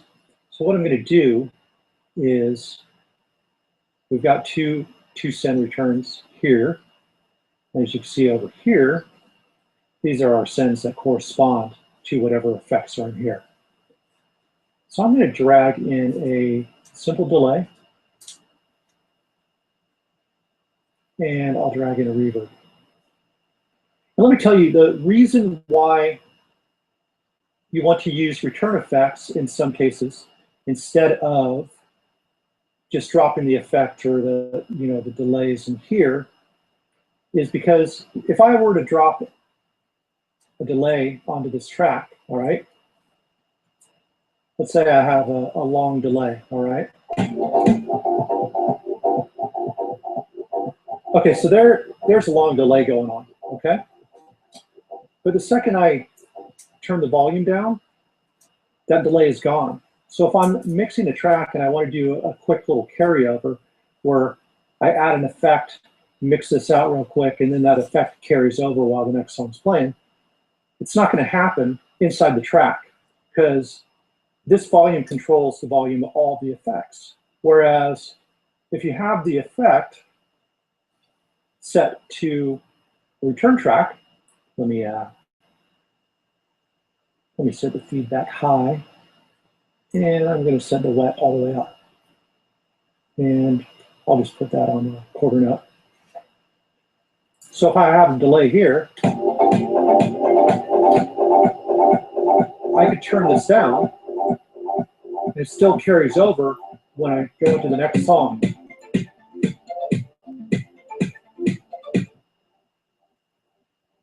So that's the reason why you would use the return. And it's the same reason why I would put a reverb or something. It's just simply for the carryover. Okay, so now what you'll want to do is, in my case, I'm using the APC 40. But whatever controller works for you is fine. But you're probably going to want a controller that has some knobs, some buttons, maybe some faders. So in order to assign some of these parts, so what we want to assign is the low, mid, and gain for each of our tracks, here and here. So you want to come over here to MIDI, and then go ahead and turn that on. And now it's just as simple as clicking on what you want to control, and then twisting the knob. So as you can see, I twist the knob and a number comes up. And then I'll click another one, twist that knob, and another number comes up. Click this one, another knob comes up. And I'll come over to this track, and I'll assign these.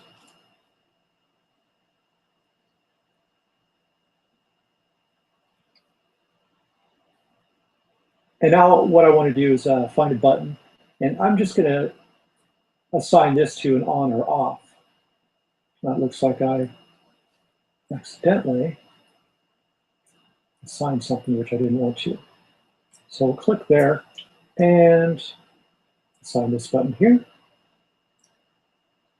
No, actually, let me assign that button. Great.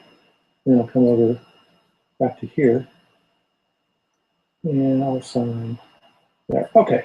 So now I've got an on and off, and I've got my EQs here. Now, the APC 40 automatically sets these to sends. So I've already got buttons that are auto mapped to that, and I've got faders that are auto mapped to the volume here. So I don't need to do that, but if you don't have an APC40 or you don't have something that's automatically set up for Ableton, then you'll just want to do the same process. Find a couple knobs that you can assign these to as well. And then once you're done, you just turn off your MIDI. And now I've got my volume set here.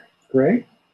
My EQs. So don't want to sound like that. I want to goof somewhere. So let me go ahead and take care of that right now.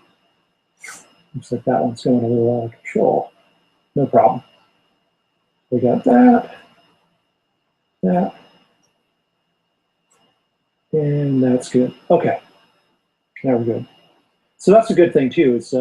It's so easy to set up. If you make a little goof, all you've got to do is just come in here to MIDI. You could just click and twist the correct knob and it'll change it. Or you can click on it and hit delete and it'll remove any type of setting that you don't want.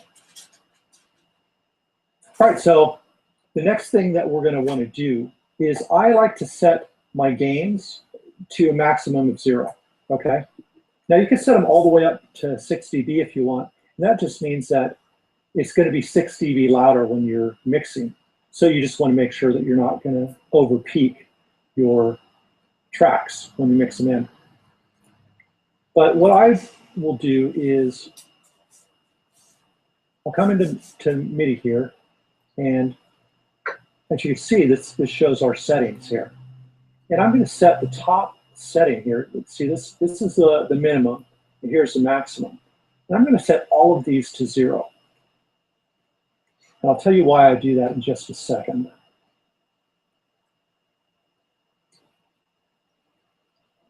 So now when I twist my knob, you see that it doesn't go any higher than 0. So it's going to be very easy for me to find that point. If 0 were right here, it'd be really difficult when mixing to try to find a 0 point, and you'd always be off by a little bit. So I like just setting a maximum to 0, and then just use reductive EQing. Okay, so now that we've got that set up, and we've got our flanger set up on both the tracks, we can go ahead and get to mixing. So what I'm going to do is I'll turn the volumes down here, set the first one up, and I'll just launch this first clip. Well, actually, let me turn both of those off. So we'll start with this track.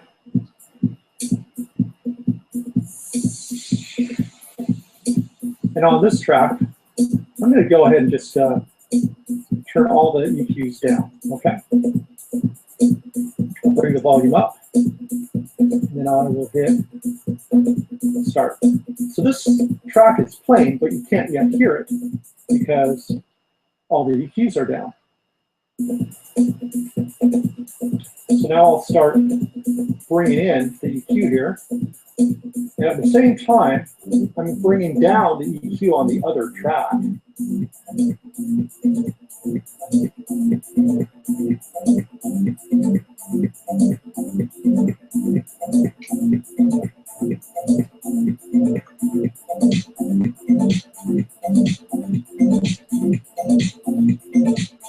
And now as I bring in the bass, I'll slowly drop the volume of the first one. And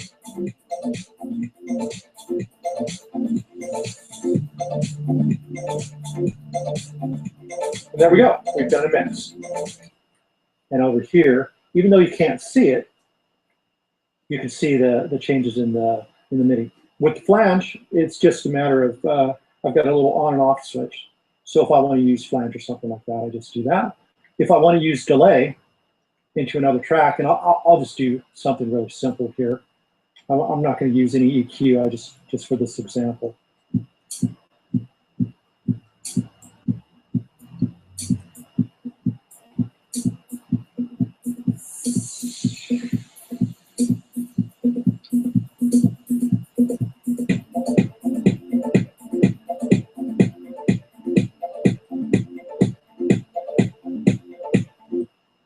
And as you could hear, the delay just kind of blended in.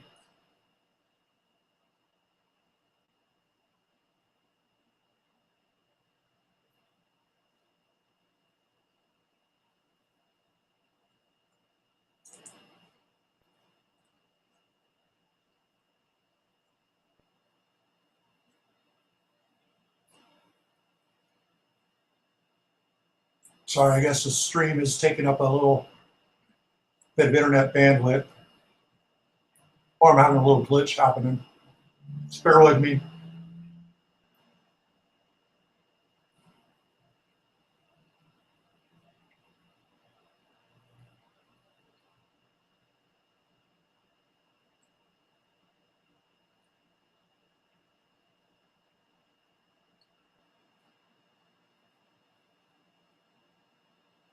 Oh, wow, this is painful.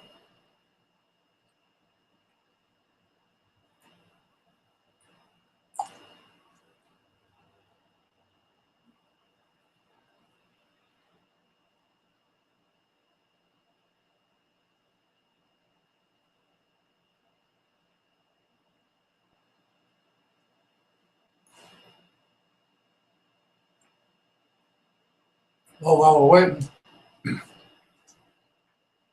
you watch me eat some pizza.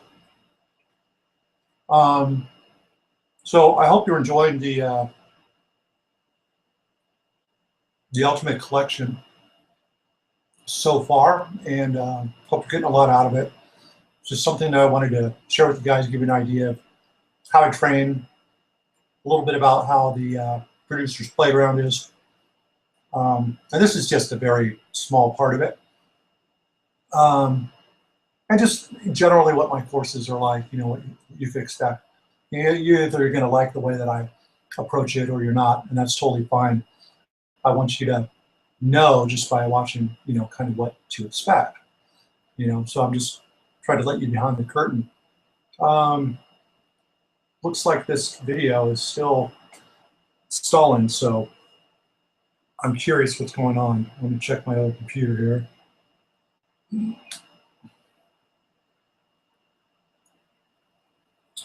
Oh, it looks like it's still showing the screen. Oh, that's right, we've got a delay, so whatever you're watching is, yeah, it looks like I just came on there. So I should not watch the other screen, otherwise I'll get confused. But yeah, we're still going here. I hope we don't have to cut off. I can only go so far with this. Let me see if I can.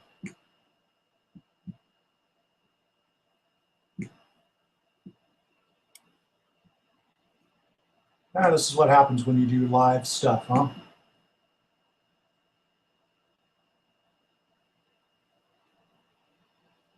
Let me see if I can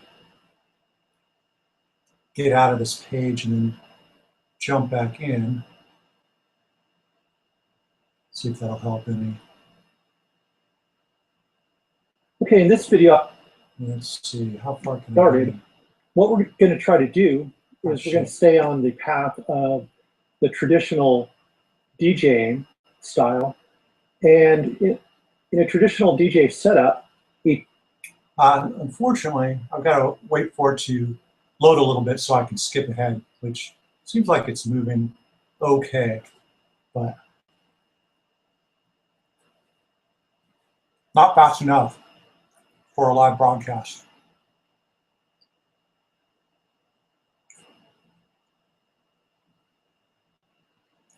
Well, I can at least tell you a little bit about pizza. Onion, green olives, good stuff. And then the magic sauce here. Sriracha. I'm not having sriracha on your pizza. Let me smell.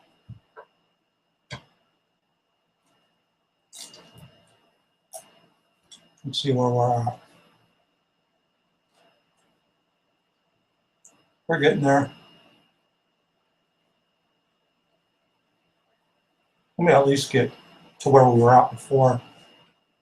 Sorry about this, but I know I'm just as entertaining as the videos, right? So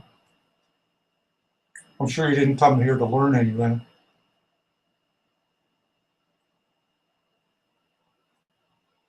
All right, about 7 minutes in. Come on.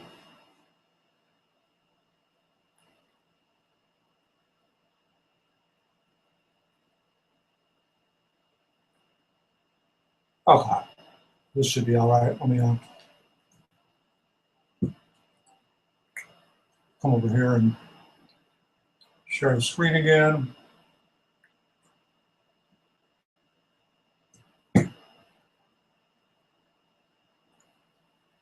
All right, spin wheel of death still. After all that waiting.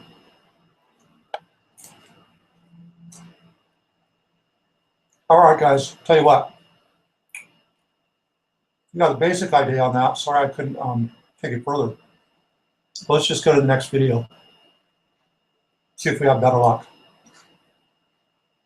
All right, so I've already shown you how to loop things on the fly, setting some buttons to your loop and your setting points here. But I want to take things to another level and show you a different approach that you can take. And the way that this works is that you actually duplicate your song several times and you create different mixing points. So for example, this would be my intro, and it starts at the beginning and then it comes to a certain point where I have it repeatedly loop.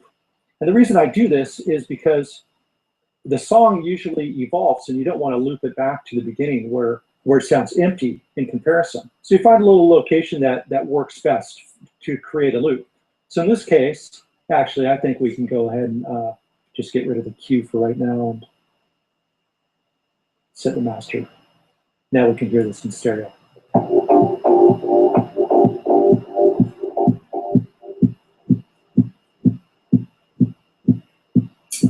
Okay, and so this builds up to this point here.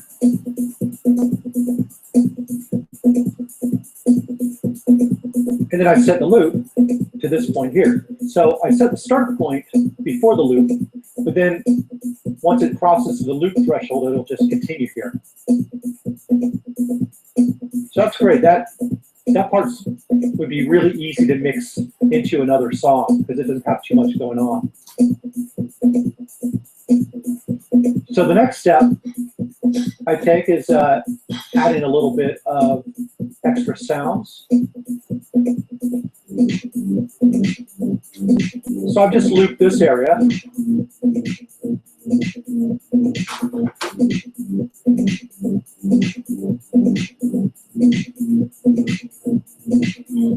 And then this third one is where the bass comes in.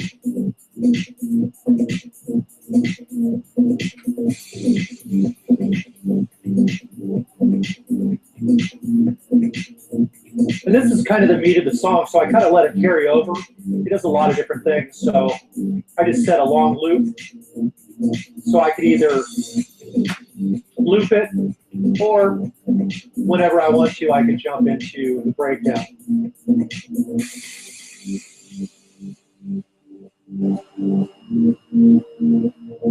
As you can see.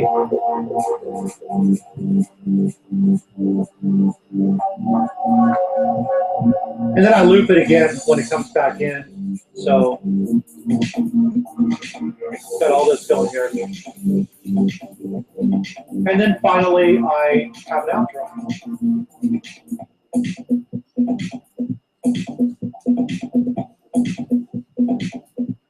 And I did the same with this track here. So now with this outro going, I could jump into the intro here.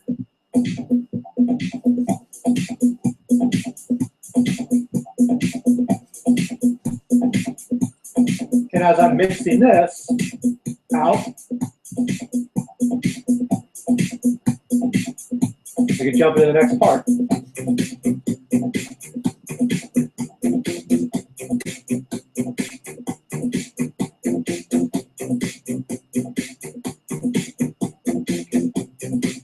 And then we got my first breakdown here, which it would be too soon to do that. But yeah, generally that's the way a lot of DJs, or at least some, set up. One in particular is Sasha. When he used Ableton, this is the way that he set up his songs, so they had a lot more control.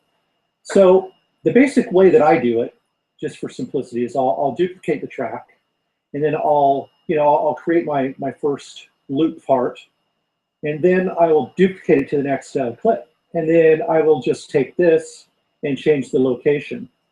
And then I'll duplicate that, change the location a little further, and just find, the most interesting parts of your songs. And typically I'll have, the main song in with this as well. So one thing that you might want to do is just right click, and you could always color code the thing so you know that a certain color is always going to be the bass coming in and a certain color is always going to be the intro and so forth. You know, whatever works for you. And then what you would do, let's just say, so we got this song, we've got the separate parts, and let's say I'm going to put the main song down at the bottom. So what you can do now is you can highlight all of these here, and then you can drop it back into your browser. So let me just drop it into here. And then I can name it Untitled.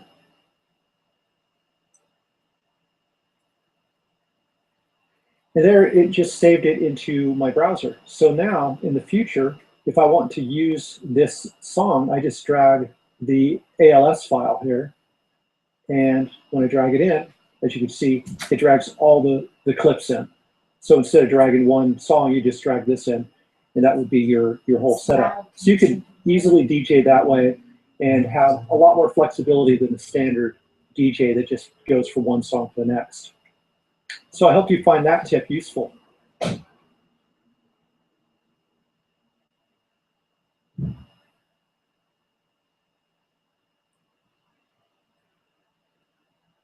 We're getting ahead of ourselves.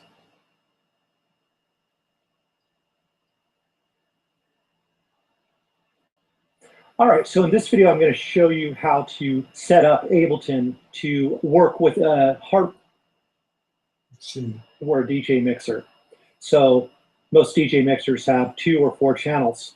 So each one of these is going to be like a separate turntable. So as long as you've got enough channels on your mixer, and as long as you've got enough outputs on your sound card, you can have as many different tracks as you would like, representing different CD players.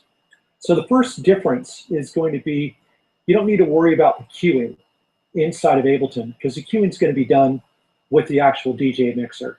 You don't really need to worry about the master out either, because each individual track is actually going to be going out a separate output. If you had 8 outs on your sound card, you would go ahead and go to your audio 2, external out, and then as you can see, this is 1 and 2. You'd go to your next one, and if I had a multiple output card for this video, I would see 3 and 4, or 5 and 6, or however many outputs I have. And you just set a different set of outputs for each one of your channels. So think of these just like turntables. So another thing that's important is that you're going to want to keep your volumes all the same level. So basically set them to a level where they're not going to peak or whatever. And I recommend that you would go ahead and drag in a limiter at the end of your tracks. This way, if your song goes into the red, this will take care of that and keep it from clipping. So let me show you basically how you would wire this up. So just go ahead and ignore this stuff down here at the bottom. We're just going to worry about the laptop, sound card, and the DJ mixer. So you've got your USB coming out of your top to your sound card. And then from the sound card, you would have stereo cables, stereo RCA cables going out of each pair of outputs. So output 1 and 2 would go to channel 1 here on the mixer. 3 and 4 would go to channel 2, and so forth and so on. And then you just go ahead and plug in your headphones here. And then just like with turntables, you can cue your tracks just regular, because now remember, over here, all the tracks are all the volumes are up. So once you're playing a track on that channel, you're going to be able to hear it on your mixer. So all you got to do is hit Q on that track, and turn up your Q level for your headphones. So it's a simple approach, but if you've never done it before, sometimes you get confused. So I hope this clears up any confusion. So if you're a traditional DJ, this is a great approach for you.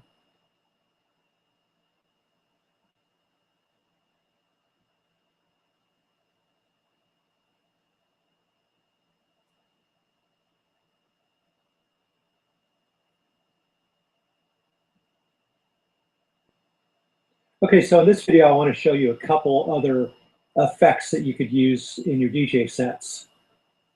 One is the filter. You'll notice it used quite a bit in a lot of DJ sets. So basically, by setting a high-pass filter You can kind of pull out the bass.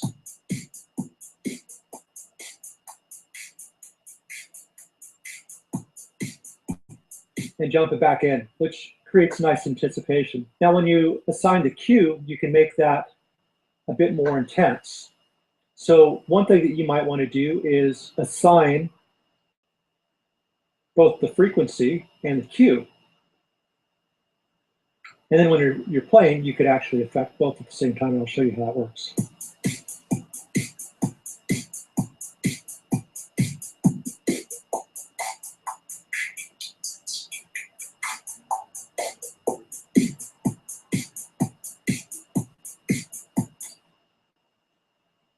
So that way you could get a little more squeal. If you have less of the cue or the resonance, it's going to be a smoother filter.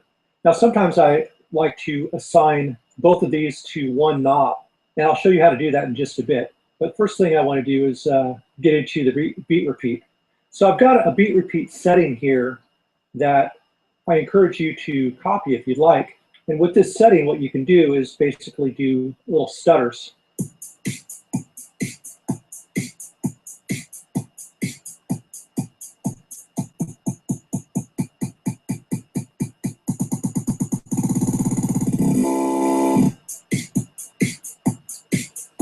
So the way this is done is setting your interval to 1 bar, your chance to 100%, your gate to 1 bar, and your grid to 1 bar, and then turning off the triplets. So you want note triplets, and then set this over here to insert.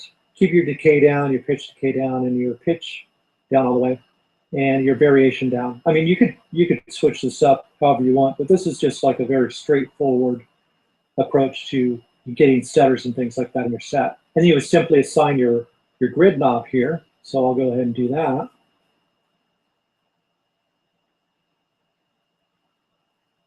And then I can, got my filter here.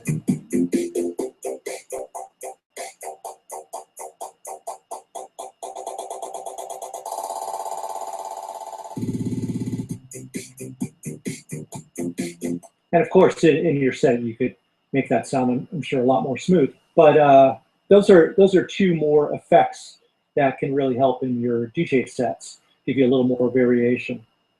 Now, the last thing that I want to mention is that you could actually group all of these effects together, and then you can create macros, which I'll show you what that's all about. So I just highlight all 4 of these, group the effects, and now I have 8 little macros that I can assign different things to. So what I'm going to do is, first off, let me turn the MIDI off on these that I've assigned. And now I'll just go ahead and set these. So I'm going to set my low. Oh yeah, let me get rid of those too.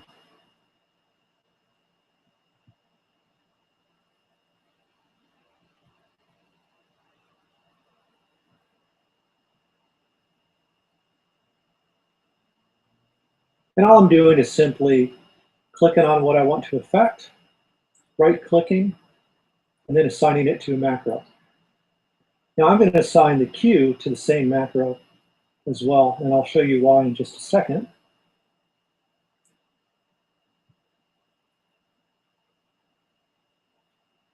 And then I'll assign my grid here. And finally, I will assign this button here to macro 6. So we can go ahead and come in here and name these. So I'll call this flange, and we can call this repeat.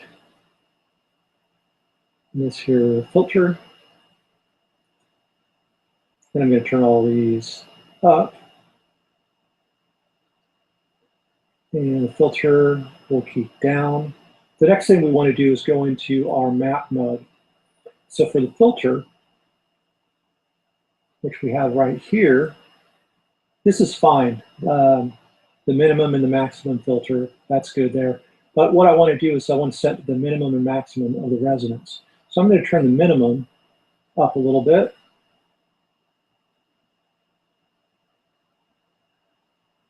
That looks about right. And then I want to set the maximum a little bit lower. Something like that. And then I'll just turn my map mode off. I've got to assign my controller to those. Oh no, actually, I've got it on this. So as you can see, the Q, or the resonance right here, that little bump, gets a little bigger as I twist the one knob. Makes it really easy to do that. And then I've got my beat repeat here. So that makes it a lot easier to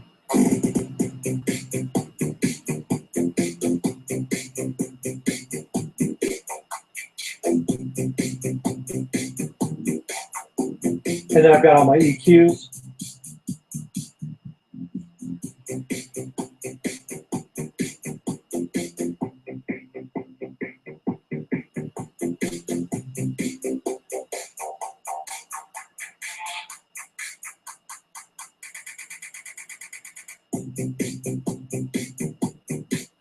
Okay, so there's a little lesson on using macros and just a couple other DJ effects that you can use.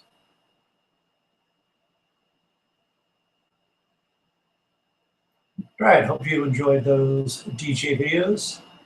Now we're going to get into a couple vocoder videos.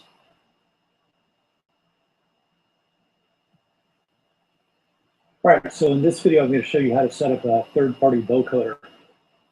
What I'm using is a free vocoder made by MDA. They make a lot of really cool effects. If you haven't checked them out, you might want to do it. Works both for PC and Mac. But this tutorial will work for pretty much any third-party vocoder, whether it be Native Instruments Vocator or the Orange vocoder that's really popular. But in this case, we're going to use the MDA, and this is the way that you're going to set it up. So in order to use a third-party vocoder, you're going to need 3 tracks. You're going to need one track that's an audio track, and you're going to want to drop your vocoder into that track. You want one track to have your sample. Usually it's going to be a vocal sample, some sort of voice-related thing, and I've got that right here.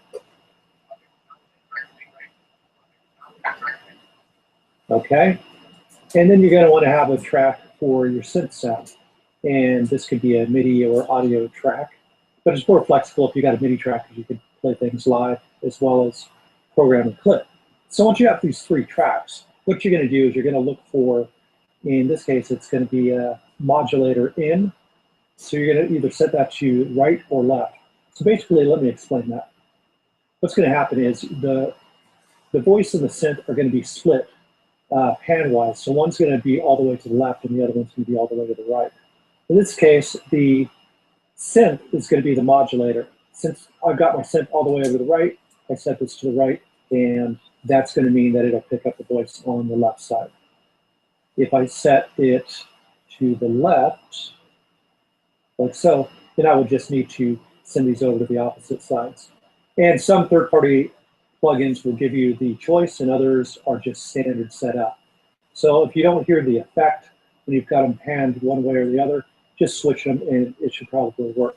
So what you're going to want to do is highlight both the voice and the synth track here. And you're going to set your audio to both to your vocoder track. So the reason I highlight both is because by switching one, it'll switch both. So for example, if I was going to master, as you can see, both of these go to the same place. So we're choosing vocoder. And then on the vocoder track, you could leave everything pretty much the same, but you want to set your monitor to in. So right now I have this turned off just to show you what the sounds sound like. So I've got the voice part in the left speaker and the synth part in the right speaker. I'll just go ahead and solo the synth by itself so you can hear that separate.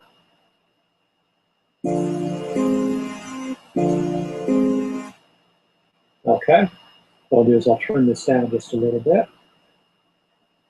I'll turn this up a bit.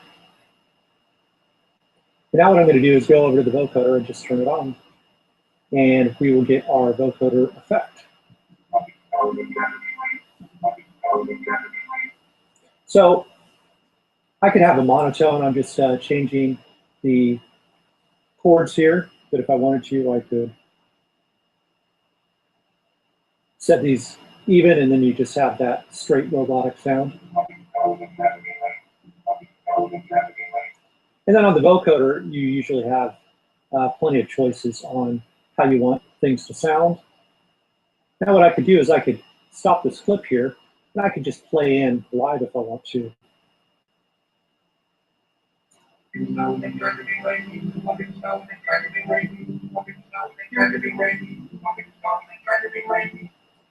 Like so. So that is how you set up a third-party vocoder in Ableton Live.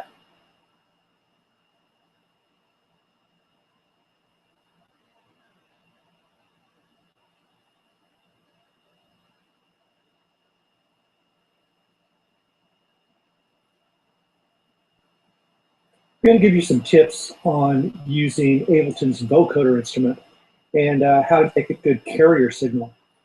Now, the carrier signal is the signal that the vocoder uses to synthesize with a voice. So if the carrier signal is crappy, then your results are probably going to be crappy as well. I'll go ahead and walk you through. I'm just using Ableton's operator to make the carrier signal. And then I've got a setup here that I created with the vocoder. Let's start with the carrier signal. So I'll just take this one at a time here. So I start with, I'm going to turn all these down here so you can kind of hear the process. Okay, so what I start with here is I'm using an FM synthesis approach here.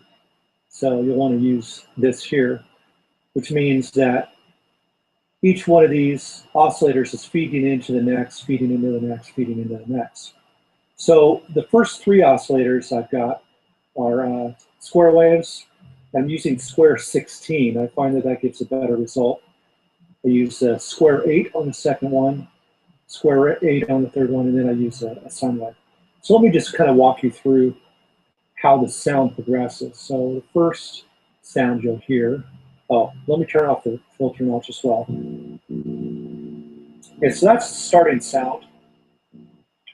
And then when we mix in the second sound, we'll hear it get thicker.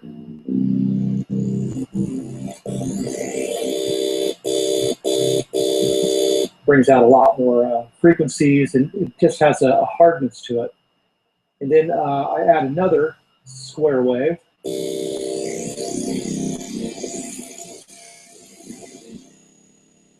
I like it around there. And then lastly, that is modulated through a sine wave.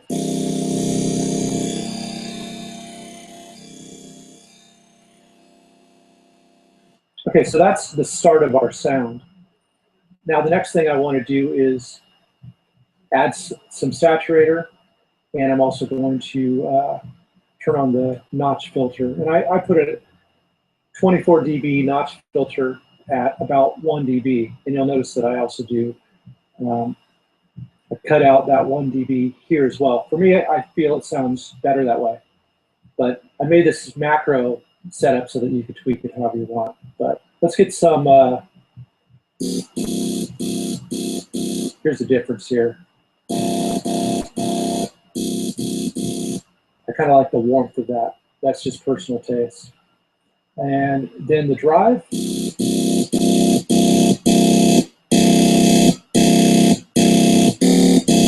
Gives it a nice hardness there. And then lastly, the EQ.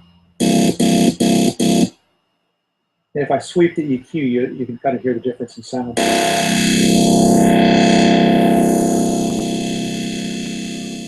So that there is our carrier signal. That's what the vocoder is going to respond to. As you can see in the vocoder area, I've got my audio from the carrier, and I use post effects. so that each effect is affecting the overall sound as well. So here what I've done is I set up a strong compressor. I got the ratio at 10:5. I got the attack up a little bit, about almost 10 milliseconds. And the release I've got around 450 milliseconds, and it's 100% wet. Then I put in the vocoder, and afterwards I add a high-pass filter. I duplicate the EQ, and I just have the low EQ so I can control the lows, which I feel with the vocoder, getting strong lows can sound really good. And then I pump the sound up with a limiter and a utility at the very end. This is the overall sound when I play something through it. So what I'm going to do is, let me just copy an audio track. Here's the original sound that I've got here. And this I'm going to turn off, this track here, because we don't need the carrier signal actually playing through. In fact, I'm going to send this to sends only. I'll take care of that. Check to the check, to the check, 1, 2, check to the check, to the check, 1, 2. Okay, and that's my stupid little voice. And the thing about it is you don't want to do a voice that sounds like a robot. Don't try to make the robot voice when you're recording something. Just talk normally, or, you know, try to have a hard sounding voice, you know, like an announcer would or something like that. So that's the dry sound. Check to the check, to the check, 1, 2. Let me just play this here real quick.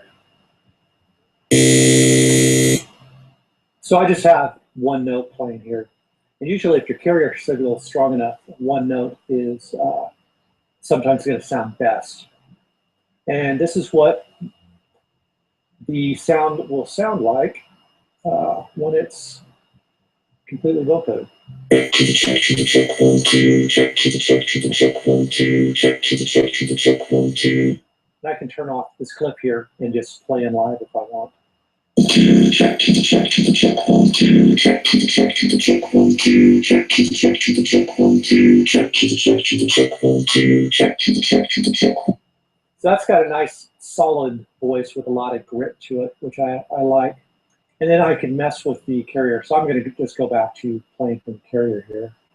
Check to the check, to the check, 1, 2, check to the check, to the check, 1, 2, check to the check. And if I mess with the carrier, we can change the tone of the sound. 1, 2, check to the check, to the check, 1, 2, check to the check, to the check, 1, 2, check to the check, to the check, 1, 2, check to the check, to the check, 1, 2, check to the check, to the check, 1, 2, check to the check, to the check, 1, 2, check to the check, to the check, 1, 2, check to the check, to the check, 1, 2, check to the check, to the check, 1, 2, check to the check, to the check, 1, 2, check to the check, to the check, 1, 2, check to the check. So all kinds of fun stuff that we can do with these macros that are set up. And then with the vocoder, I've got macros set up here as well. So I've got the low boost. Check to the check, to the check, 1, 2, check to the check, to the check, 1, 2, check to the check, to the check, 1, 2. Really gives a lot of bottom end punch. Got the wet dry so you could hear some of the original if you want. Check to the check, to the check, 1, 2, check to the check, to the check, 1, 2, check to the check, to the check, 1, 2, check to the check, to the check, 1, 2. Formant shift. Check to the check, to the check, 1, 2, check to the check, to the check, 1, 2. Envelope depth. Check to the check, to the check, 1, 2, check to the check, to the check, 1, 2, check to the check, to the check, 1, 2, check to the check, to the check, 1, 2, check to the check, to the check, 1, 2. Gate threshold. This is actually really cool. As it cuts out the gate, you can really transform what the sound is. So. Check to the check, to the check, 1, 2, check to the check, to the check, 1, 2, check to the check, to the check, 1, 2, check to the check, to the check, 1, 2, check to the check, to the check, 1, 2, check to the check, to the check, 1, 2, check to the check, check, check, check. So that's really cool. Filter bandwidth. Check to the check, to the check, 1, 2, check to the check, to the check, 1, 2, check to the check, to the check, 1, 2, check to the check, to the check, 1, 2, check to the check, to the check, 1, 2, check to the check, to the check. So this filter band here this will cut out the lows, and this one here will cut out the highs. So check to the check, to the check, 1, 2, check to the check, to the check, 1, 2, check to the check, to the check, 1, 2, check to the check, to the check, 1, 2, check. So a whole lot to play with there, all set up and ready to go. So I'm going to make this here available for free so you can play with this setup and use it. All you're going to need to do is drag it into a certain place on your hard drive instead of in the presets. So you could drag it in. There you go, carrier project. And you can rename it whatever you want. But yeah, that's all you do, and then you'll be able to have access to this anytime. Basically, you just will grab this into your song, drag it in. And it's not going to have the clips. I'll get rid of the clips and everything so you can work on your own stuff. All right, so I hope that gives you a cool little walkthrough of the vocoder.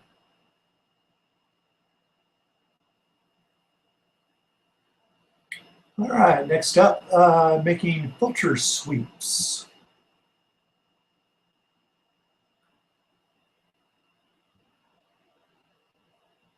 All right, in this video, I'm going to show you how simple it is to create a filter sweep. Filter sweeps are great for introducing a breakdown or a build-up or just creating some sort of intensity in the song. There's a lot of different ways to do it, but one of the key elements is the element of noise. And then what you're going to do is literally sweep through that noise. Great thing about white noise is it carries every frequency. So with the filter is just choosing what part of the noise to kind of comb through. So let's go ahead and turn off 3 of the 4 oscillators because we only need 1. And this one, as you can guess, we're going to want white noise. Now, we could use the filter that we have here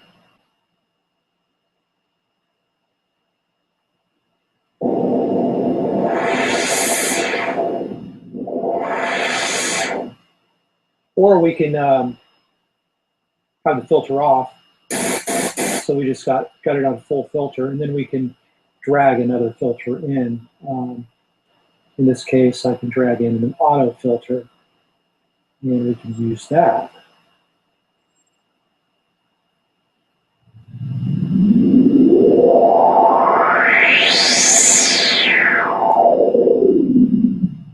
Which is really cool. So in making, your basic filter, I mean, what I would normally do is, let's create a clip here. This clip is just going to be, it doesn't even matter what note it's on because it's noise always plays the same. Now the trick here is, well, usually you're going to want it a certain length. So let's just say 4 bars. It's just going to be as simple as dragging that across, okay? And then what we can do is we can automate the filter. So we can come back here to our filter, and all I got to do is click on this little area, hertz, and then come back in.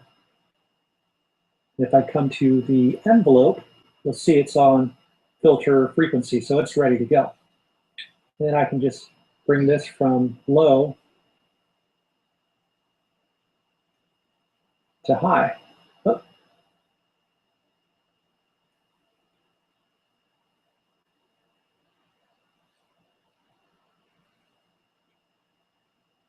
There we go.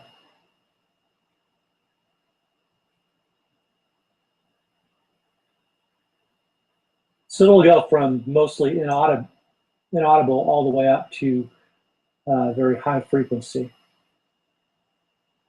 And then you can kind of fine tune it. So now,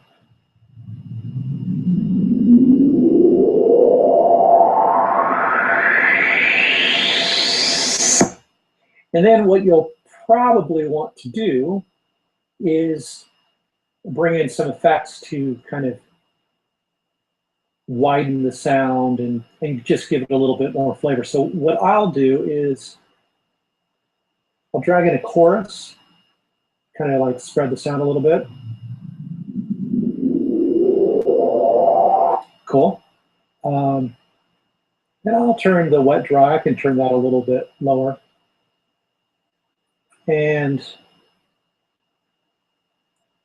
a reverb with kind of a long tail, 7 seconds. Yeah, that seems pretty good. And then I'll turn the wet dry around 35%.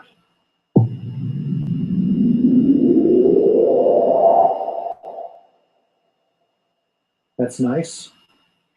And then the next thing is, how about a nice simple delay? We could actually use a ping pong delay too, so let's go ahead and do that. I'm going to put it before the reverb and bring this down. I kind of like where it's set on the 3 there. So here we go.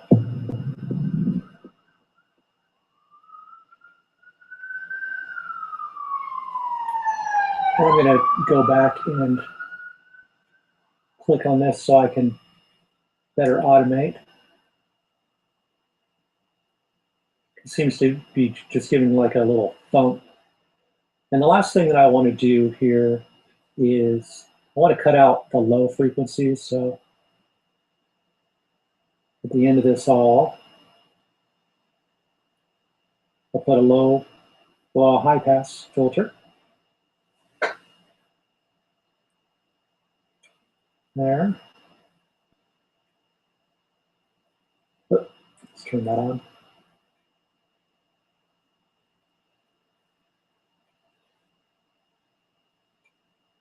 There we go, a nice steep one. And that'll cut out some of those lows, and I'll bring that up to 120. There we go, we've got ourselves a filter here. And let's turn the loop off on the clip, so after it plays through, it'll stop. Oh, and let me bring that all the way over. And then we can kind of watch this go.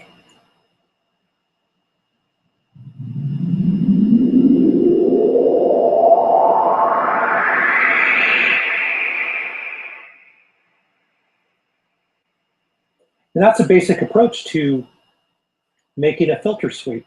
So I hope you can use this and follow through. And then you could, of course, fine tune your own types. You could add different things like an LFO to the whole mix, which will give it an interesting, here I'll show you.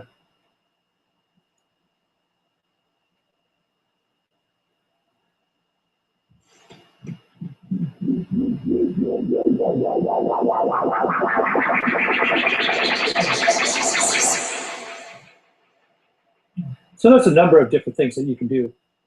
So go ahead and play with that. But basically, it's just as simple as an operator instrument with noise, or if you can have a noise sample that you can loop, and then running it through a filter. I mean, that's the basis of a filter sweep. So I hope that helps.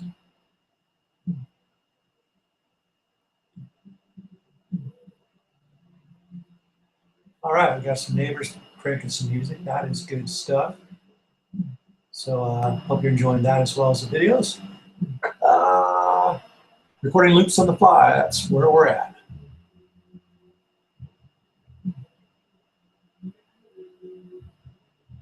All right, so in this video, I'm going to show you how to record loops on the fly. So what I mean by that is you could have one instrument that you're jamming to, and when you decide you got a good part, you can record that as a loop, and then you could play over it and record another loop on top of that and just record as many layers as you want. And there's really no limit to how many tracks you have. It's just how many tracks that you've set up. So let me show you basically how I've set this up and walk you through how you can set it up yourself. So the first element that you're going to want is some sort of drum beat to play to. So I've got this beat here. Nothing special, just simple drum beat. And then I'm using one of Ableton's internal synths for my sound. And with this, you can use either an internal sound, whatever synth you want. You can also record a guitar or whatever you want. The thing is, if you're using an internal synth, then you're going to want a MIDI track, and you'll want to set the monitor to auto. If you're recording an external instrument like a guitar or a synth, that's a hardware piece, you're going to want to set your monitor to in. That way you can hear your sound. Then what you're going to want to do is set up the number of audio tracks that you want loops. So in this case, I'm set up for 5 loops. And these are all just audio tracks. And the thing that you'll want to do is you're going to want to set the audio from on each of these tracks to whatever instrument you got. And in this case, I've got them all set to synth. So audio from is synth. And the quick and easy way to do this is to just highlight all your loops like so. And then when you affect one, it'll affect all of them. For example, you need to arm all your loop tracks. So as you can see, when I click one, all of them will click. But you also notice that this instrument here, if it's an internal synth, that needs to be armed as well. So you'll want to hold your command key down to assign more than one track, unless you've got tracks highlighted, like so. And then you're going to want to make sure that your monitor is set to off on all your loop tracks. The next step you're going to want to take is either you want to come to your MIDI or you want to come to key.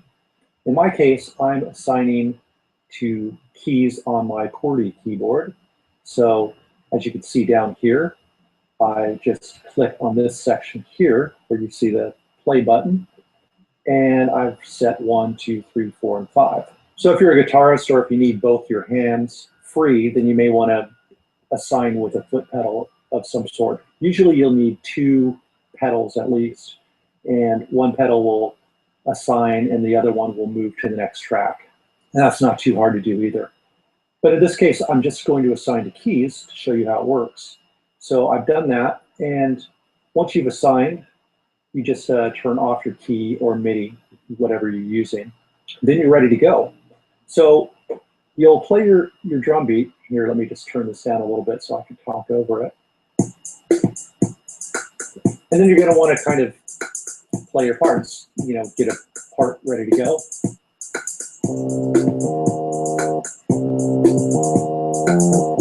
Okay, so that's going to be the part I'll play. So when I hit record, it's going to lock to the very next bar. So you don't want to hit right on the bar because then it'll wait for another bar. You want to hit before the bar starts. And then when you hit it again, that will stop the recording and start your playback of the loop. So I'll give you an example here. So 1, 2, 3, hit.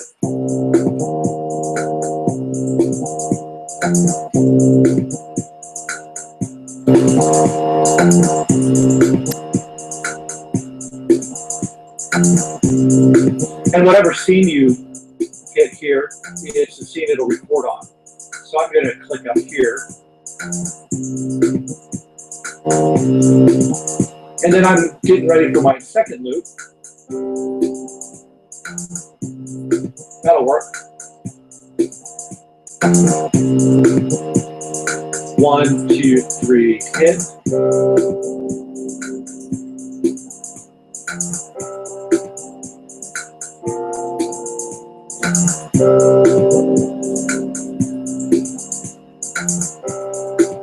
And then maybe a little spice up higher. So 1, 2, 3, and hit.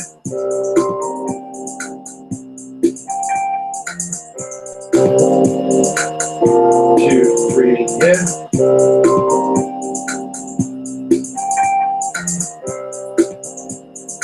And I'll pop another one in on 4.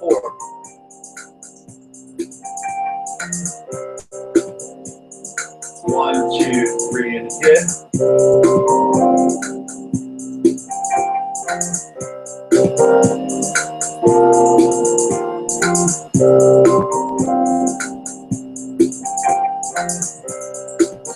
So there you go. You've got a bunch of parts that are playing at the same time. So you could start building your song this way, you know, one loop at a time. And then, of course, you can go in and edit your loops and fine tune them or warp the parts or, you know, whatever you want to correct them. But it's a really fun way to get ideas out. So I hope that you put this to use and are able to record some loops of your own on the fly.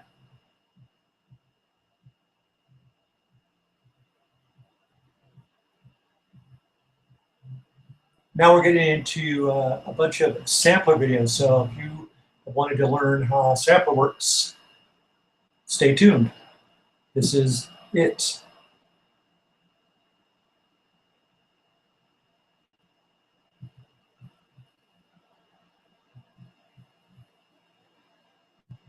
All right, so in this video, I'm going to show you how to work with multi-sample files. Real simple. And Sampler accepts files from Contact, Akai S1000, S3000, the EXS24, Gigasampler, SoundFont, GarageBand, and probably others. So what I've got here, I've got a folder full of WAV files, which are all the samples. And at the end, you'll see I've got this file right here, .nki. This is a sample file that's going to tell Sampler exactly where to place all of these files. So within Ableton, when you drag this file in, it immediately imports it into the user library and makes an ADG file. From there, all you got to do is just drag that file into Sampler, and there you go. You've got all the samples that are loaded. So if I go to Zone, you can see that all these samples are loaded on different keys here.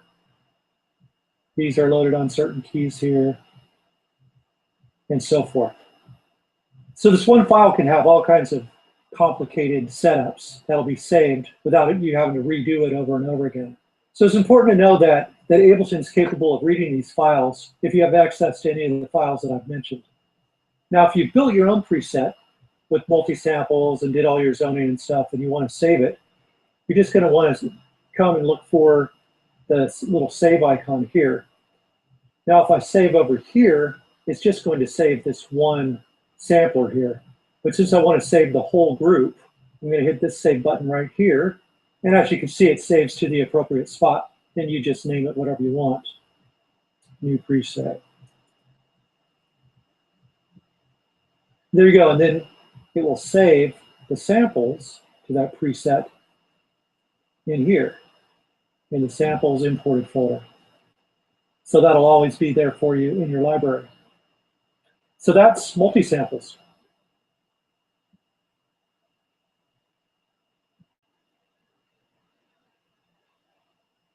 All right, next sampler video. All right, so I'm going to do a walkthrough on Sampler and try to give you a detailed description of all of its features. So what I just did here was I went to the instruments area in my browser, found Sampler, and then just dragged it in. Now, if you're working on Ableton 8, the browser is a little bit different. You're going to click on this right here. You'll find your instruments folder, and in there, alphabetically, will be all the instruments, and you'll find the Sampler. So what I'm going to do is focus on this sample tab. So I'll be doing different videos for each of the different features. So in the sample tab, this is where you would drag in your samples. So what I'm going to do is I'm going to go into a sample folder location. And once again, if you're in Ableton 8, you just going to want to hit one of these three folder areas, and then you can find your sample area. In Ableton 9, you just hit Add Folder, and then you can locate a different folder that you want to be displayed. So I'm just going to drag this sample in here. And if I go ahead and hit my A key on my QWERTY keyboard, it'll play in the regular pitch. I just can't sit here blind. Let's open up our eyes. So there's our sample. Now let me start describing what some of this stuff does. So the very first thing, obviously, the reverse is going to give you the exact reverse. And basically, the settings of going forward and reverse are set by this arrow here, which is going to be your start point, and this arrow here, which is going to be your end point. Now in reverse, obviously it's going to be reverse. So if I turn reverse on again, it's going to start here at the end and go to the beginning. Next, we just have volume. Very easy. Just turn the volume up or turn it down. You see the waveform get bigger or smaller. Sample start point. Once again, you can either grab this arrow and drag, or you can click in the sample start area and either drag up or down or type in a specific number. I just find that using this and dragging is probably the best approach. And here's the end sample. I just like to grab and drag for the most part. And then, of course, you can get in very, very close and fine-tune things if you want. Okay, next I have sustain mode here. In this mode here, it's going to play from the beginning, go to the end, and then stop. That's what this is right here. So if I play, You just can't sit here blind. that's what's going to happen. Now, if I hit this here, what we're going to get is we're going to get a loop section as well as our start and end points. So if I put this to the beginning and end, I can now set my loop section. So let's say I just want to loop this right here. We've got our start point, so regardless of the loop section, it's going to start from here, and then once it reaches this area, it's going to loop. Actually, I'll start it up a little closer here. You just can't sit here blind, blind, blind, blind, blind. Now this one is going to play a section forward and then back in reverse. So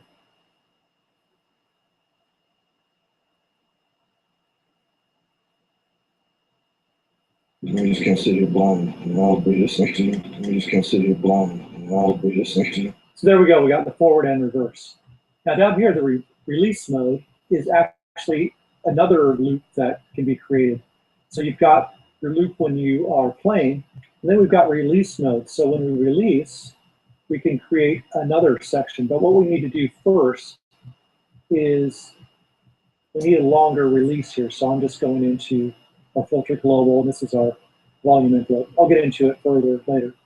But let's give a longer release so I can give you this example. So now if I hit and release, You just can't sit here blind. as you can hear, it continues going forward. If I do a double forward here, it'll just loop. Let me select this section here. You just can't sit here blind.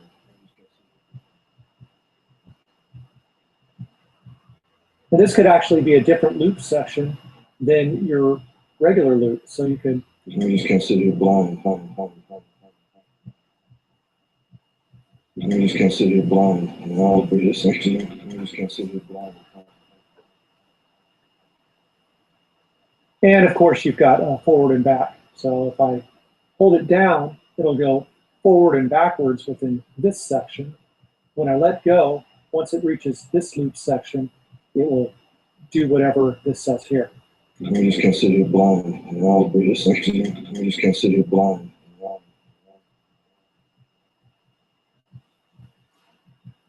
Okay, so link is a great tool.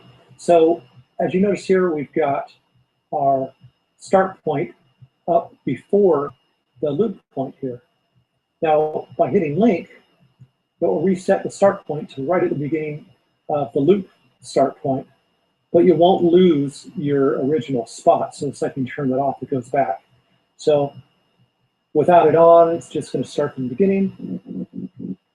And if I hit link, it'll start from the loop. Blind, blind. The next we have here is snap on and off. And basically when you turn this on, it just makes sure that wherever you're locating is guaranteed not to create any clicks or glitches when you go into looping. I'll turn the release mode off for now. Let's say I select this section right here. You're getting kind of closer so you can see. If I turn snap on, you'll see the beginning and end point kind of find the closest spot that has the least chance of creating a click. So as you can see over on this side, it moves. So that's good. It's good to keep that on if you're getting clicks and things like that. The root key I'm going to get to in just a little bit when we get into the zone section. So hang tight on that. Detune is obviously going to change the overall pitch slightly. You just can't sit. And what I'm going to do here is I'm going to bring back this release again, like so. Now scale is kind of interesting. if you have it on 100%, then each key that you hit is going to be a semitone higher than the next. If I put the scale up 200%, it's every key is actually going to go up like 2 keys. If I go in reverse, then each note that I hit that's higher is actually going to go lower. I haven't used that, but it's an interesting feature, so that's what the scale does. Heading is pretty obvious. You've got your left and you've got your right. You can place a sample wherever you'd like it in the stereo field. We already did the sample end and release mode. And the release loop is when this is on, you don't really even have to worry about this. You can just move the arrows in the loop section here. Crossfade, if I turn this up, what will happen is it will try to create a smoother loop. Now, crossfade is good for not only getting rid of glitches or clicks, kind of like the snap does, but also in blending certain parts. For example, if you've got a string part or something like that, using the crossfade can make it sound smoother. Let's see if I can find something in here. Let's pull that in. Pretty long sample. Let's put a loop right around here.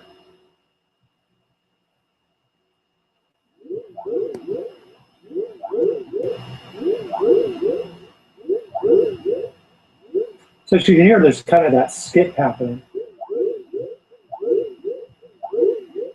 And as I use the crossfader, the skip will be less noticeable.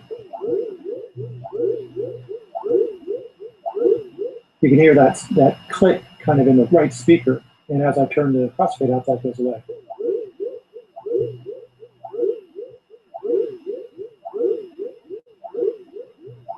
So that's what the crossfade's used for. Now RAM, if you turn this on, that means that your samples are going to be stored in your RAM memory, which can help them react a lot faster.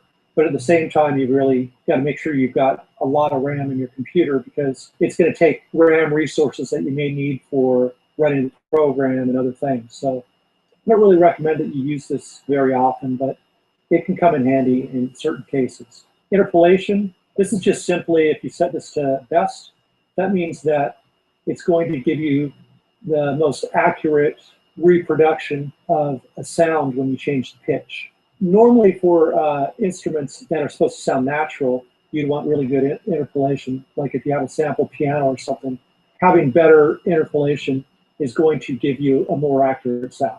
That's basically all there is to it. Of course, that's going to take up more CPU as well. Now over here, this is just visual. It doesn't really do anything but just show you what the waves look like on the left side, on the right side. If it's set to mono, it blends the two. And then this is just the two parts separate. There's also some right-click functions within this sample tab. So if you right-click up here, you've got Manage Sample. And basically that is just, if you're missing the file here, if you right-click on Manage Sample, then it'll open up a window over on the right side here and help you find that missing sample. Show in Browser, you click on this, and it will highlight where it is in your browser. Show in Finder, as you can see, it'll just open it up in the folder that it's in. Normalize volumes, if you do this, it'll just optimize the volume in your sample. Normalize pan, haven't really used that one, to be honest with you.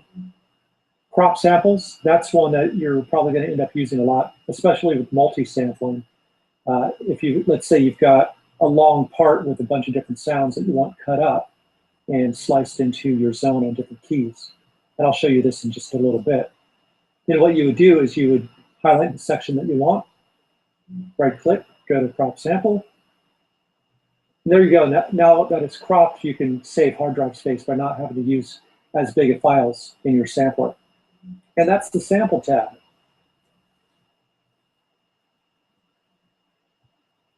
Hope you guys learned a lot from that one there.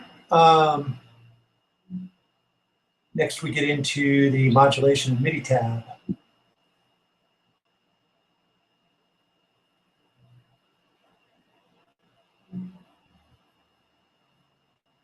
All right, so in this video, I'm going to show you how to use the modulation in Sampler. So what I've got here, I've got a sample that I dragged in. I want you to hit that button. And what I'm going to do, I'm going to just create a short little loop area. And I'll put the starting point there as well. So now it's kind of like a synth note or something. And now let's get into our modulation window here. So I'm going to start with the auxiliary, and I'm going to show you a cool trick that you can do when you have a small section selected. So this is one of my favorite time stretching tricks.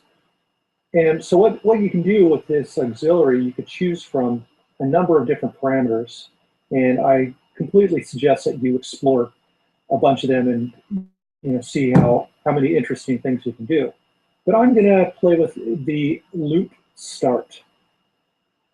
What this is going to do, it's going to play a loop just like this. And by the way, I've set loop on here, a forward loop. If it was here, I wouldn't have my loop settings.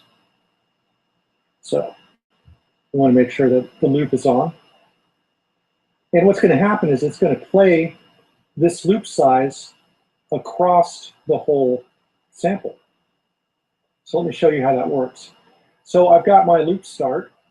I've set it up here to 100%, and the percentage represents how much of the sample all the way to this end point that you select it's going to play.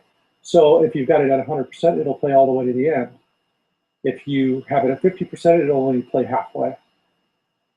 And of course, if you set it like this, then this area right here is 100%. And then the next thing that I want to do is I want to set the attack for a longer length. So this is, as it climbs this, it's going to scroll through the sample at a certain pace. So let's set this to 5 seconds. So now when I hit the key, I want to hit that button. and I could also change the loop size, which will make that sound different. I want to hit that button. I want to hit that. I want to hit that. I want to hit. So very cool things that you could do with this loop start to create time stretching. And the longer your attack is, the longer the stretch is going to be. So we can bring it up 13 seconds. And with this, you could actually assign 2 different things to the settings. So let's go ahead and grab something else. I'm going to grab the pitch. And now with the pitch, this ramp, this attack ramp, is going to affect the pitch from normal all the way up to a higher level. And by the way, this here, you can affect kind of more of a different kind of bend upward. Just use that, give it a little more natural slope. And then I'm going to turn the pitch 100%.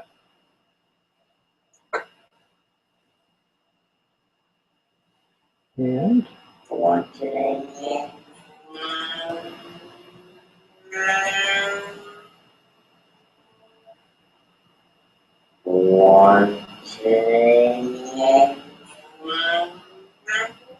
what it's doing is it's climbing up and then it drops back down.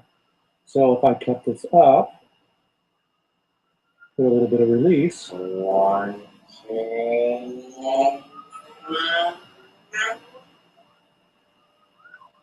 It stays up high, or I can make it kind of a long decay.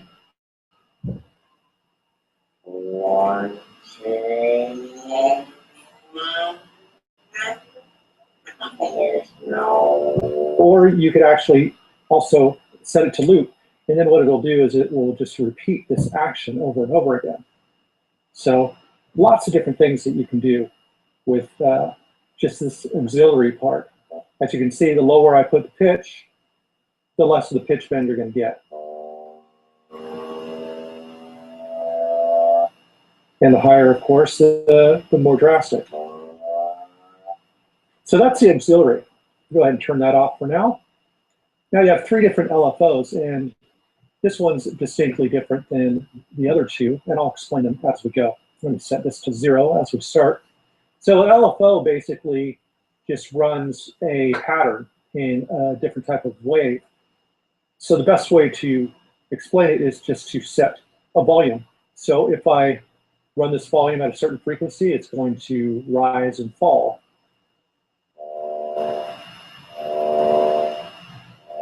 And the faster the frequency,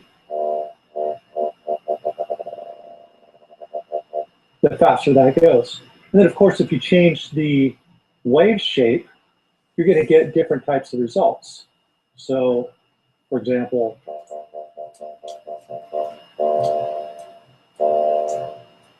you can really hear the effect with pitch changing.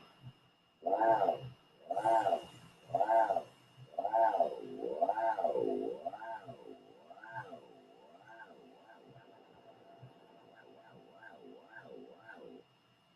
especially with the ramps. So that's like a ramp down as opposed to a ramp up. So the waves are going to give you different types of sound. I'll set these back to 0, and I'll play with the filter here. So the filter doesn't take effect until you go into your filter zone and actually turn the filter on. Now I've created a setting just so that you can actually hear it work.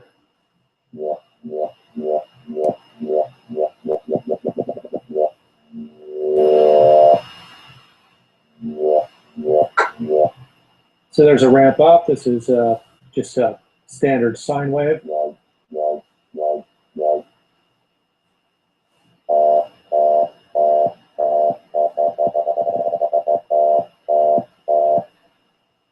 And you could also change the rate by beats. So this would give you, for example, an 8th note at this speed of 92 BPM. 16th note.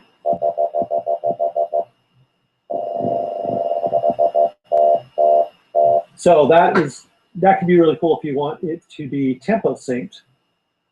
Now the retrigger, basically what this does is this makes it so every time I hit this, you hear that it starts exactly the same. If I turn the retrigger off, what it's going to do is it's going to run through this wave continuously, and as I hit the key, it'll pick up in different sections. Once again, I'll use pitch to kind of give an example so you can really hear what's happening.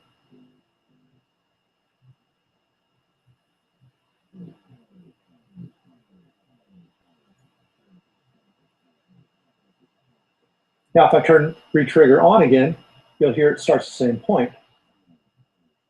So every time I hit it, it's going to sound the same. Now, offset is a way to move this waveform so it starts at a different point in the wave.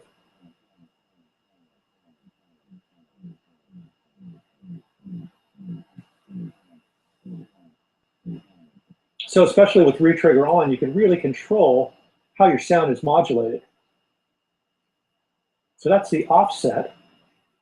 The key, the higher you turn this up, the more the certain key that you play affects the speed of the LFO. So if I play a lower note, let me turn the frequency down. And if I play an octave higher, no, octave higher than that,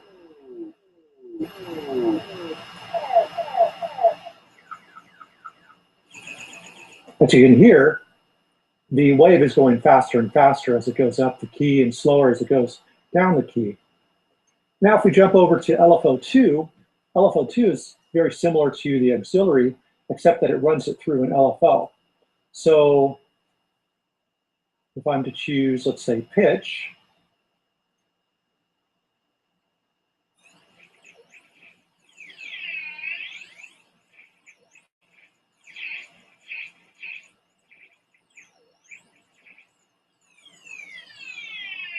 so you could get some really interesting pitch sounds with this because it's running a pitch and then it's being run through an LFO. So, and as you change the waveform, you get even stranger things.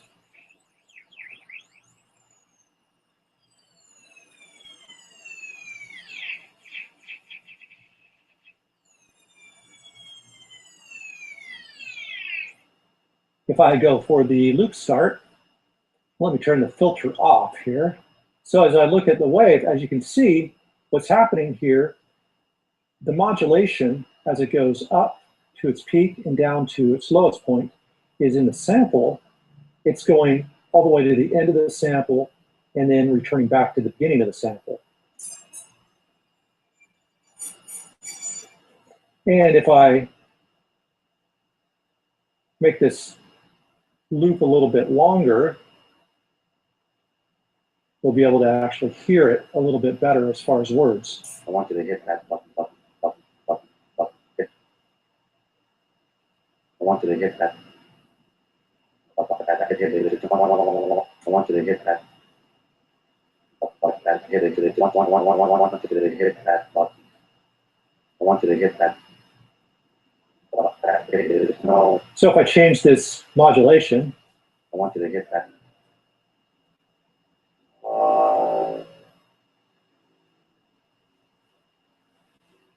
and now it's going to move back down in reverse. Anything that you do that goes to minus is just going to do the exact opposite of what the positive does. So in this case, it would start from all the way in the back here and then end up going forward.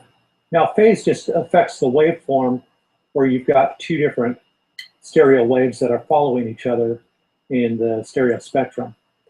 Depending on the sound, I don't notice a whole lot of difference, but it's definitely worth giving a shot because sometimes it could make some really interesting stereo effects.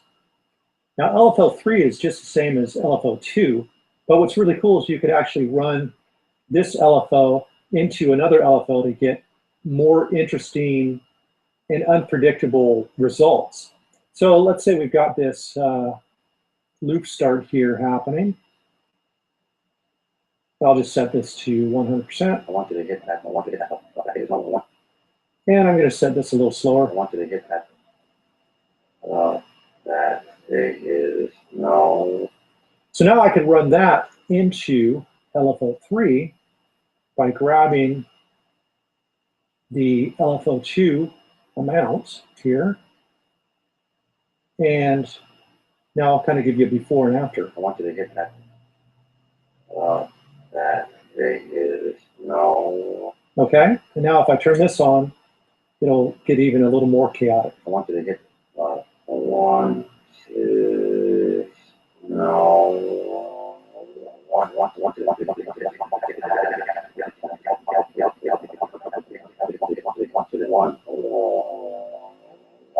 1. So as you can see, you can have a whole lot of fun with different LFOs running one into the other, or running them each separately, or what have you. So the modulation area in Sampler is incredibly powerful. Now I'll take you into the MIDI section because it's very similar. You've got different destinations here, just like in your auxiliary, that can be affected by key, velocity, aftertouch, modulation wheel, and pitch bend as well. You can control the amount of pitch bend you want. So basically, once you understand how the modulation section works, it'll be really easy for you to understand how this MIDI section works as well. So I thought I'd kill two birds with one stone by showing you both. So that's the modulation area and the MIDI area in Sampler. Hope you guys really like that one. That's honestly one of my favorite features about Sampler. It's just super powerful when you get into the LFOs and the modulation. Really, really great stuff. Next, we got the pitch envelope. We kind of got into that a little bit with the modulation, but anyway, here we go.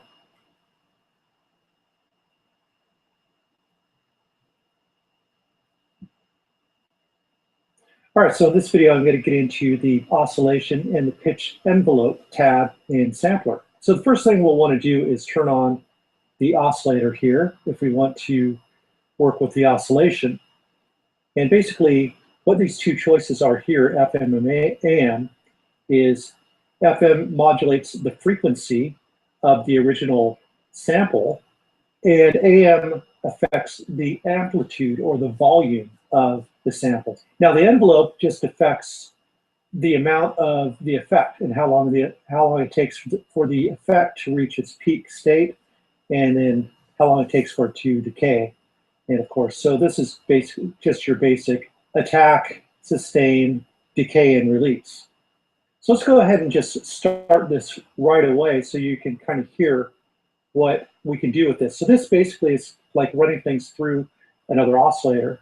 So FM synthesis tends to have a bit more of a dramatic sound to it. So let's go ahead and run our sample through a sine wave oscillation. So if I hit a key, that's normal, and as I bring the volume up,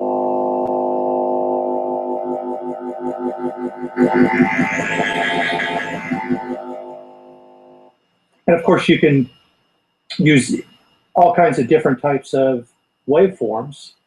And if you're wondering what the difference between like a 3 and a 4 and an 8, 16 or whatever, basically what that is more frequencies on the wave.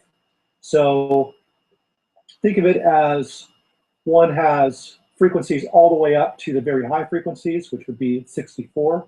And these don't have that many frequencies, so it's not as bright. And these are somewhere in the middle. So I'll use a saw wave 6 here, and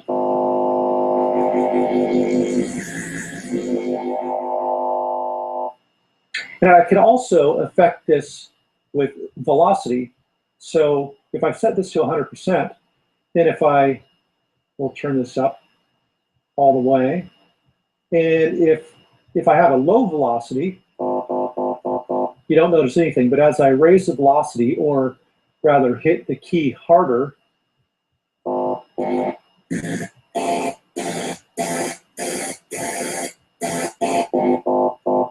you can hear a drastic difference in the sound. Obviously, the envelope is going to affect how long it takes for it to reach full effect. So I'll turn the velocity off so it just is running full.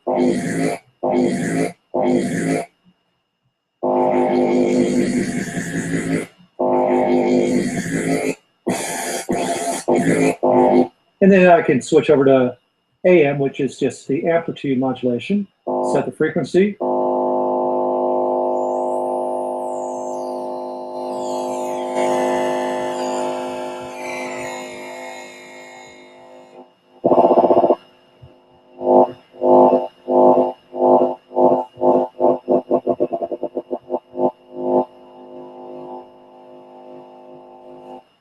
And of course, I could change the waveform type as well.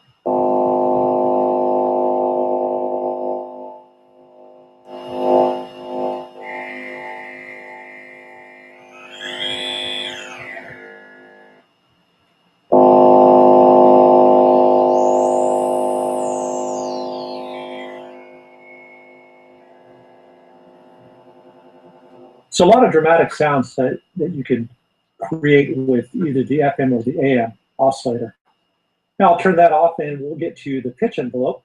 And the pitch envelope is basically the ability to make a sound rise or fall in pitch. So this right here would be the normal pitch. And as I raise this up, it's going to raise the pitch. Now the amount that it raises the pitch is dependent upon here in the amount. So I could set it to 1 octave if I want. And the time that it takes for it to reach from here up to here is the time it'll take for it to raise 12 semitones or 1 octave.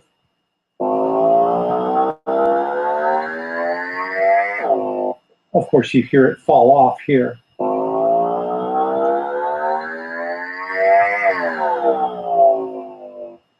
Or you can make it very steep.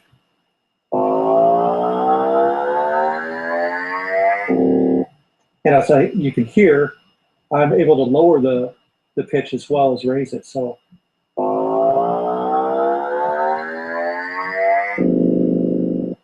and I could start at normal pitch and make it drop if I'd like.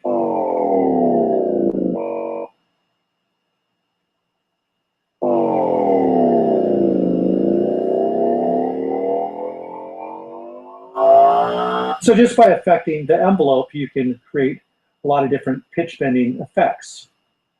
A popular way to use a pitch envelope would be to set the amount fairly high. So I'm going to set it 4 octaves up. I'm going to set this all the way up to the top. And then I'm going to move the attack time. This will kind of create a click.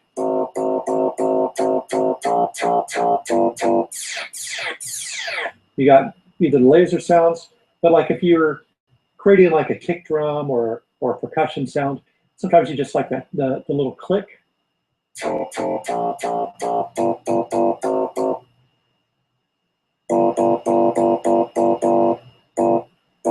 And then you could set the amount to how high the pitch of the click that you want. And then your spread is, you could actually create more of a stereo sound, so it increases the wideness.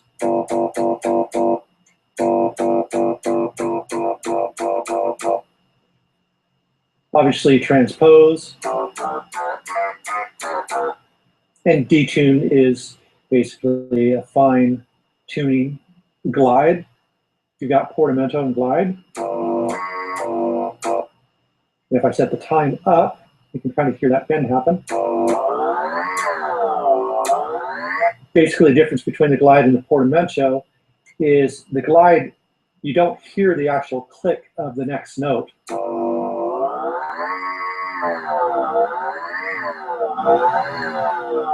Whereas with the portamento, you do.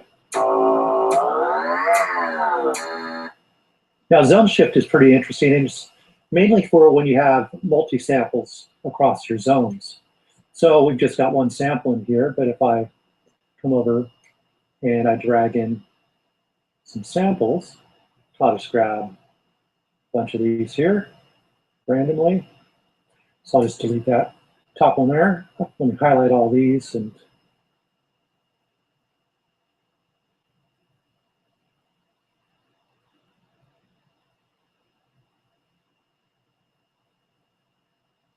then I'll just set all the root keys in the right place. So I've got all these sounds on different keys. So if I'm playing this particular key here, then if I change this zone shift, while I'm hitting the same key, you're actually going to hear different samples.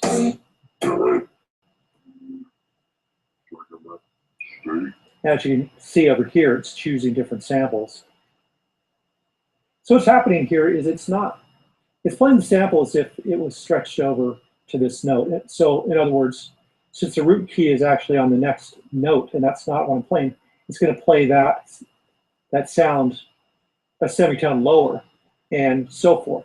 So if I wanted everything to play the same pitch, then I would set all the root notes back to that pitch.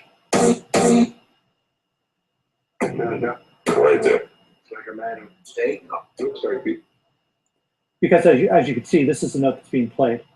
But if the root notes are in their regular place, it's just an interesting way to get unpredictable results if everything is on its proper root note. So anyway, that's the zone shift. It's just one of those things that you could assign to a knob and get some interesting results from. So that's your oscillation and pitch envelope section. All right. And I know that you saw a couple things that you might not have understood. It's going to be in the zone section, so just hang tight. We're going to go to the filter tab first.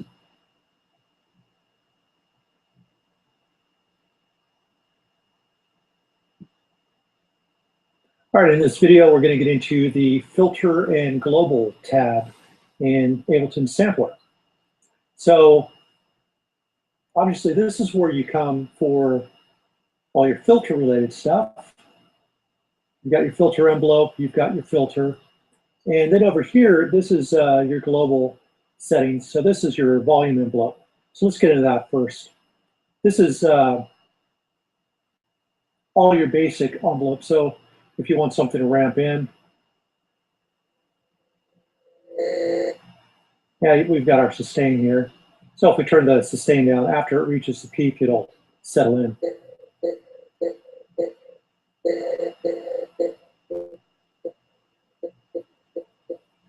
And of course, our release.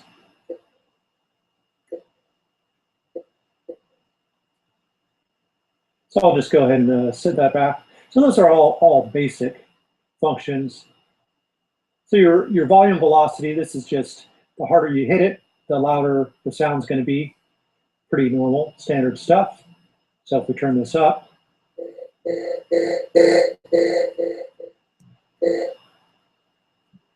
over here is time by velocity.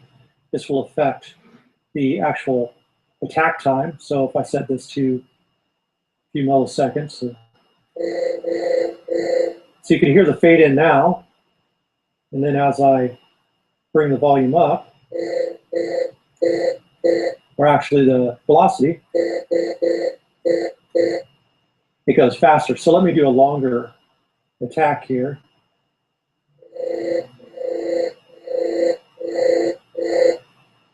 And if I go all the way to the lowest,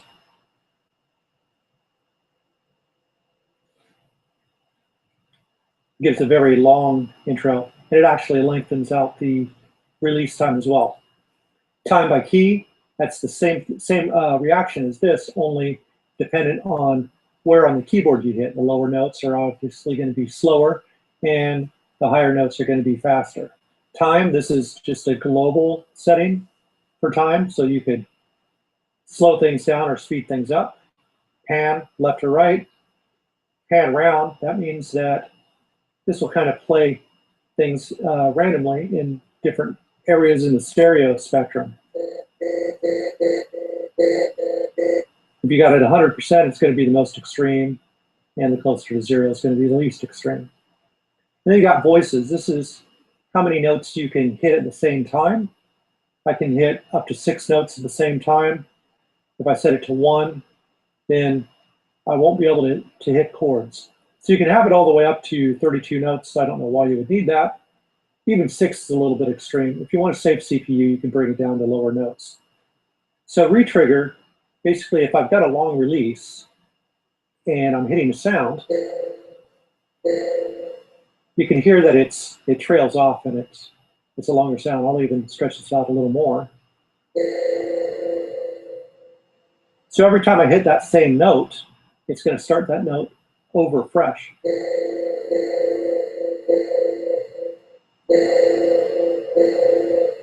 Whereas if I turn this off, it's going to keep the last time I played it trailing off, even when I hit the same note.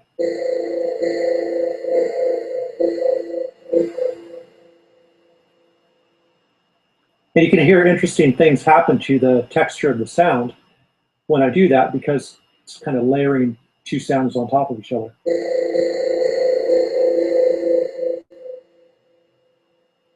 And then we'll get into filter.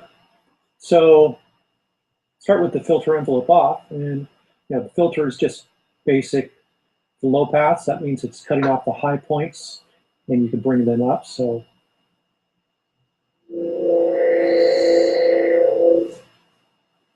a high pass is just the opposite. So this would be the high frequencies, and you start letting in more lows as you go lower. And you got band pass, which means it cuts out the low the frequencies below it and the frequencies above it, and it just keeps the frequency band that it's taking up. So let's set this to a low pass here.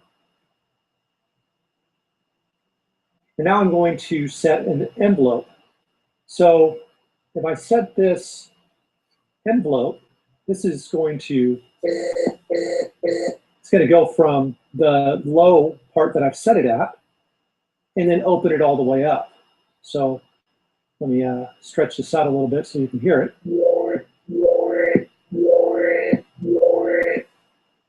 And if I wanted to do the opposite, I could start up at the high frequency and bend it down. Now if I change this to high pass, for example, let's just set it up somewhere around here.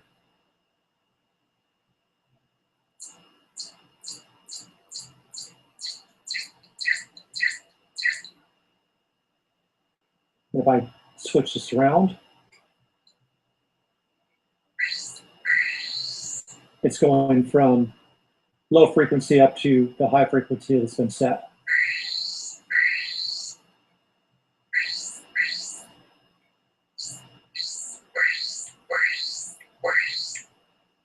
And once again, this is the opposite.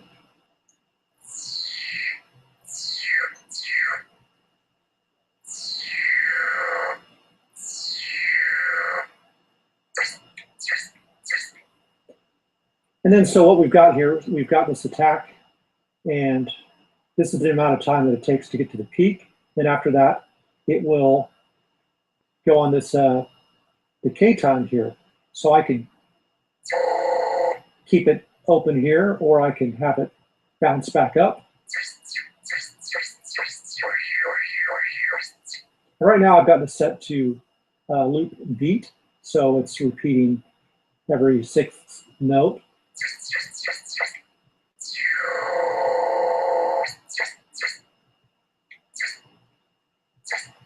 So that's cool. If you just set it to regular loop, then it will loop according to this timing. And if I change the decay time,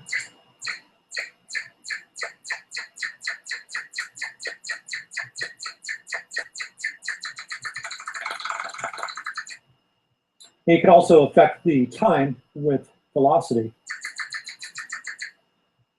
And depending on the velocity that I've set things to,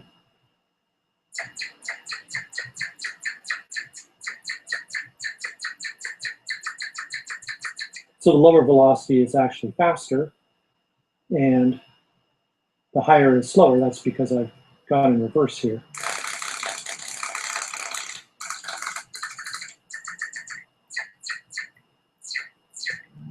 And if I go in the positive, then the louder is the faster.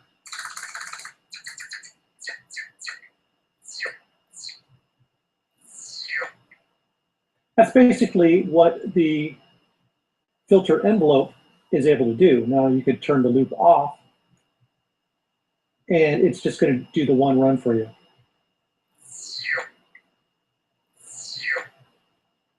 You could, by just kind of messing around with the different filters,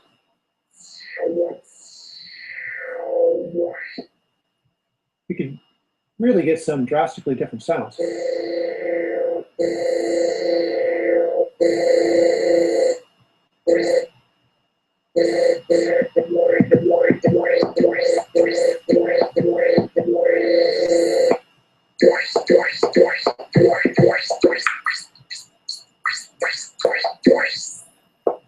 Now the amount over here is the amount that the filter envelope is going to affect the overall filter sound.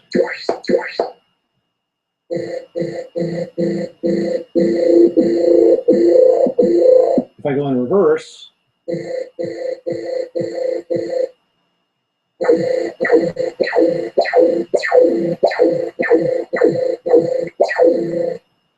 so that's the filter and global tab in the sampler.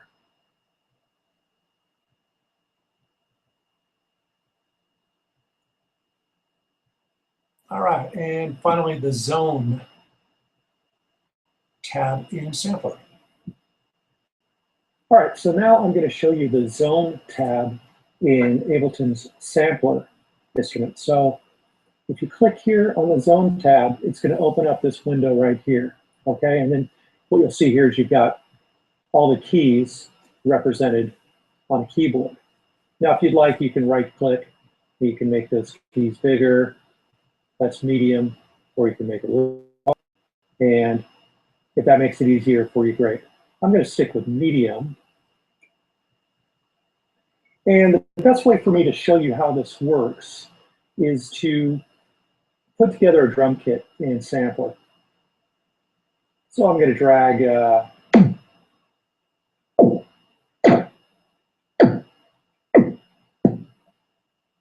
let's drag that in. Now let me grab a few snares. So I'll pull that in.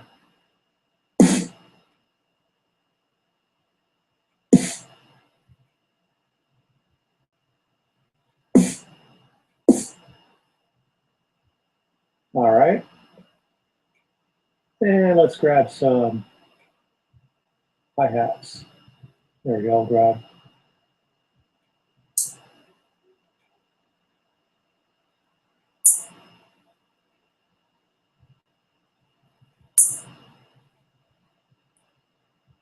All right, so we got 3 basic sounds for a drum kit. So now what I want to do is I'm going to solo each sound, and I've got a location that I want these to play on my keyboard.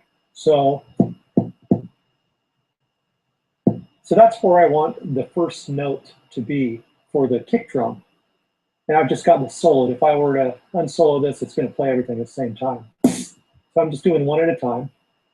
And now what I'm going to do is I'm going to drag this icon all the way over to this note. And I'm going to drag this back. So now the kick is only playing on this one note.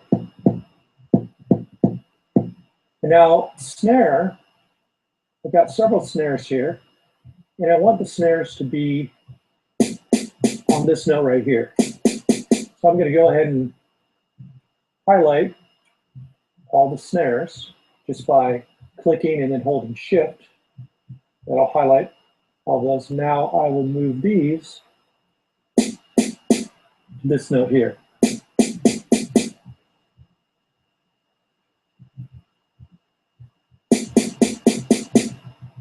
The same here with the closed hi-hats. I'm going to pop it on this note here.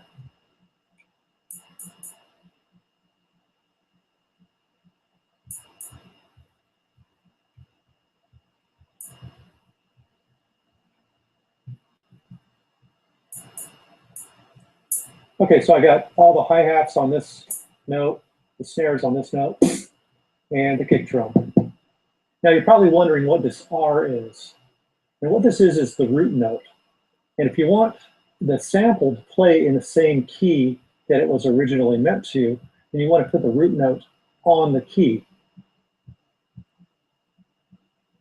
So what we'll do is I'm going to highlight all 4 of these here.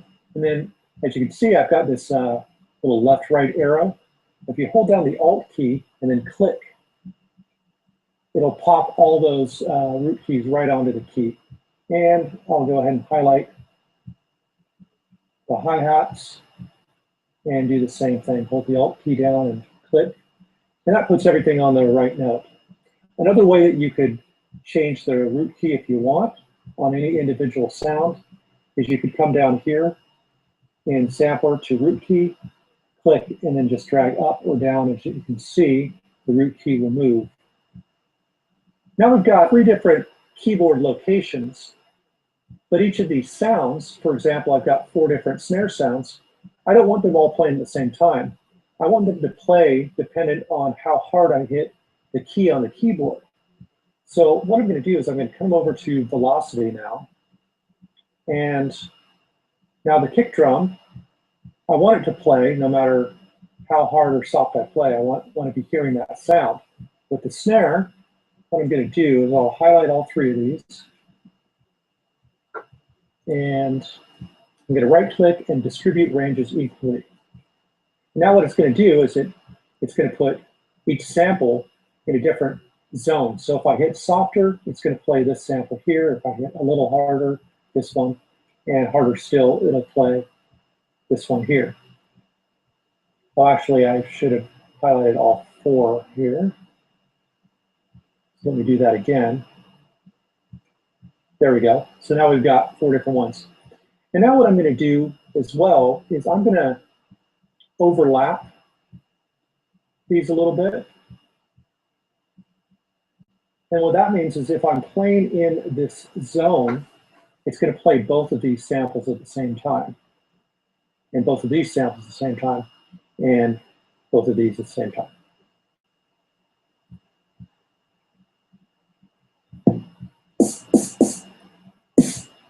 All right, so now if you'll notice across the top, you'll see a little bar that'll show how hard I'm hitting on the velocity. So a softer hit,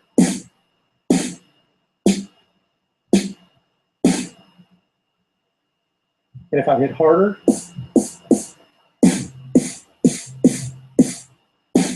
so depending on how hard I'm hitting the notes, I'm getting a different sound. So I'll go ahead and do the same thing over here with the hi-hats. Highlight these, right-click, and distribute ranges equally. And I'll add just a little bit of crossover here. So let's see where I am on the keyboard. And depending on how hard I hit the keys,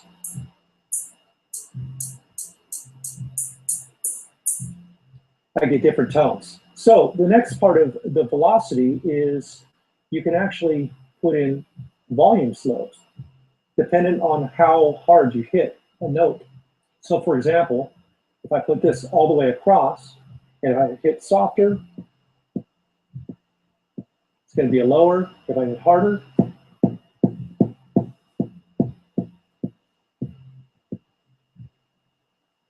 and what I'm going to do is I'm going to leave these mostly the same on these sounds, but on these little crossover sections, I'm going to put little fades. So as I hit in this zone, they kind of crossfade into each other throughout this area. That way it just kind of makes a better blend.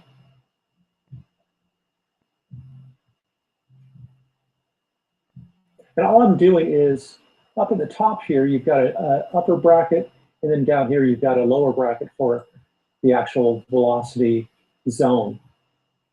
So I'm just finding the upper bracket. I'm going to do the same here with the hi-hats.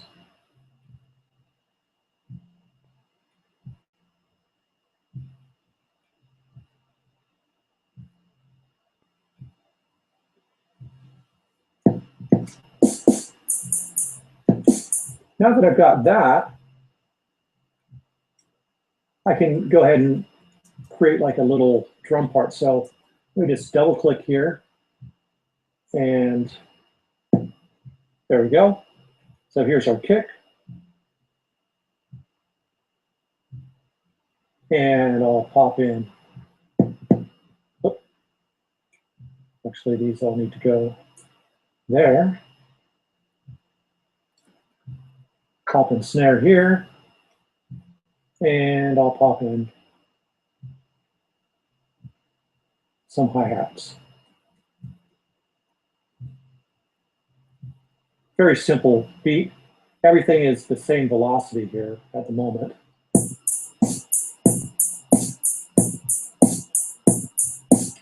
Now what I want to do is I want to create some dynamics here. So I'll do these individually. So if I highlight that, I can drop the volume or drop the velocity, and that will help it play different notes. Keep that one up. And I'm just doing this randomly to show you. So there's really no rhyme or reason to this simple drum beat, but I just kind of want to show you how it works. And we'll let that snare play there, and then I'll lower the velocity so it plays a different one here. And then the kicks,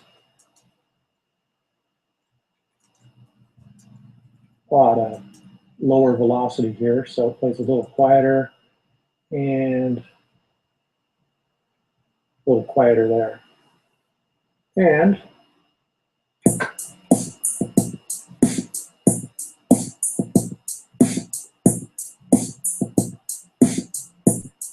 so a lot more dynamics when using different samples on the same key by velocity.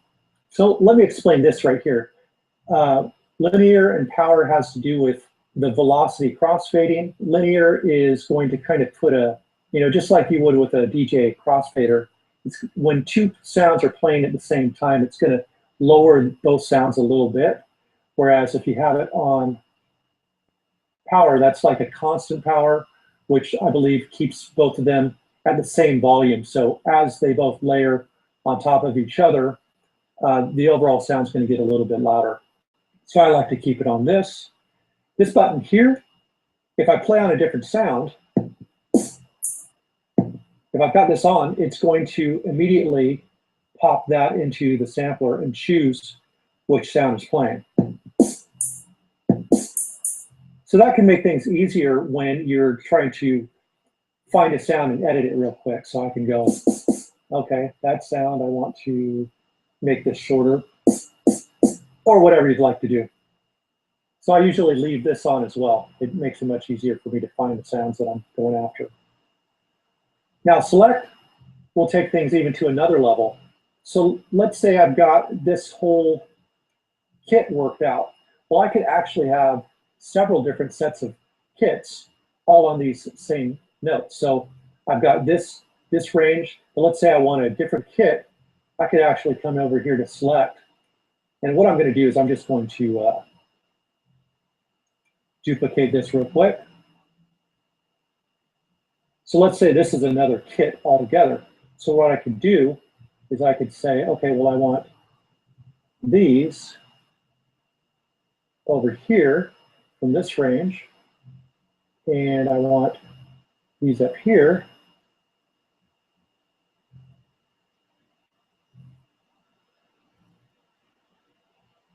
On this range.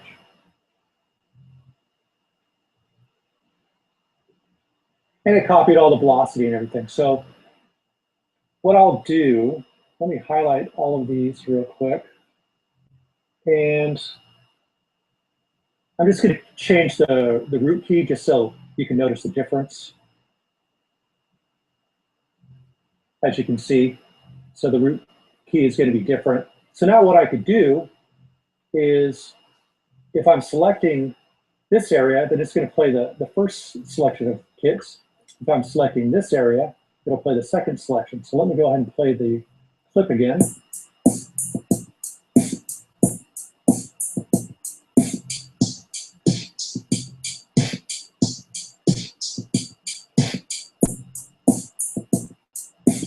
So essentially, you could have up to 128 different setups. Right now, we've only got 2 happening. In order to have better control over this, you could actually assign this to a knob on your controller keyboard. And the way that you would do that is you would come into here on your sampler, hit Command G to group the track, and now you've got macros. And now if I come over here to the select section and right click on this, I can assign it to this knob right here. And this knob could be assigned to my MIDI controller. So then while you're actually playing a part, you could actually switch things up.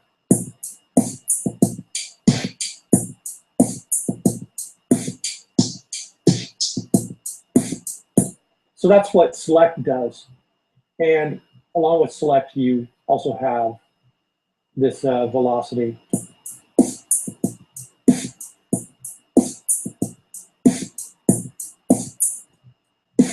From quiet to loud.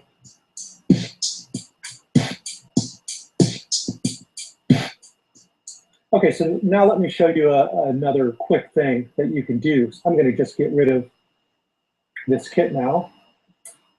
And let me just drag in. I'll just drag in this sample here, okay? Use minute now controlling. So let's say that this is a long sample and I want to make several different samples from this at different points, right? So I could take this and I could duplicate the sample a few times, and I can select different zones for each one. So I'll turn that off just to select one at a time. So let's say I want this little section here, and on this one, I just want to select this. Now. And over here,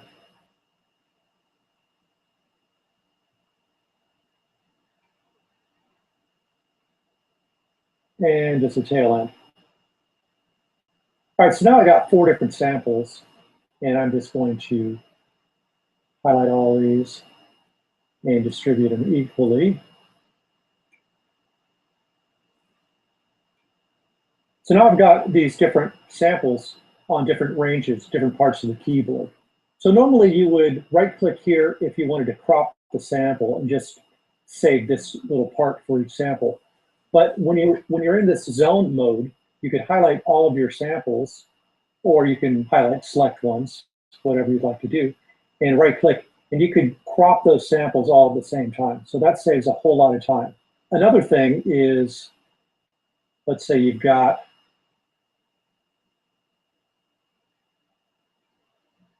a bunch of samples on a note in different locations. What this will do here is this will distribute the ranges around the root key. So as you can see, it equally distributes the root note range for each note. So obviously the more samples you have, the shorter the range would be. But that could save you a lot of time as well. And that is the zone section of Sampler.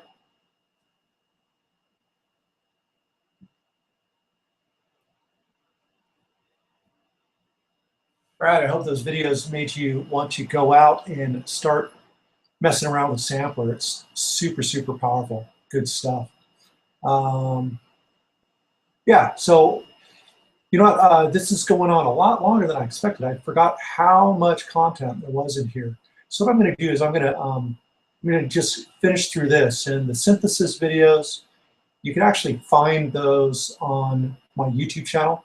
So I'm kind of going to leave these out just this time around. So next we got changing tempo in Ableton.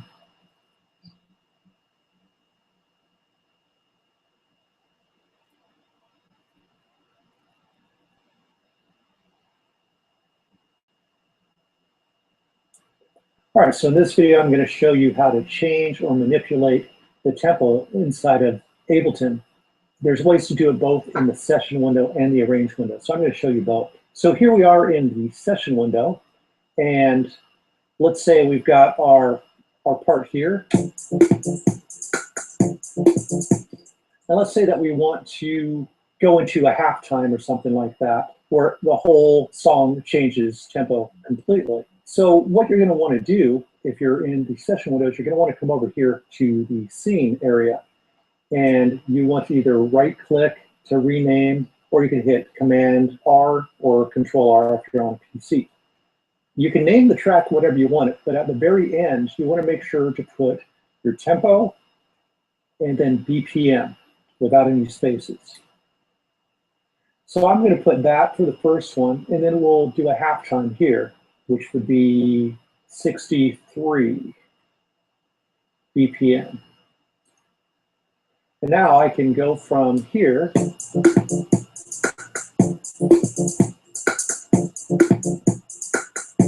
then switch.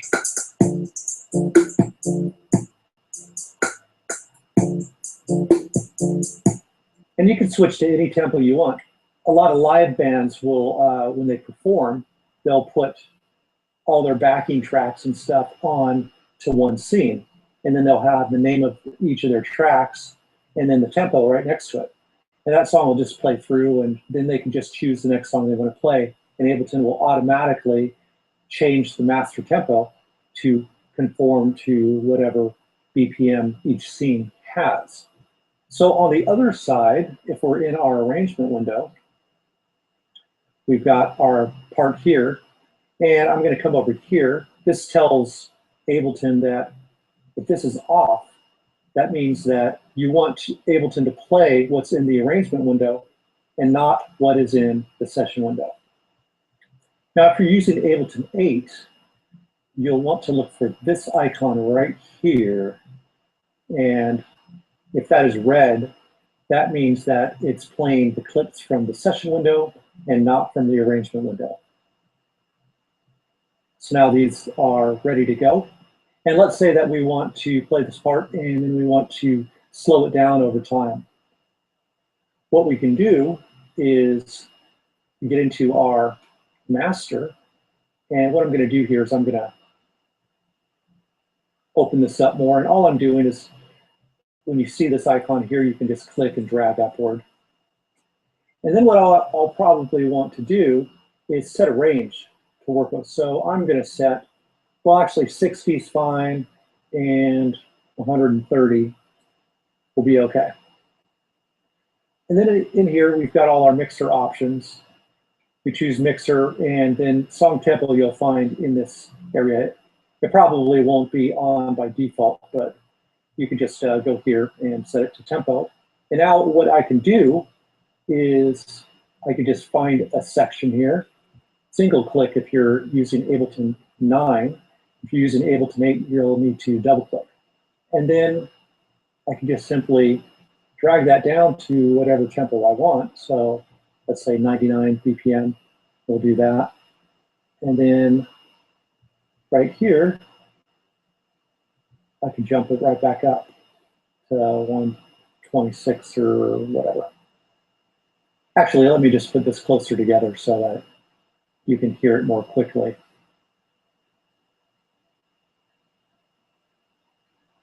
If you want to get it right on a resolution, the easiest way to do it would be to highlight a certain section. And now with Ableton 9, you'll want to hold down Shift and then click and drag up. Or with Ableton 8, you just highlight and drag up. You don't need to hold down Shift. And they could just get rid of this elbow if you wanted it to continue on like that. So that's the way that I do it if I want it right on a resolution. So let's go ahead and play this and hear how it sounds.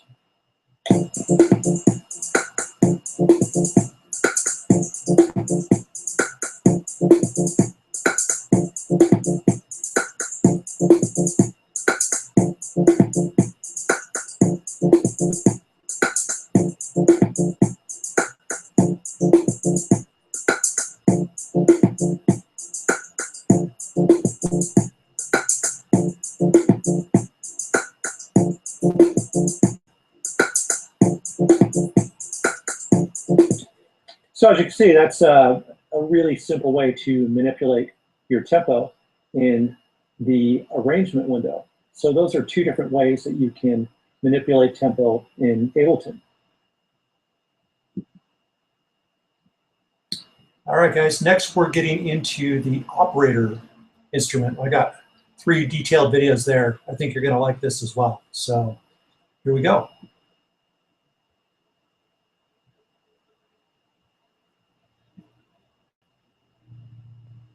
All right, so this video I'm going to show you how to use the operator synth instrument in Ableton. And operator is most well known for being an FM synthesizer, but it's got the ability to create all kinds of different sounds, not only FM synthesizer sounds. So let me try to walk you through basically how this is set up so that this whole display makes sense to you. So this is basically broken into 8 separate parts. And then you've got your middle section, which is a display for each of these 8 different parts. So over on the left side, you've got 4 different oscillators. And think of an oscillator as 4 different simple synthesizers. And each of those synthesizers plays one type of waveform. And then you can combine these waveforms together to create interesting textures and sounds. So for example, this is our first oscillator down here, and we've got it set to a square note. So if I play the key, and as you can see, this is the only one that's turned up, so we're not going to hear these other oscillators. We get a certain tone. Whereas if I play a sine wave, that's going to be a different type of tone. The most simplistic waveform is the sine wave, and every other type of wave is basically a sine wave with added frequencies. So if we take a look at this little oscillator section here, which I'll get into in another video, we could go into, let's say, a saw wave, and as you can see, this has more frequencies. And what this is representing here, just unless you're confused, these lines are going from the lowest frequencies to the highest frequencies. So if I were to add these in manually,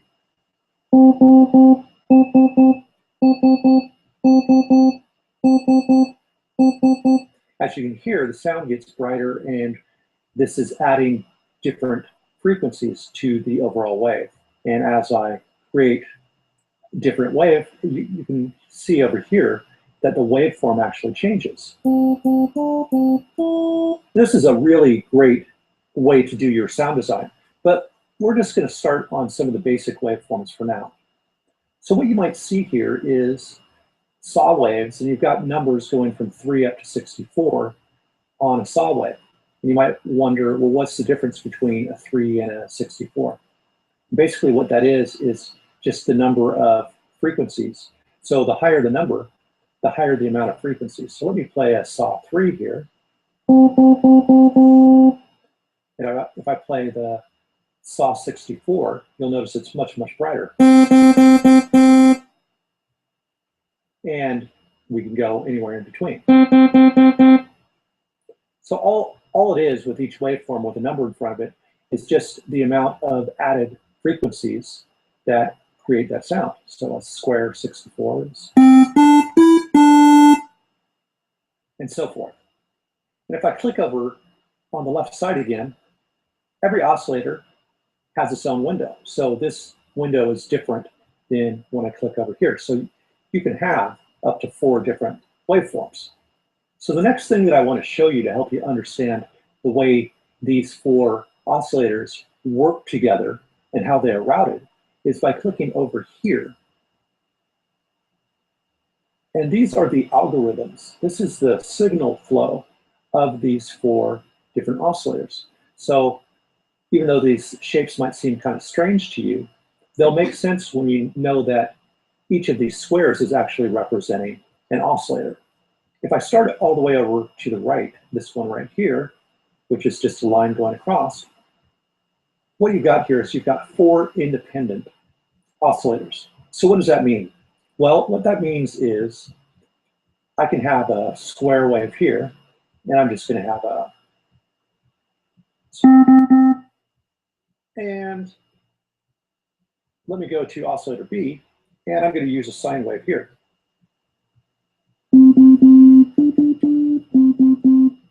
Now, if I play both of these together, I'm going to hear both sounds together.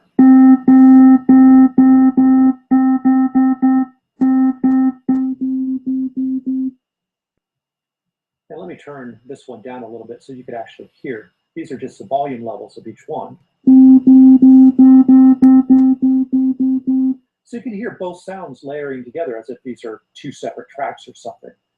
If the sounds are not running independently, in other words, if one sound is oscillating the next sound or modulating the frequency of the next sound, say with this shape here, what this is showing is that A is being modulated by B, which is being modulated by C, which is thus being modulated by D.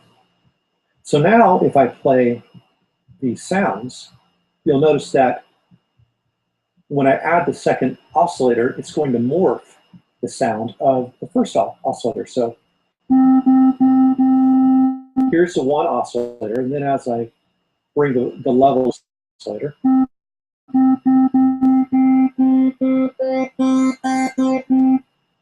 notice how the character of this sound, you hear a whole new sound. That's what this is all about. So each of these is a different way that the signal is being sent. So for example, if I start over here, each of these are independent.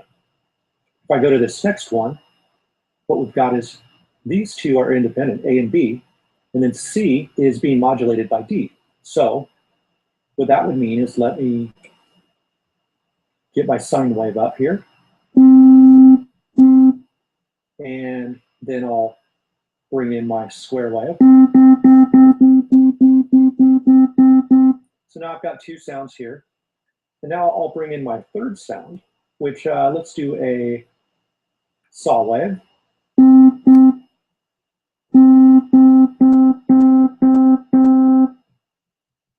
And now all three of these sounds are independent. In other words, they aren't being blended to create a new sound. They're just three independent sounds playing at the same time. But when I turn up D, and we'll just leave that as a sine wave, it will affect this saw wave, or oscillator C.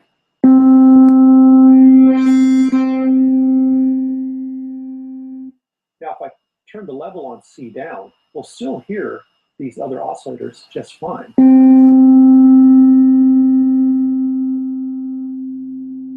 the reason that is because A has its own signal path, so it's not being affected by anything.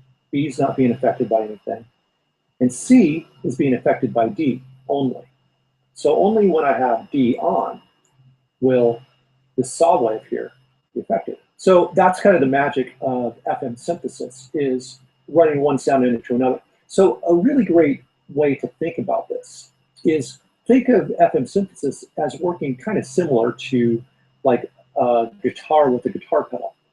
So if you run a guitar into a distortion pedal, you're not going to hear distortion and an acoustic sounding guitar or a non-electric guitar sound. What you're going to hear is a distorted sound. It's going to change the whole sound. Now, if the sounds are running parallel, as in this form here, then you would have your distorted sound and your acoustic sound, and you'd be able to hear both of them at the same time. So that's the best way to think of FM synthesis and then independent oscillators. So now that I've explained that, let's get into the coarse, the fine, and the fixed over here. So if I go to coarse, one is like the regular tone. In other words, that's the regular key that I'm playing, just standard tone. Now if I go down to 0.5, that's going to give me basically an octave lower. And if I go up to 2, it's going to give me an octave higher. Every step up from there is going to be a harmonic of less. So in this case, let me turn a second oscillator on to kind of show you. So I've got this here, and then I'll put the coarse on 2. So this will be an octave harmonic of the original sound. And then if I go up, it'll go to the next harmonic.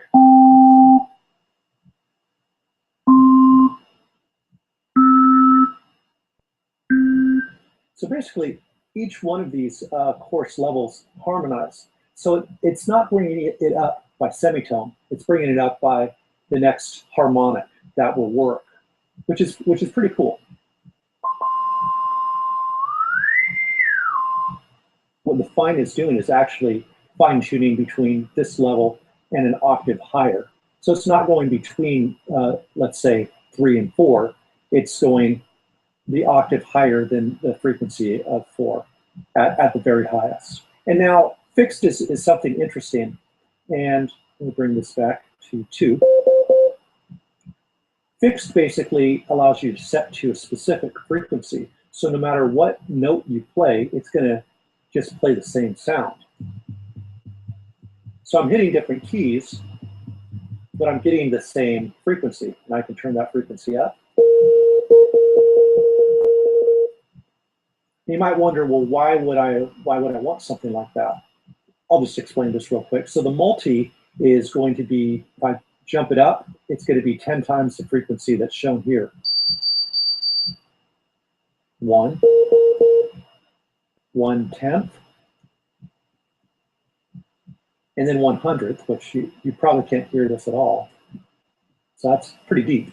So each one of these is 10 times the increment, or 10 times the frequency of the sound. So let me show you why I would use the fixed frequency. Is here, I'll show you real quick.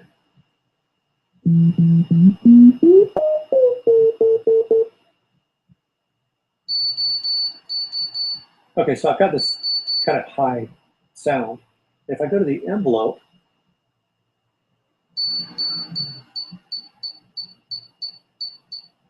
maybe I just want a little click in the sound. So I've got this for my click. And then I've got my other sound.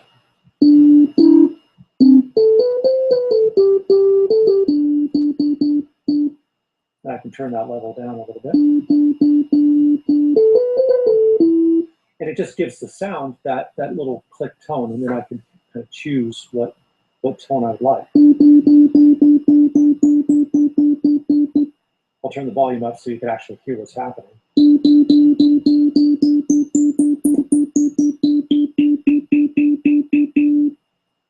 Like so. So if you got a little short sound, using fixed can really create some more of a bite to the sound. You know, having a nice click in the beginning of the sound helps it stand out more in a mix. So in the next video, I'll show you inside this window, and we'll get into all the features of each of the oscillators from inside this window.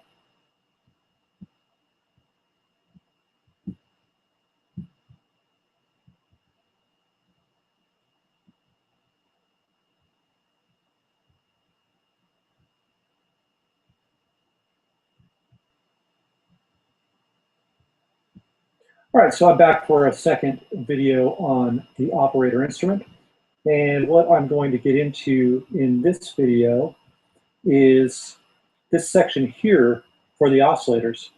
So basically all four of these work the same. So once you understand one oscillator, you'll be able to associate that with all the others. So let's start from the very basic aspects of this window here. So you've got your envelope, and that's your attack, decay, sustain, and release. So let's get into that real quick. So the attack time, if I hit the key, you'll notice that it's pretty immediate. And that's this time here, this line right here represents the amount of time that that's going to take. So if I pull this over, and as you'll notice down here it corresponds, so I could actually type in, let's say, 5,000 milliseconds, which is 5 seconds, and now this thing will slope to that amount.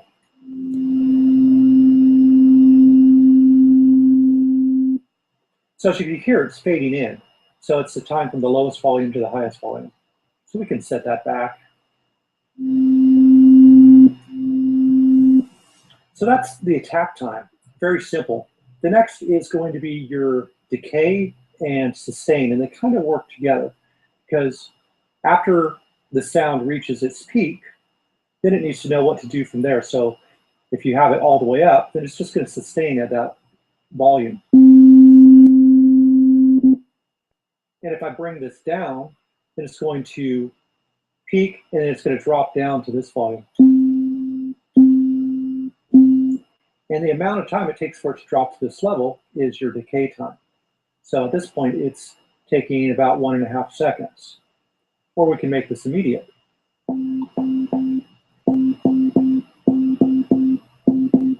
Or I could drop it all the way down. So it's just a click or. This aspect of going from left to right is your decay time, and the aspect of going in volume, that's your sustain. Next, we have the release, and basically this is just how long the sound continues after I let go of the key. So I'll go ahead and set this to 3 seconds, and I'm just going to hit the key real quick, and you'll hear it start and then fade out.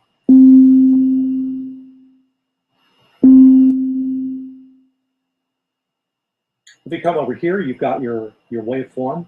So you can choose between sine wave, saw wave, square wave, triangle wave, and also a noise wave. The noise is just simply white noise. And as I mentioned in the last video, the higher the number, the more the harmonics on the sound. So next I'll get into velocity. If the velocity is, let's say, all the way up to 100%, the harder I hit the key, the louder it's going to get. And the softer, the lower the volume level is going to be. And that dynamic range is adjusted by the percentage. So if I set it to, let's say, 50%, it's not going to be as much of a difference than if I set it to 100%. Or if I just set it to 10%, then it's going to be a very slight difference in volume between hitting the key softer or hitting it harder. So let me just set it to 100%, and I'll hit a key, and I'm going to bring the release back so you just hear a little click. And I'll hit it softer, very soft, and you can barely hear the sound. And as I hit it harder, you hear the sound louder.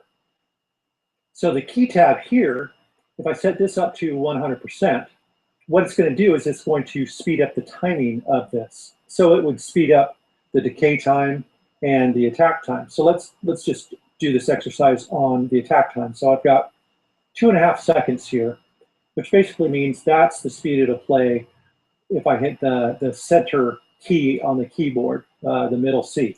So if I hit a low note here, it's going to go slower. If I go higher, it's going to go faster.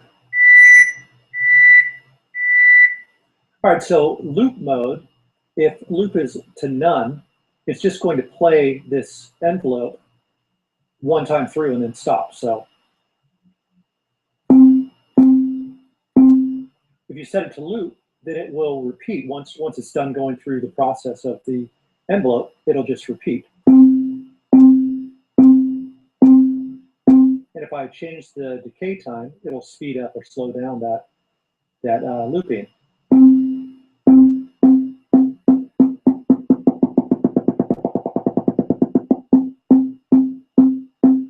Now, if you set it to beat or sync, then it will sync up to the tempo of your song. So I'll just play this and you can hear a metronome.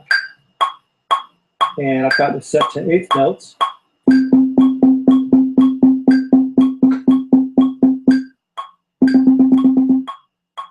Now, it doesn't automatically sync to the metronome.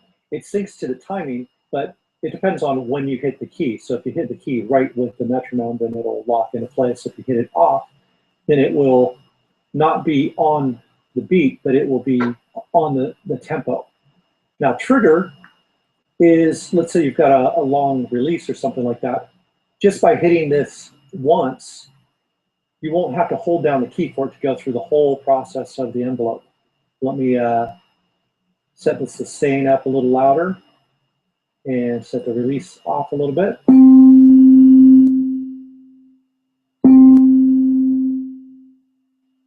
So this is really good for drum sounds that you don't want to cut off, after you lift your key. Sometimes you just want to hit that key and let the drum ring out. Or, you might use it for some other purpose. But that's what trigger's for over here.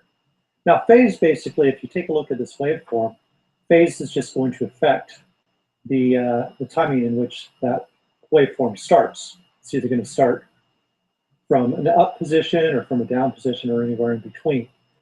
Now, you're not going to really notice any difference on a single oscillator, but if you set 2 different oscillators basically playing the same wave to different positions, the sound will, the waveforms will beat against each other in a different way and create a bit more of a complex sound. So it's something that you can experiment with. So with retrigger on, this will always start at the same point. With retrigger off, think of this wave as a moving wave that you just catch at different parts depending on when you hit your key. Now, the oscillation velocity, the harder you hit a key, the higher the frequency that is going to be affected. So if I just turn this up even just a little bit, I can play a lower velocity.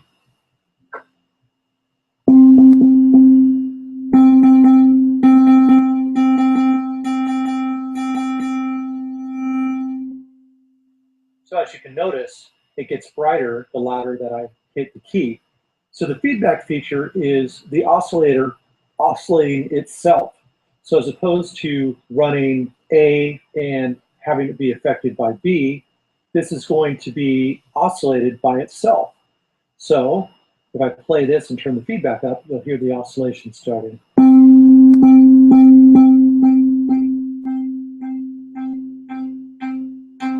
And if I change the waveform to something that has more harmonics, let's try a triangle wave, you'll be able to notice more difference because you've got more harmonics to feed back on.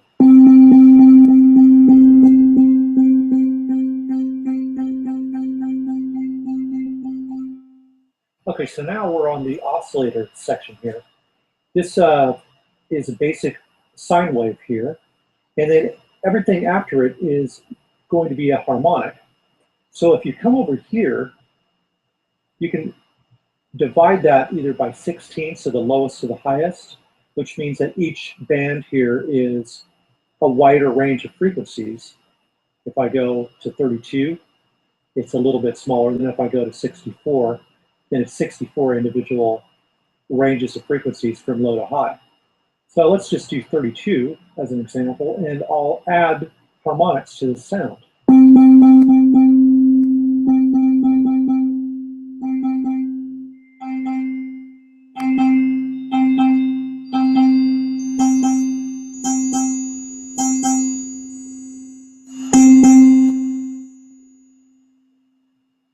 So as you can hear each individual harmonic being added to the original sound. And depending on how loud we want that harmonic is how prominent it will be in the sound.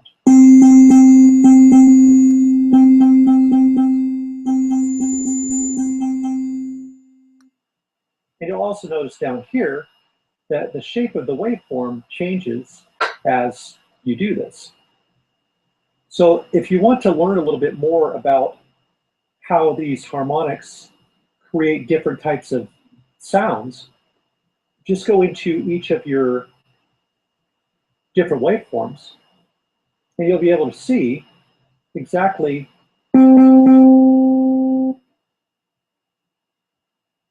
how these waveforms are created.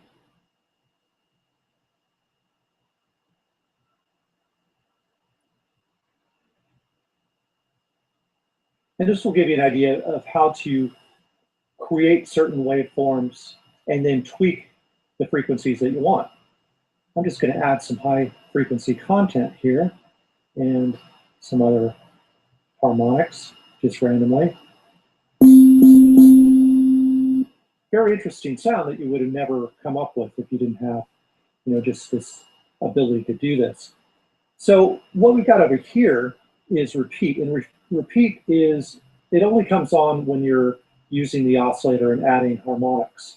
What this does is the higher number is going to roll off some of the higher frequencies, and the lower number is going to accentuate the higher frequencies and cut off kind of the lower. So if I go to 1/4, you hear those high frequencies. If I go to 1, a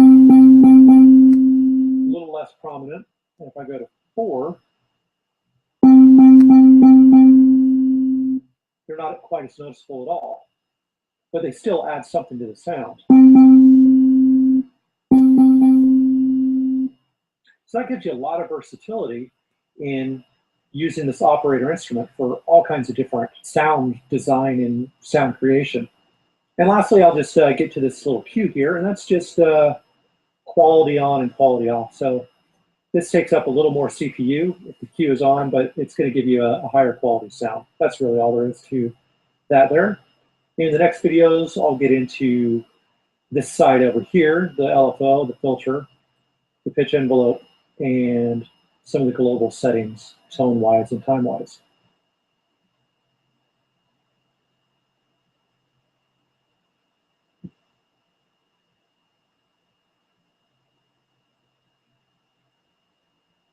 All right, so in this video, I'm going to show you the items on the right side here, and I'm going to start here with the LFO. And basically, let me just turn the LFO off real quick. I'll just show you a basic sound that we've got here. Saw wave here. With the LFO on, what it's going to do is it's going to sweep the frequency. So in other words, the pitch is going to rise and fall in the shape of whatever wave the LFO is. So a sine wave is just going to be a rounded up and down. Square wave, triangle wave, saw wave are going to be all different shapes. So the best way for me to explain is to just show you what it's going to do. And I'm going to run it through a sine wave here.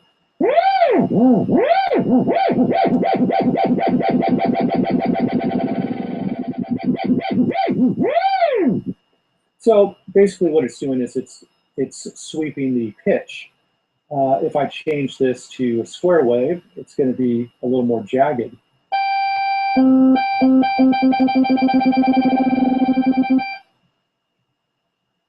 And a saw up wave.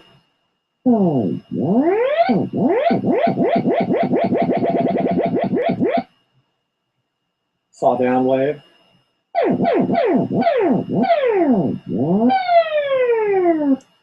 So you get the idea.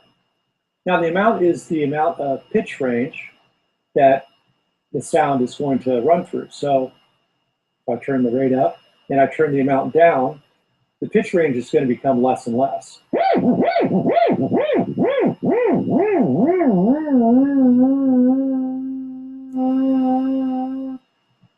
So a lot of times these subtle settings can give your sound some movement without being, overall too drastic. Now what this here is, you've got low speed, so this rate is considered a lower speed.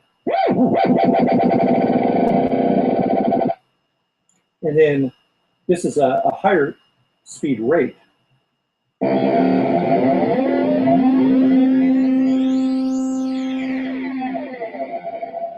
So it's going so fast that it oscillates itself and creates another tone on top of the original sound. Now here, as with retrigger in other parts of operator and other instruments, this basically means that if the R is turned on, that means that retrigger is going to start the waveform at the same place every time. If I turn this off, it's going to catch the wave in different places. Now let's get into the LFO window here. So the LFO has an envelope, just like a volume envelope that you would find over here. If I set this to 1.5 seconds, let me change the rate to something faster here.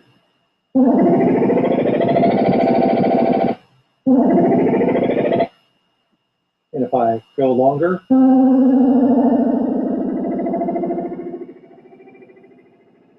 so it's kind of like this amount going from a low amount up to a higher amount. So it gets more intense as the time goes on. And of course, you've got your sustain and decay and release times as well. And over we come to loop, beat, sync, and trigger, which work the same as on the oscillator, which basically just means that this pattern, I could create this pattern here, put it on loop, and it'll just repeat that pattern over and over.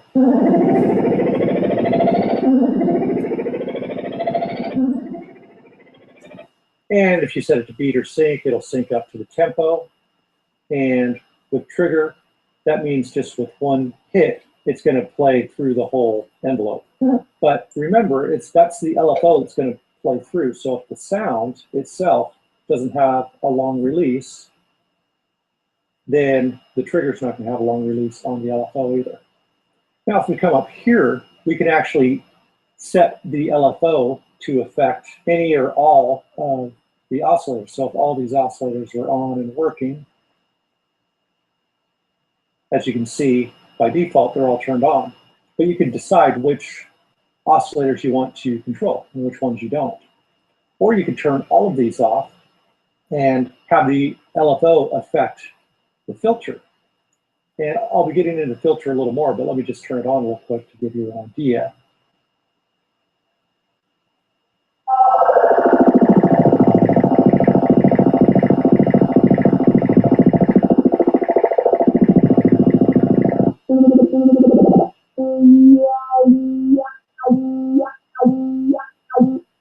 So as you can hear, the LFO affects the filter sweeping instead of the pitch.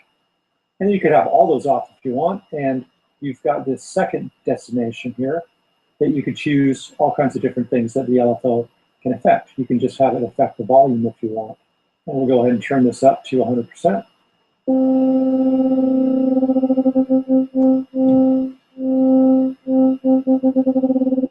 We could set it to affect the panning. And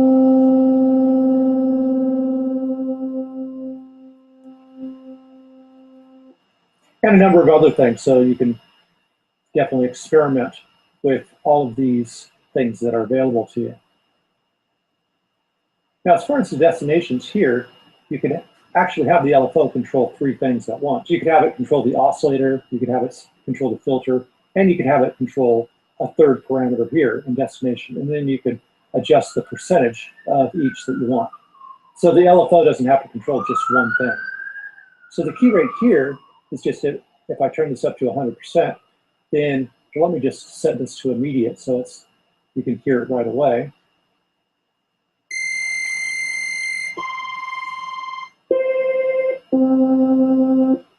So that's the rate key there. And then amount by velocity, that's just, if I set this to 100%, the harder you hit the key, the faster the LFO is going to be. And obviously the softer, the slower the LFO is going to be. And then you could go negative, in which case the softer keys would give you a faster rate and a higher key would give you a slower rate. All right, so next let's get into the filter section. So we've still got this basic sound here. And I put a little bit of release time on the sound to accentuate some of the filter envelope effects. So if I turn on the filter, we've got yet another envelope here. And this controls the way the filter sweeps from low to high. Okay, so if we've got this set to a low pass filter, that means that it's going to start on a low filter and then open up the other frequencies. So by the time it reaches the top, it's going to be playing all the frequencies from low to high. The lowest frequency that it will play is going to be chosen by this frequency here. So if I want to start at a very low frequency, I could keep it all the way down, or I can start it from wherever I want. So this is about almost 3 seconds. So if I hit this, you'll hear it sweep from low to high.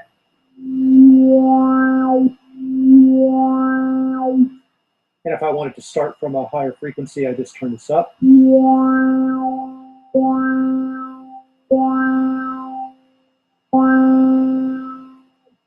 And what you got happening here is you've got the filter sweeping from low to high, sustaining for as long as I hold the note, and then when I release the note, it's going to fade back down in frequency.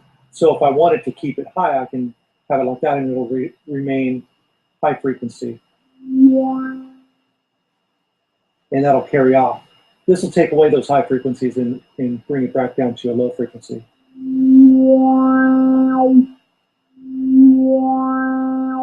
So now if I change the filter to, let's say, a high pass filter, now what's going to happen is that it's going to go from a low frequency to a high frequency. So let's go ahead and set this to a high frequency here. And you're going to basically get the same results. The only difference is as it moves up the envelope from the lowest point to the highest point, when it reaches that higher frequency, it's not playing those lower frequencies anymore. It's letting the highs pass, but it's not letting the lows pass. So as it sweeps from low to high, you'll notice that the low notes get cut out.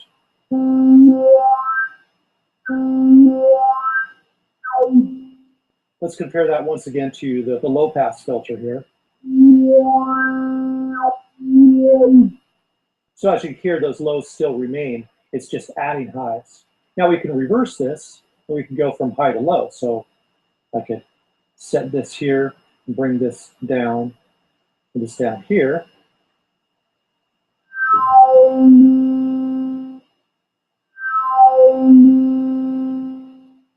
Like so. And the same thing would go for a low pass. And with the low pass going from high to low, you'll notice that it removes the highs as it goes lower. So you're just left with the lower frequencies. And then the band pass is going to do something similar. It's going to cut out the lower frequencies and the higher frequencies and just leave the frequencies in the middle.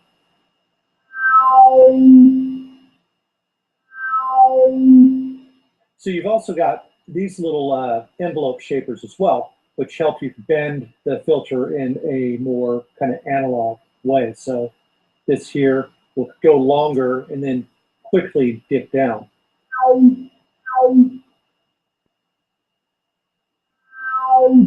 I'll set this a little faster. And if I set this lower like this, then it will drop really quickly and then more slowly down at the lower frequencies.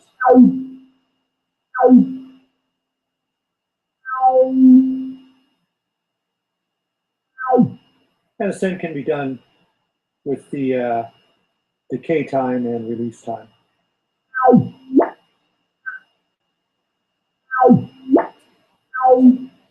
So what that was doing is it's going from high to low, and then once it reaches that low, it takes a certain amount of time to jump back up to this level here, and then when I release the note, it goes back to low. So that's the basics behind how the filter envelope works. Now, if we come in here, there's still a number of things that we can do. We can turn on a wave shaper, which is going to create kind of a harsher sound. A hard sound here. Sine wave and 4-bit. So you've got a few different choices to kind of dirty up the sound. And you can also set your drive amount. So you can really turn that drive up. So the wet dry affects the drive of the filter as much.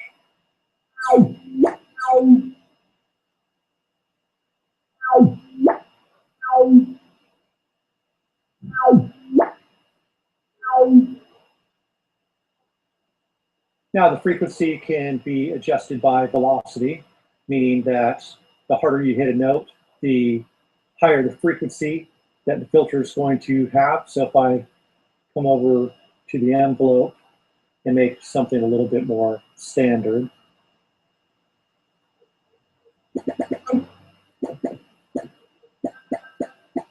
Now I can set this to 100%, and I'll show you low velocity to a higher velocity.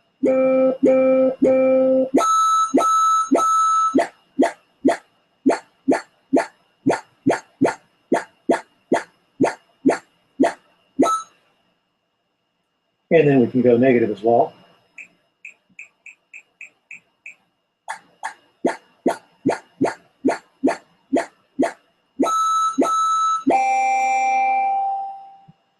So you get a lot of different tones by velocity. And this will open up the filter the higher the key, and lower the filter the lower the key.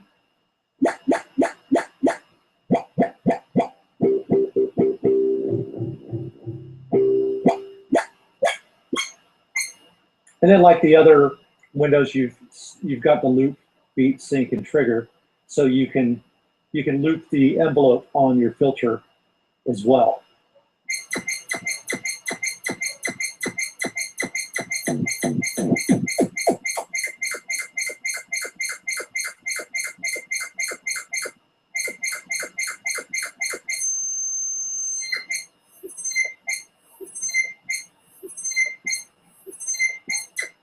Lots of fun can be had with the looping feature. And that's your filter section. All right, so next we'll get into the pitch envelope. And basically the pitch envelope is going to create a pitch bend. It can be a very quick one or a very slow one. So one way to use a pitch envelope is to give a little bite or click to your sound. So I've got this sound here. Now I'm gonna pop this out here a little bit. And I want a little click in the beginning just to give it a little more bite. A pitch envelope is a great way to do that. So I'm going to turn the pitch envelope to 100%. And the initial here I'm going to go ahead and just bring it all the way up to plus 48. So that's 48 semitones that, or 4 octaves higher. So now when I play this, you hear it kind of, well, I'll exaggerate it real quick here. Set this back to 0. So that's basically what's happening. But then I will shorten that decay, or actually shorten the attack. And now you get that nice little click in the beginning. You could shorten it even more if you want. And then you could also lessen the pitch envelope as well. So you just get the sound that you're looking for. So that's a great use for a pitch envelope. Obviously, another use is to create a long pitch bend or something like that. So I could set this to 20 seconds, and let's just make this 1 octave. So I'll just hit 12 here. And now it will just go from 1 octave higher down to 1 octave lower. And I'll just set this a little faster here.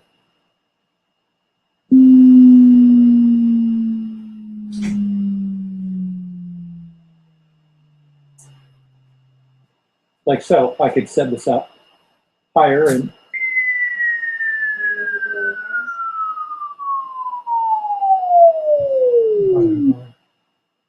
so forth. So that's basically what the pitch envelope is going to be able to do. And you can go from lower to higher if you want.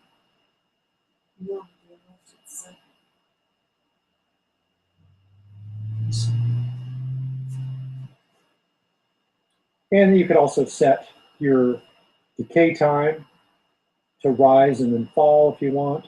And then your release time out can go somewhere else. And if I stretch this out here on my oscillator, bring my release out, then you'll be able to notice this little release time on the pitch.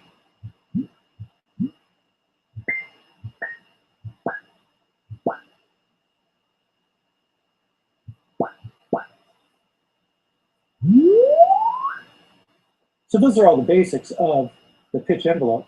Then you've got spread, which basically is just going to give you more of a stereo sound. So,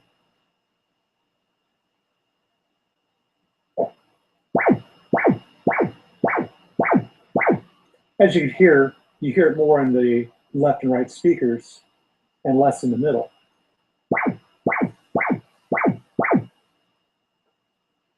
And then you've got transpose, which will basically just transpose the note. And the pitch can affect all the oscillators, or it can affect just one of the oscillators.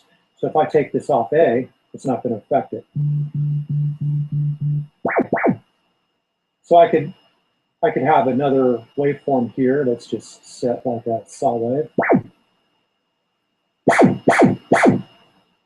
And now it's affecting both, but if I take it off B, then the saw wave won't be affected.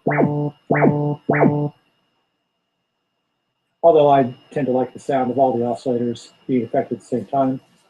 And just the same, you could affect the LFO, and you can set it to a second destination as well. Let me just set this back down to 0. So we got a straight sound. Now glide is pretty cool. So that's basically like a portamento. So this is the amount of time it takes to glide from one note to another if I play it on a keyboard. So let me just set it up to about half a second there.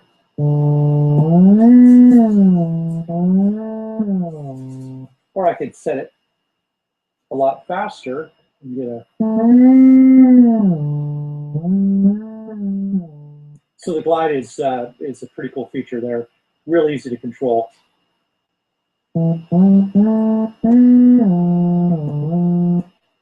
Once again, you've got your loop, beat, trigger, and sync all on your pitch envelope as well.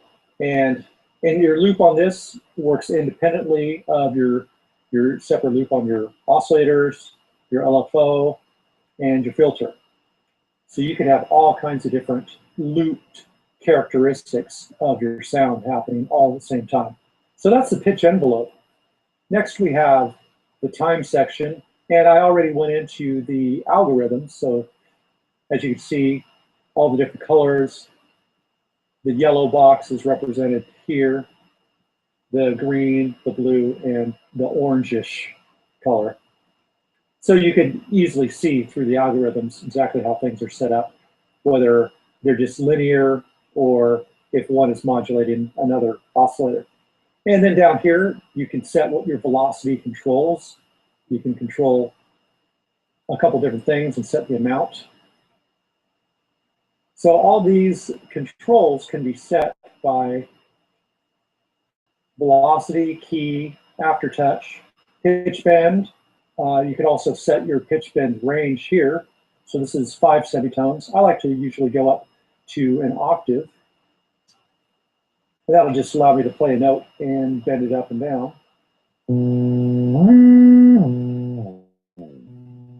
Mod wheel, once again, can be set. So any of these parameters can be set to any of these parameters here. Very simple. And then voices is the number of keys that you could hold at the same time before operator starts prioritizing certain notes and cutting out certain notes that you're playing. So if you just want a monophonic synth, you could just have, then it won't even allow you to play chords or whatever, but sometimes can make a cool effect. And obviously the less voices you're using, the lower the CPU usage. So it's always good to set it to whatever you're going to use. Retrigger, once again, think of this whole sound that you're making as a waveform going up and down, and retrigger is going to either play it from the same point in the wave every time, or if you turn retrigger off, it's going to catch that wave in different sections. So every time you hit the note, it's going to sound a little bit different than the last time. Interpol, a lot of people say that they like to turn this off on certain sounds that they're doing to give like a lo-fi sound. But most of the time, you're going to want interpol turned on.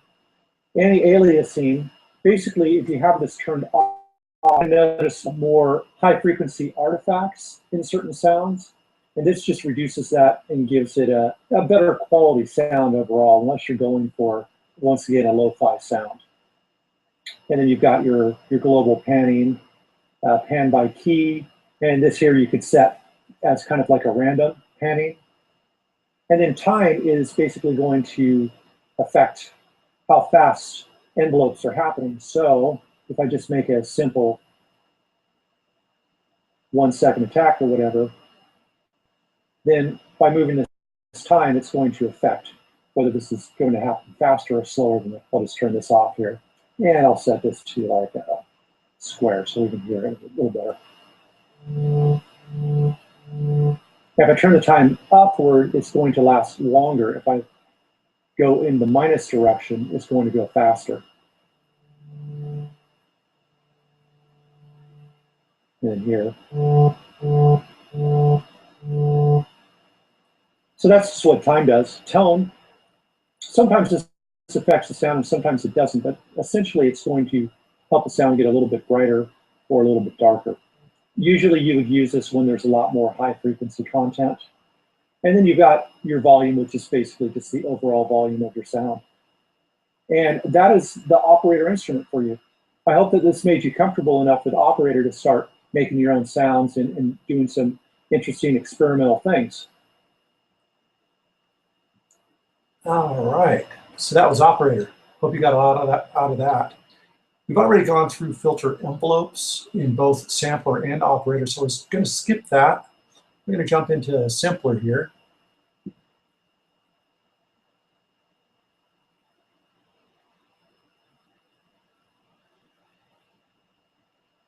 All right, so in this video, we're going to have a little fun with Ableton's simpler instrument. And I'm going to show you just a real simple trick to get a lot of inspiring ideas. So what I've got here, let me stop all the clips here. What I've got here is just a simple drum beat.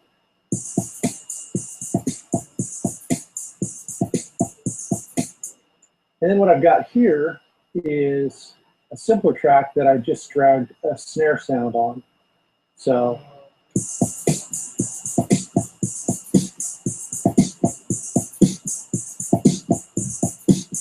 all right, so I turned it up a little louder so you can hear it a little bit better. Now, in order to perform this, you'll need a controller of some sort that has knobs. So if you don't have that, you won't be able to perform this trick. At least you're not going to be able to do it the way that I'm doing it here. You could, of course, automate different things, but it's a little more fun to be able to do things on the fly. So what I've done is I've come over to the MIDI, and I assigned a knob to the start point, and I assigned another knob to the length, and then turn it off, and that's all the assignment that's necessary. And then what I did was I created just a part here. So this is just like right on the snare part, as you can see. So I'll play this. So now what I want to do is, on this, first thing I'm going to do is I'm going to set the fade up just a little bit. And I want to make sure that the looping is set to on. All right.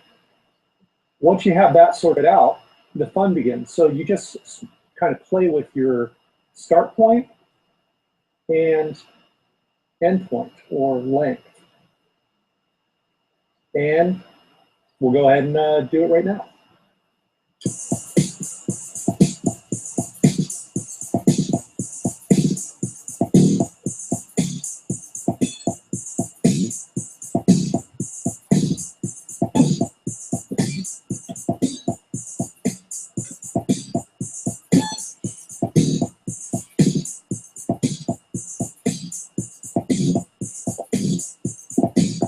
So as you can see, you can get a whole lot of interesting sounds just from one simple snare sound.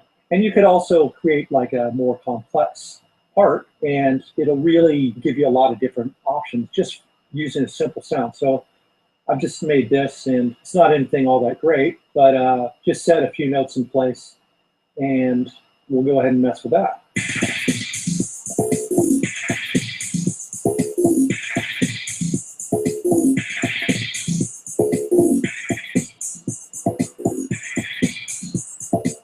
That's something that you could do to just get some other inspired ideas. And then what you'll want to do is create an audio track and grab that audio. So if I was playing with a snare here, I would just grab audio from the Lin snare, set that to record. Now, as I'm playing along with this, I could record what I'm doing.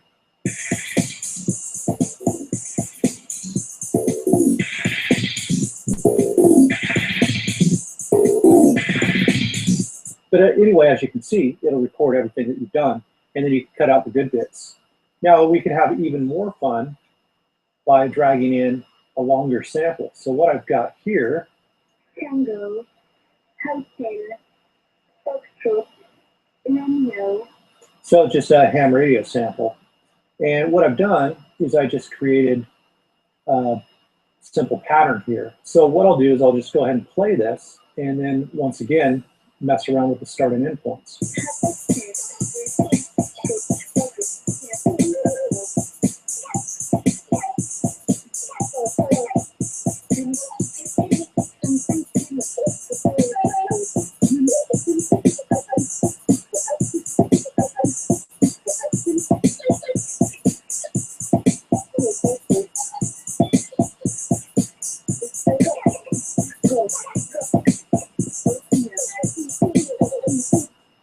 You could have a whole lot of fun and get these ideas. And once again, you could record these ideas to another track and then cut out the bits that you like.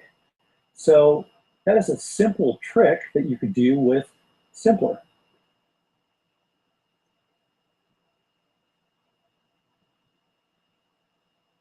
That one was a fun one. I use that one quite a bit, but actually I haven't used it in over a year now, so I got to jump back in and try that one out. It's always fun to go back through some of these videos myself.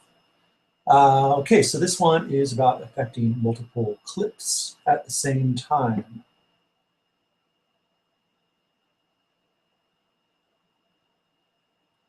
All right, so this is a really great trick if you're looking in the session window, let's say you're putting a set together to DJ with, or you're organizing a bunch of clips in this window, and you realize that you need to change a certain parameter to each of the clips, or all of the clips. Much easier approach than to do these things one at a time. And believe me, I used to do these one at a time before I knew this trick, so this will save a lot of time. Simply just highlight all the clips that you want to work with, and that can be as simple as just clicking and dragging if you'd like, or if you want, you can highlight one, like if you found all on one track that you want to, you can just hit Shift and click, or if you want to take care of all of them, just highlight one and hit Control or Apple A for all. And then down here you'll notice that it's going to give you all these options that you can do universally to all the clips. So in this case, we can go ahead and change the launch mode, for example, from trigger to timer. And then once I hit save, we're just set. There we go. Now all of my clips are switched to timer immediately, which is great. That's really good if you want to change, let's say, all your work settings to complex or complex pro, or a different setting, depending on what you're working with.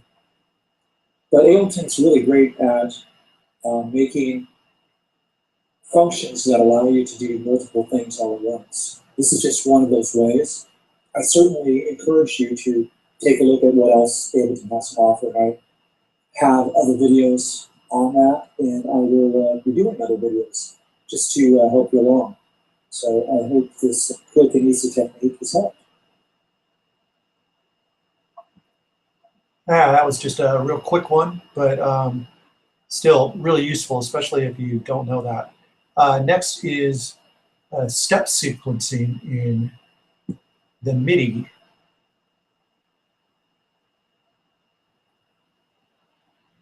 Okay, so I'm going to show you how to step record in Ableton 8.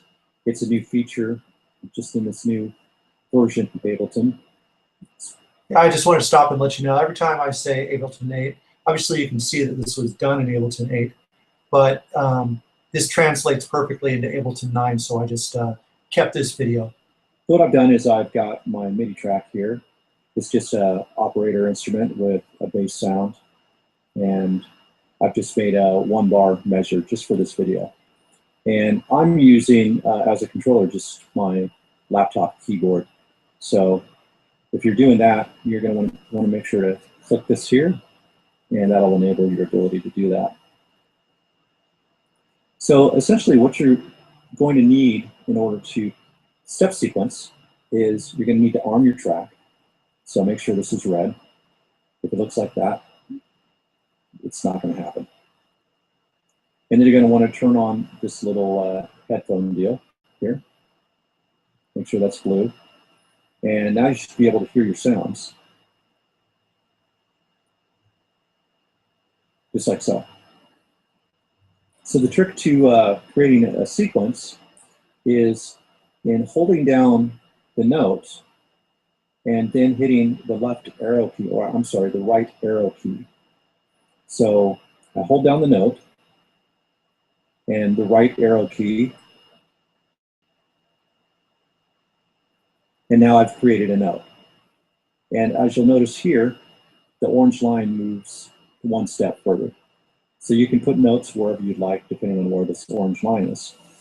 Let's just make just some random 16th note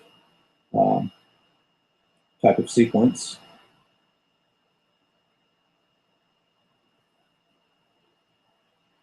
Now let me be very clear. You want to wait till you hear the sound before you hit your right arrow key. Make sure you're still holding it down as well. Otherwise, you're not going to get the note recorded in there.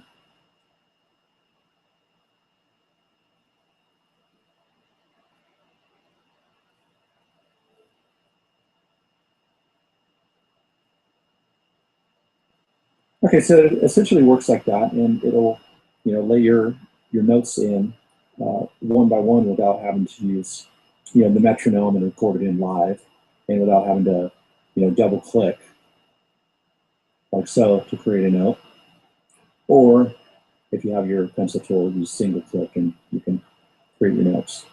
And actually, both those ways work fine too. As step sequencing can work for certain things a little bit better. I've come from the background of using hardware sequencers, so I'm pretty familiar with step sequencing. So another feature of this step sequencing, let's come over here to this next note. Oh, click over here. And if we want to make a note longer, like right now we have it on 16th beat. So if we want to make an 8th note in there, we would just hold down the note, and while holding it down, click the right arrow twice. And now we've made an extended note. Another thing that you can do is you can play multiple notes and hold, as long as you're holding all those notes down, you're going to be able to enter that as a step sequence.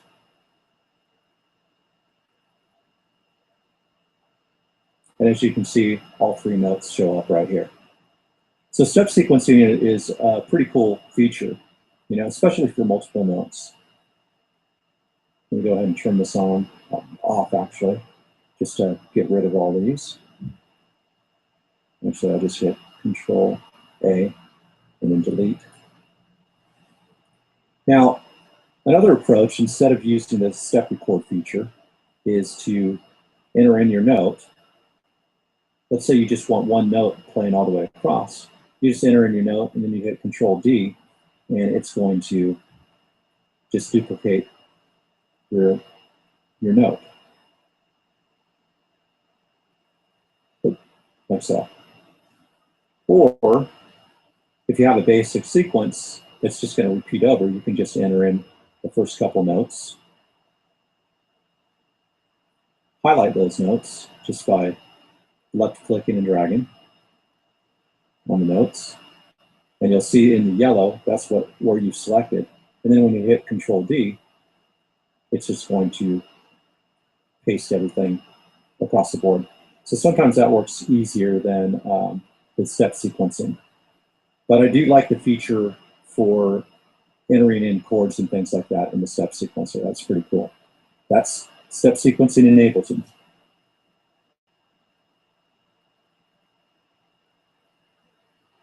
Once again, if you guys have any questions, feel free to hit me up on my Facebook page, the Ableton page that I'm linking to on the stream. If you're finding me on YouTube, then yeah, you can find the stream on musicsoftwaretraining.com/broadcast, and that has a couple links. It's got a link to the Producer's Playground, and it's got a link to the Facebook page. Now let's jump back here, and we're on our final one. So this one here, this is our last video for today, on MIDI preferences, the track sync and remote. This confuses a lot of people. I get a lot of questions about this, so I made this quick video to clear things up for you.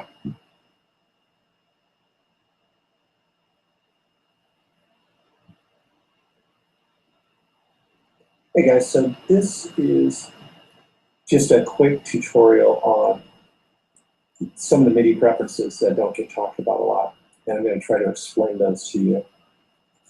So basically, what you've got here is, we're going to go in this little section here. What I want to explain is basically what the inputs are, what the outputs are, and what track sync and remote are, and how you use them so that you know which of these to turn on and which to leave off.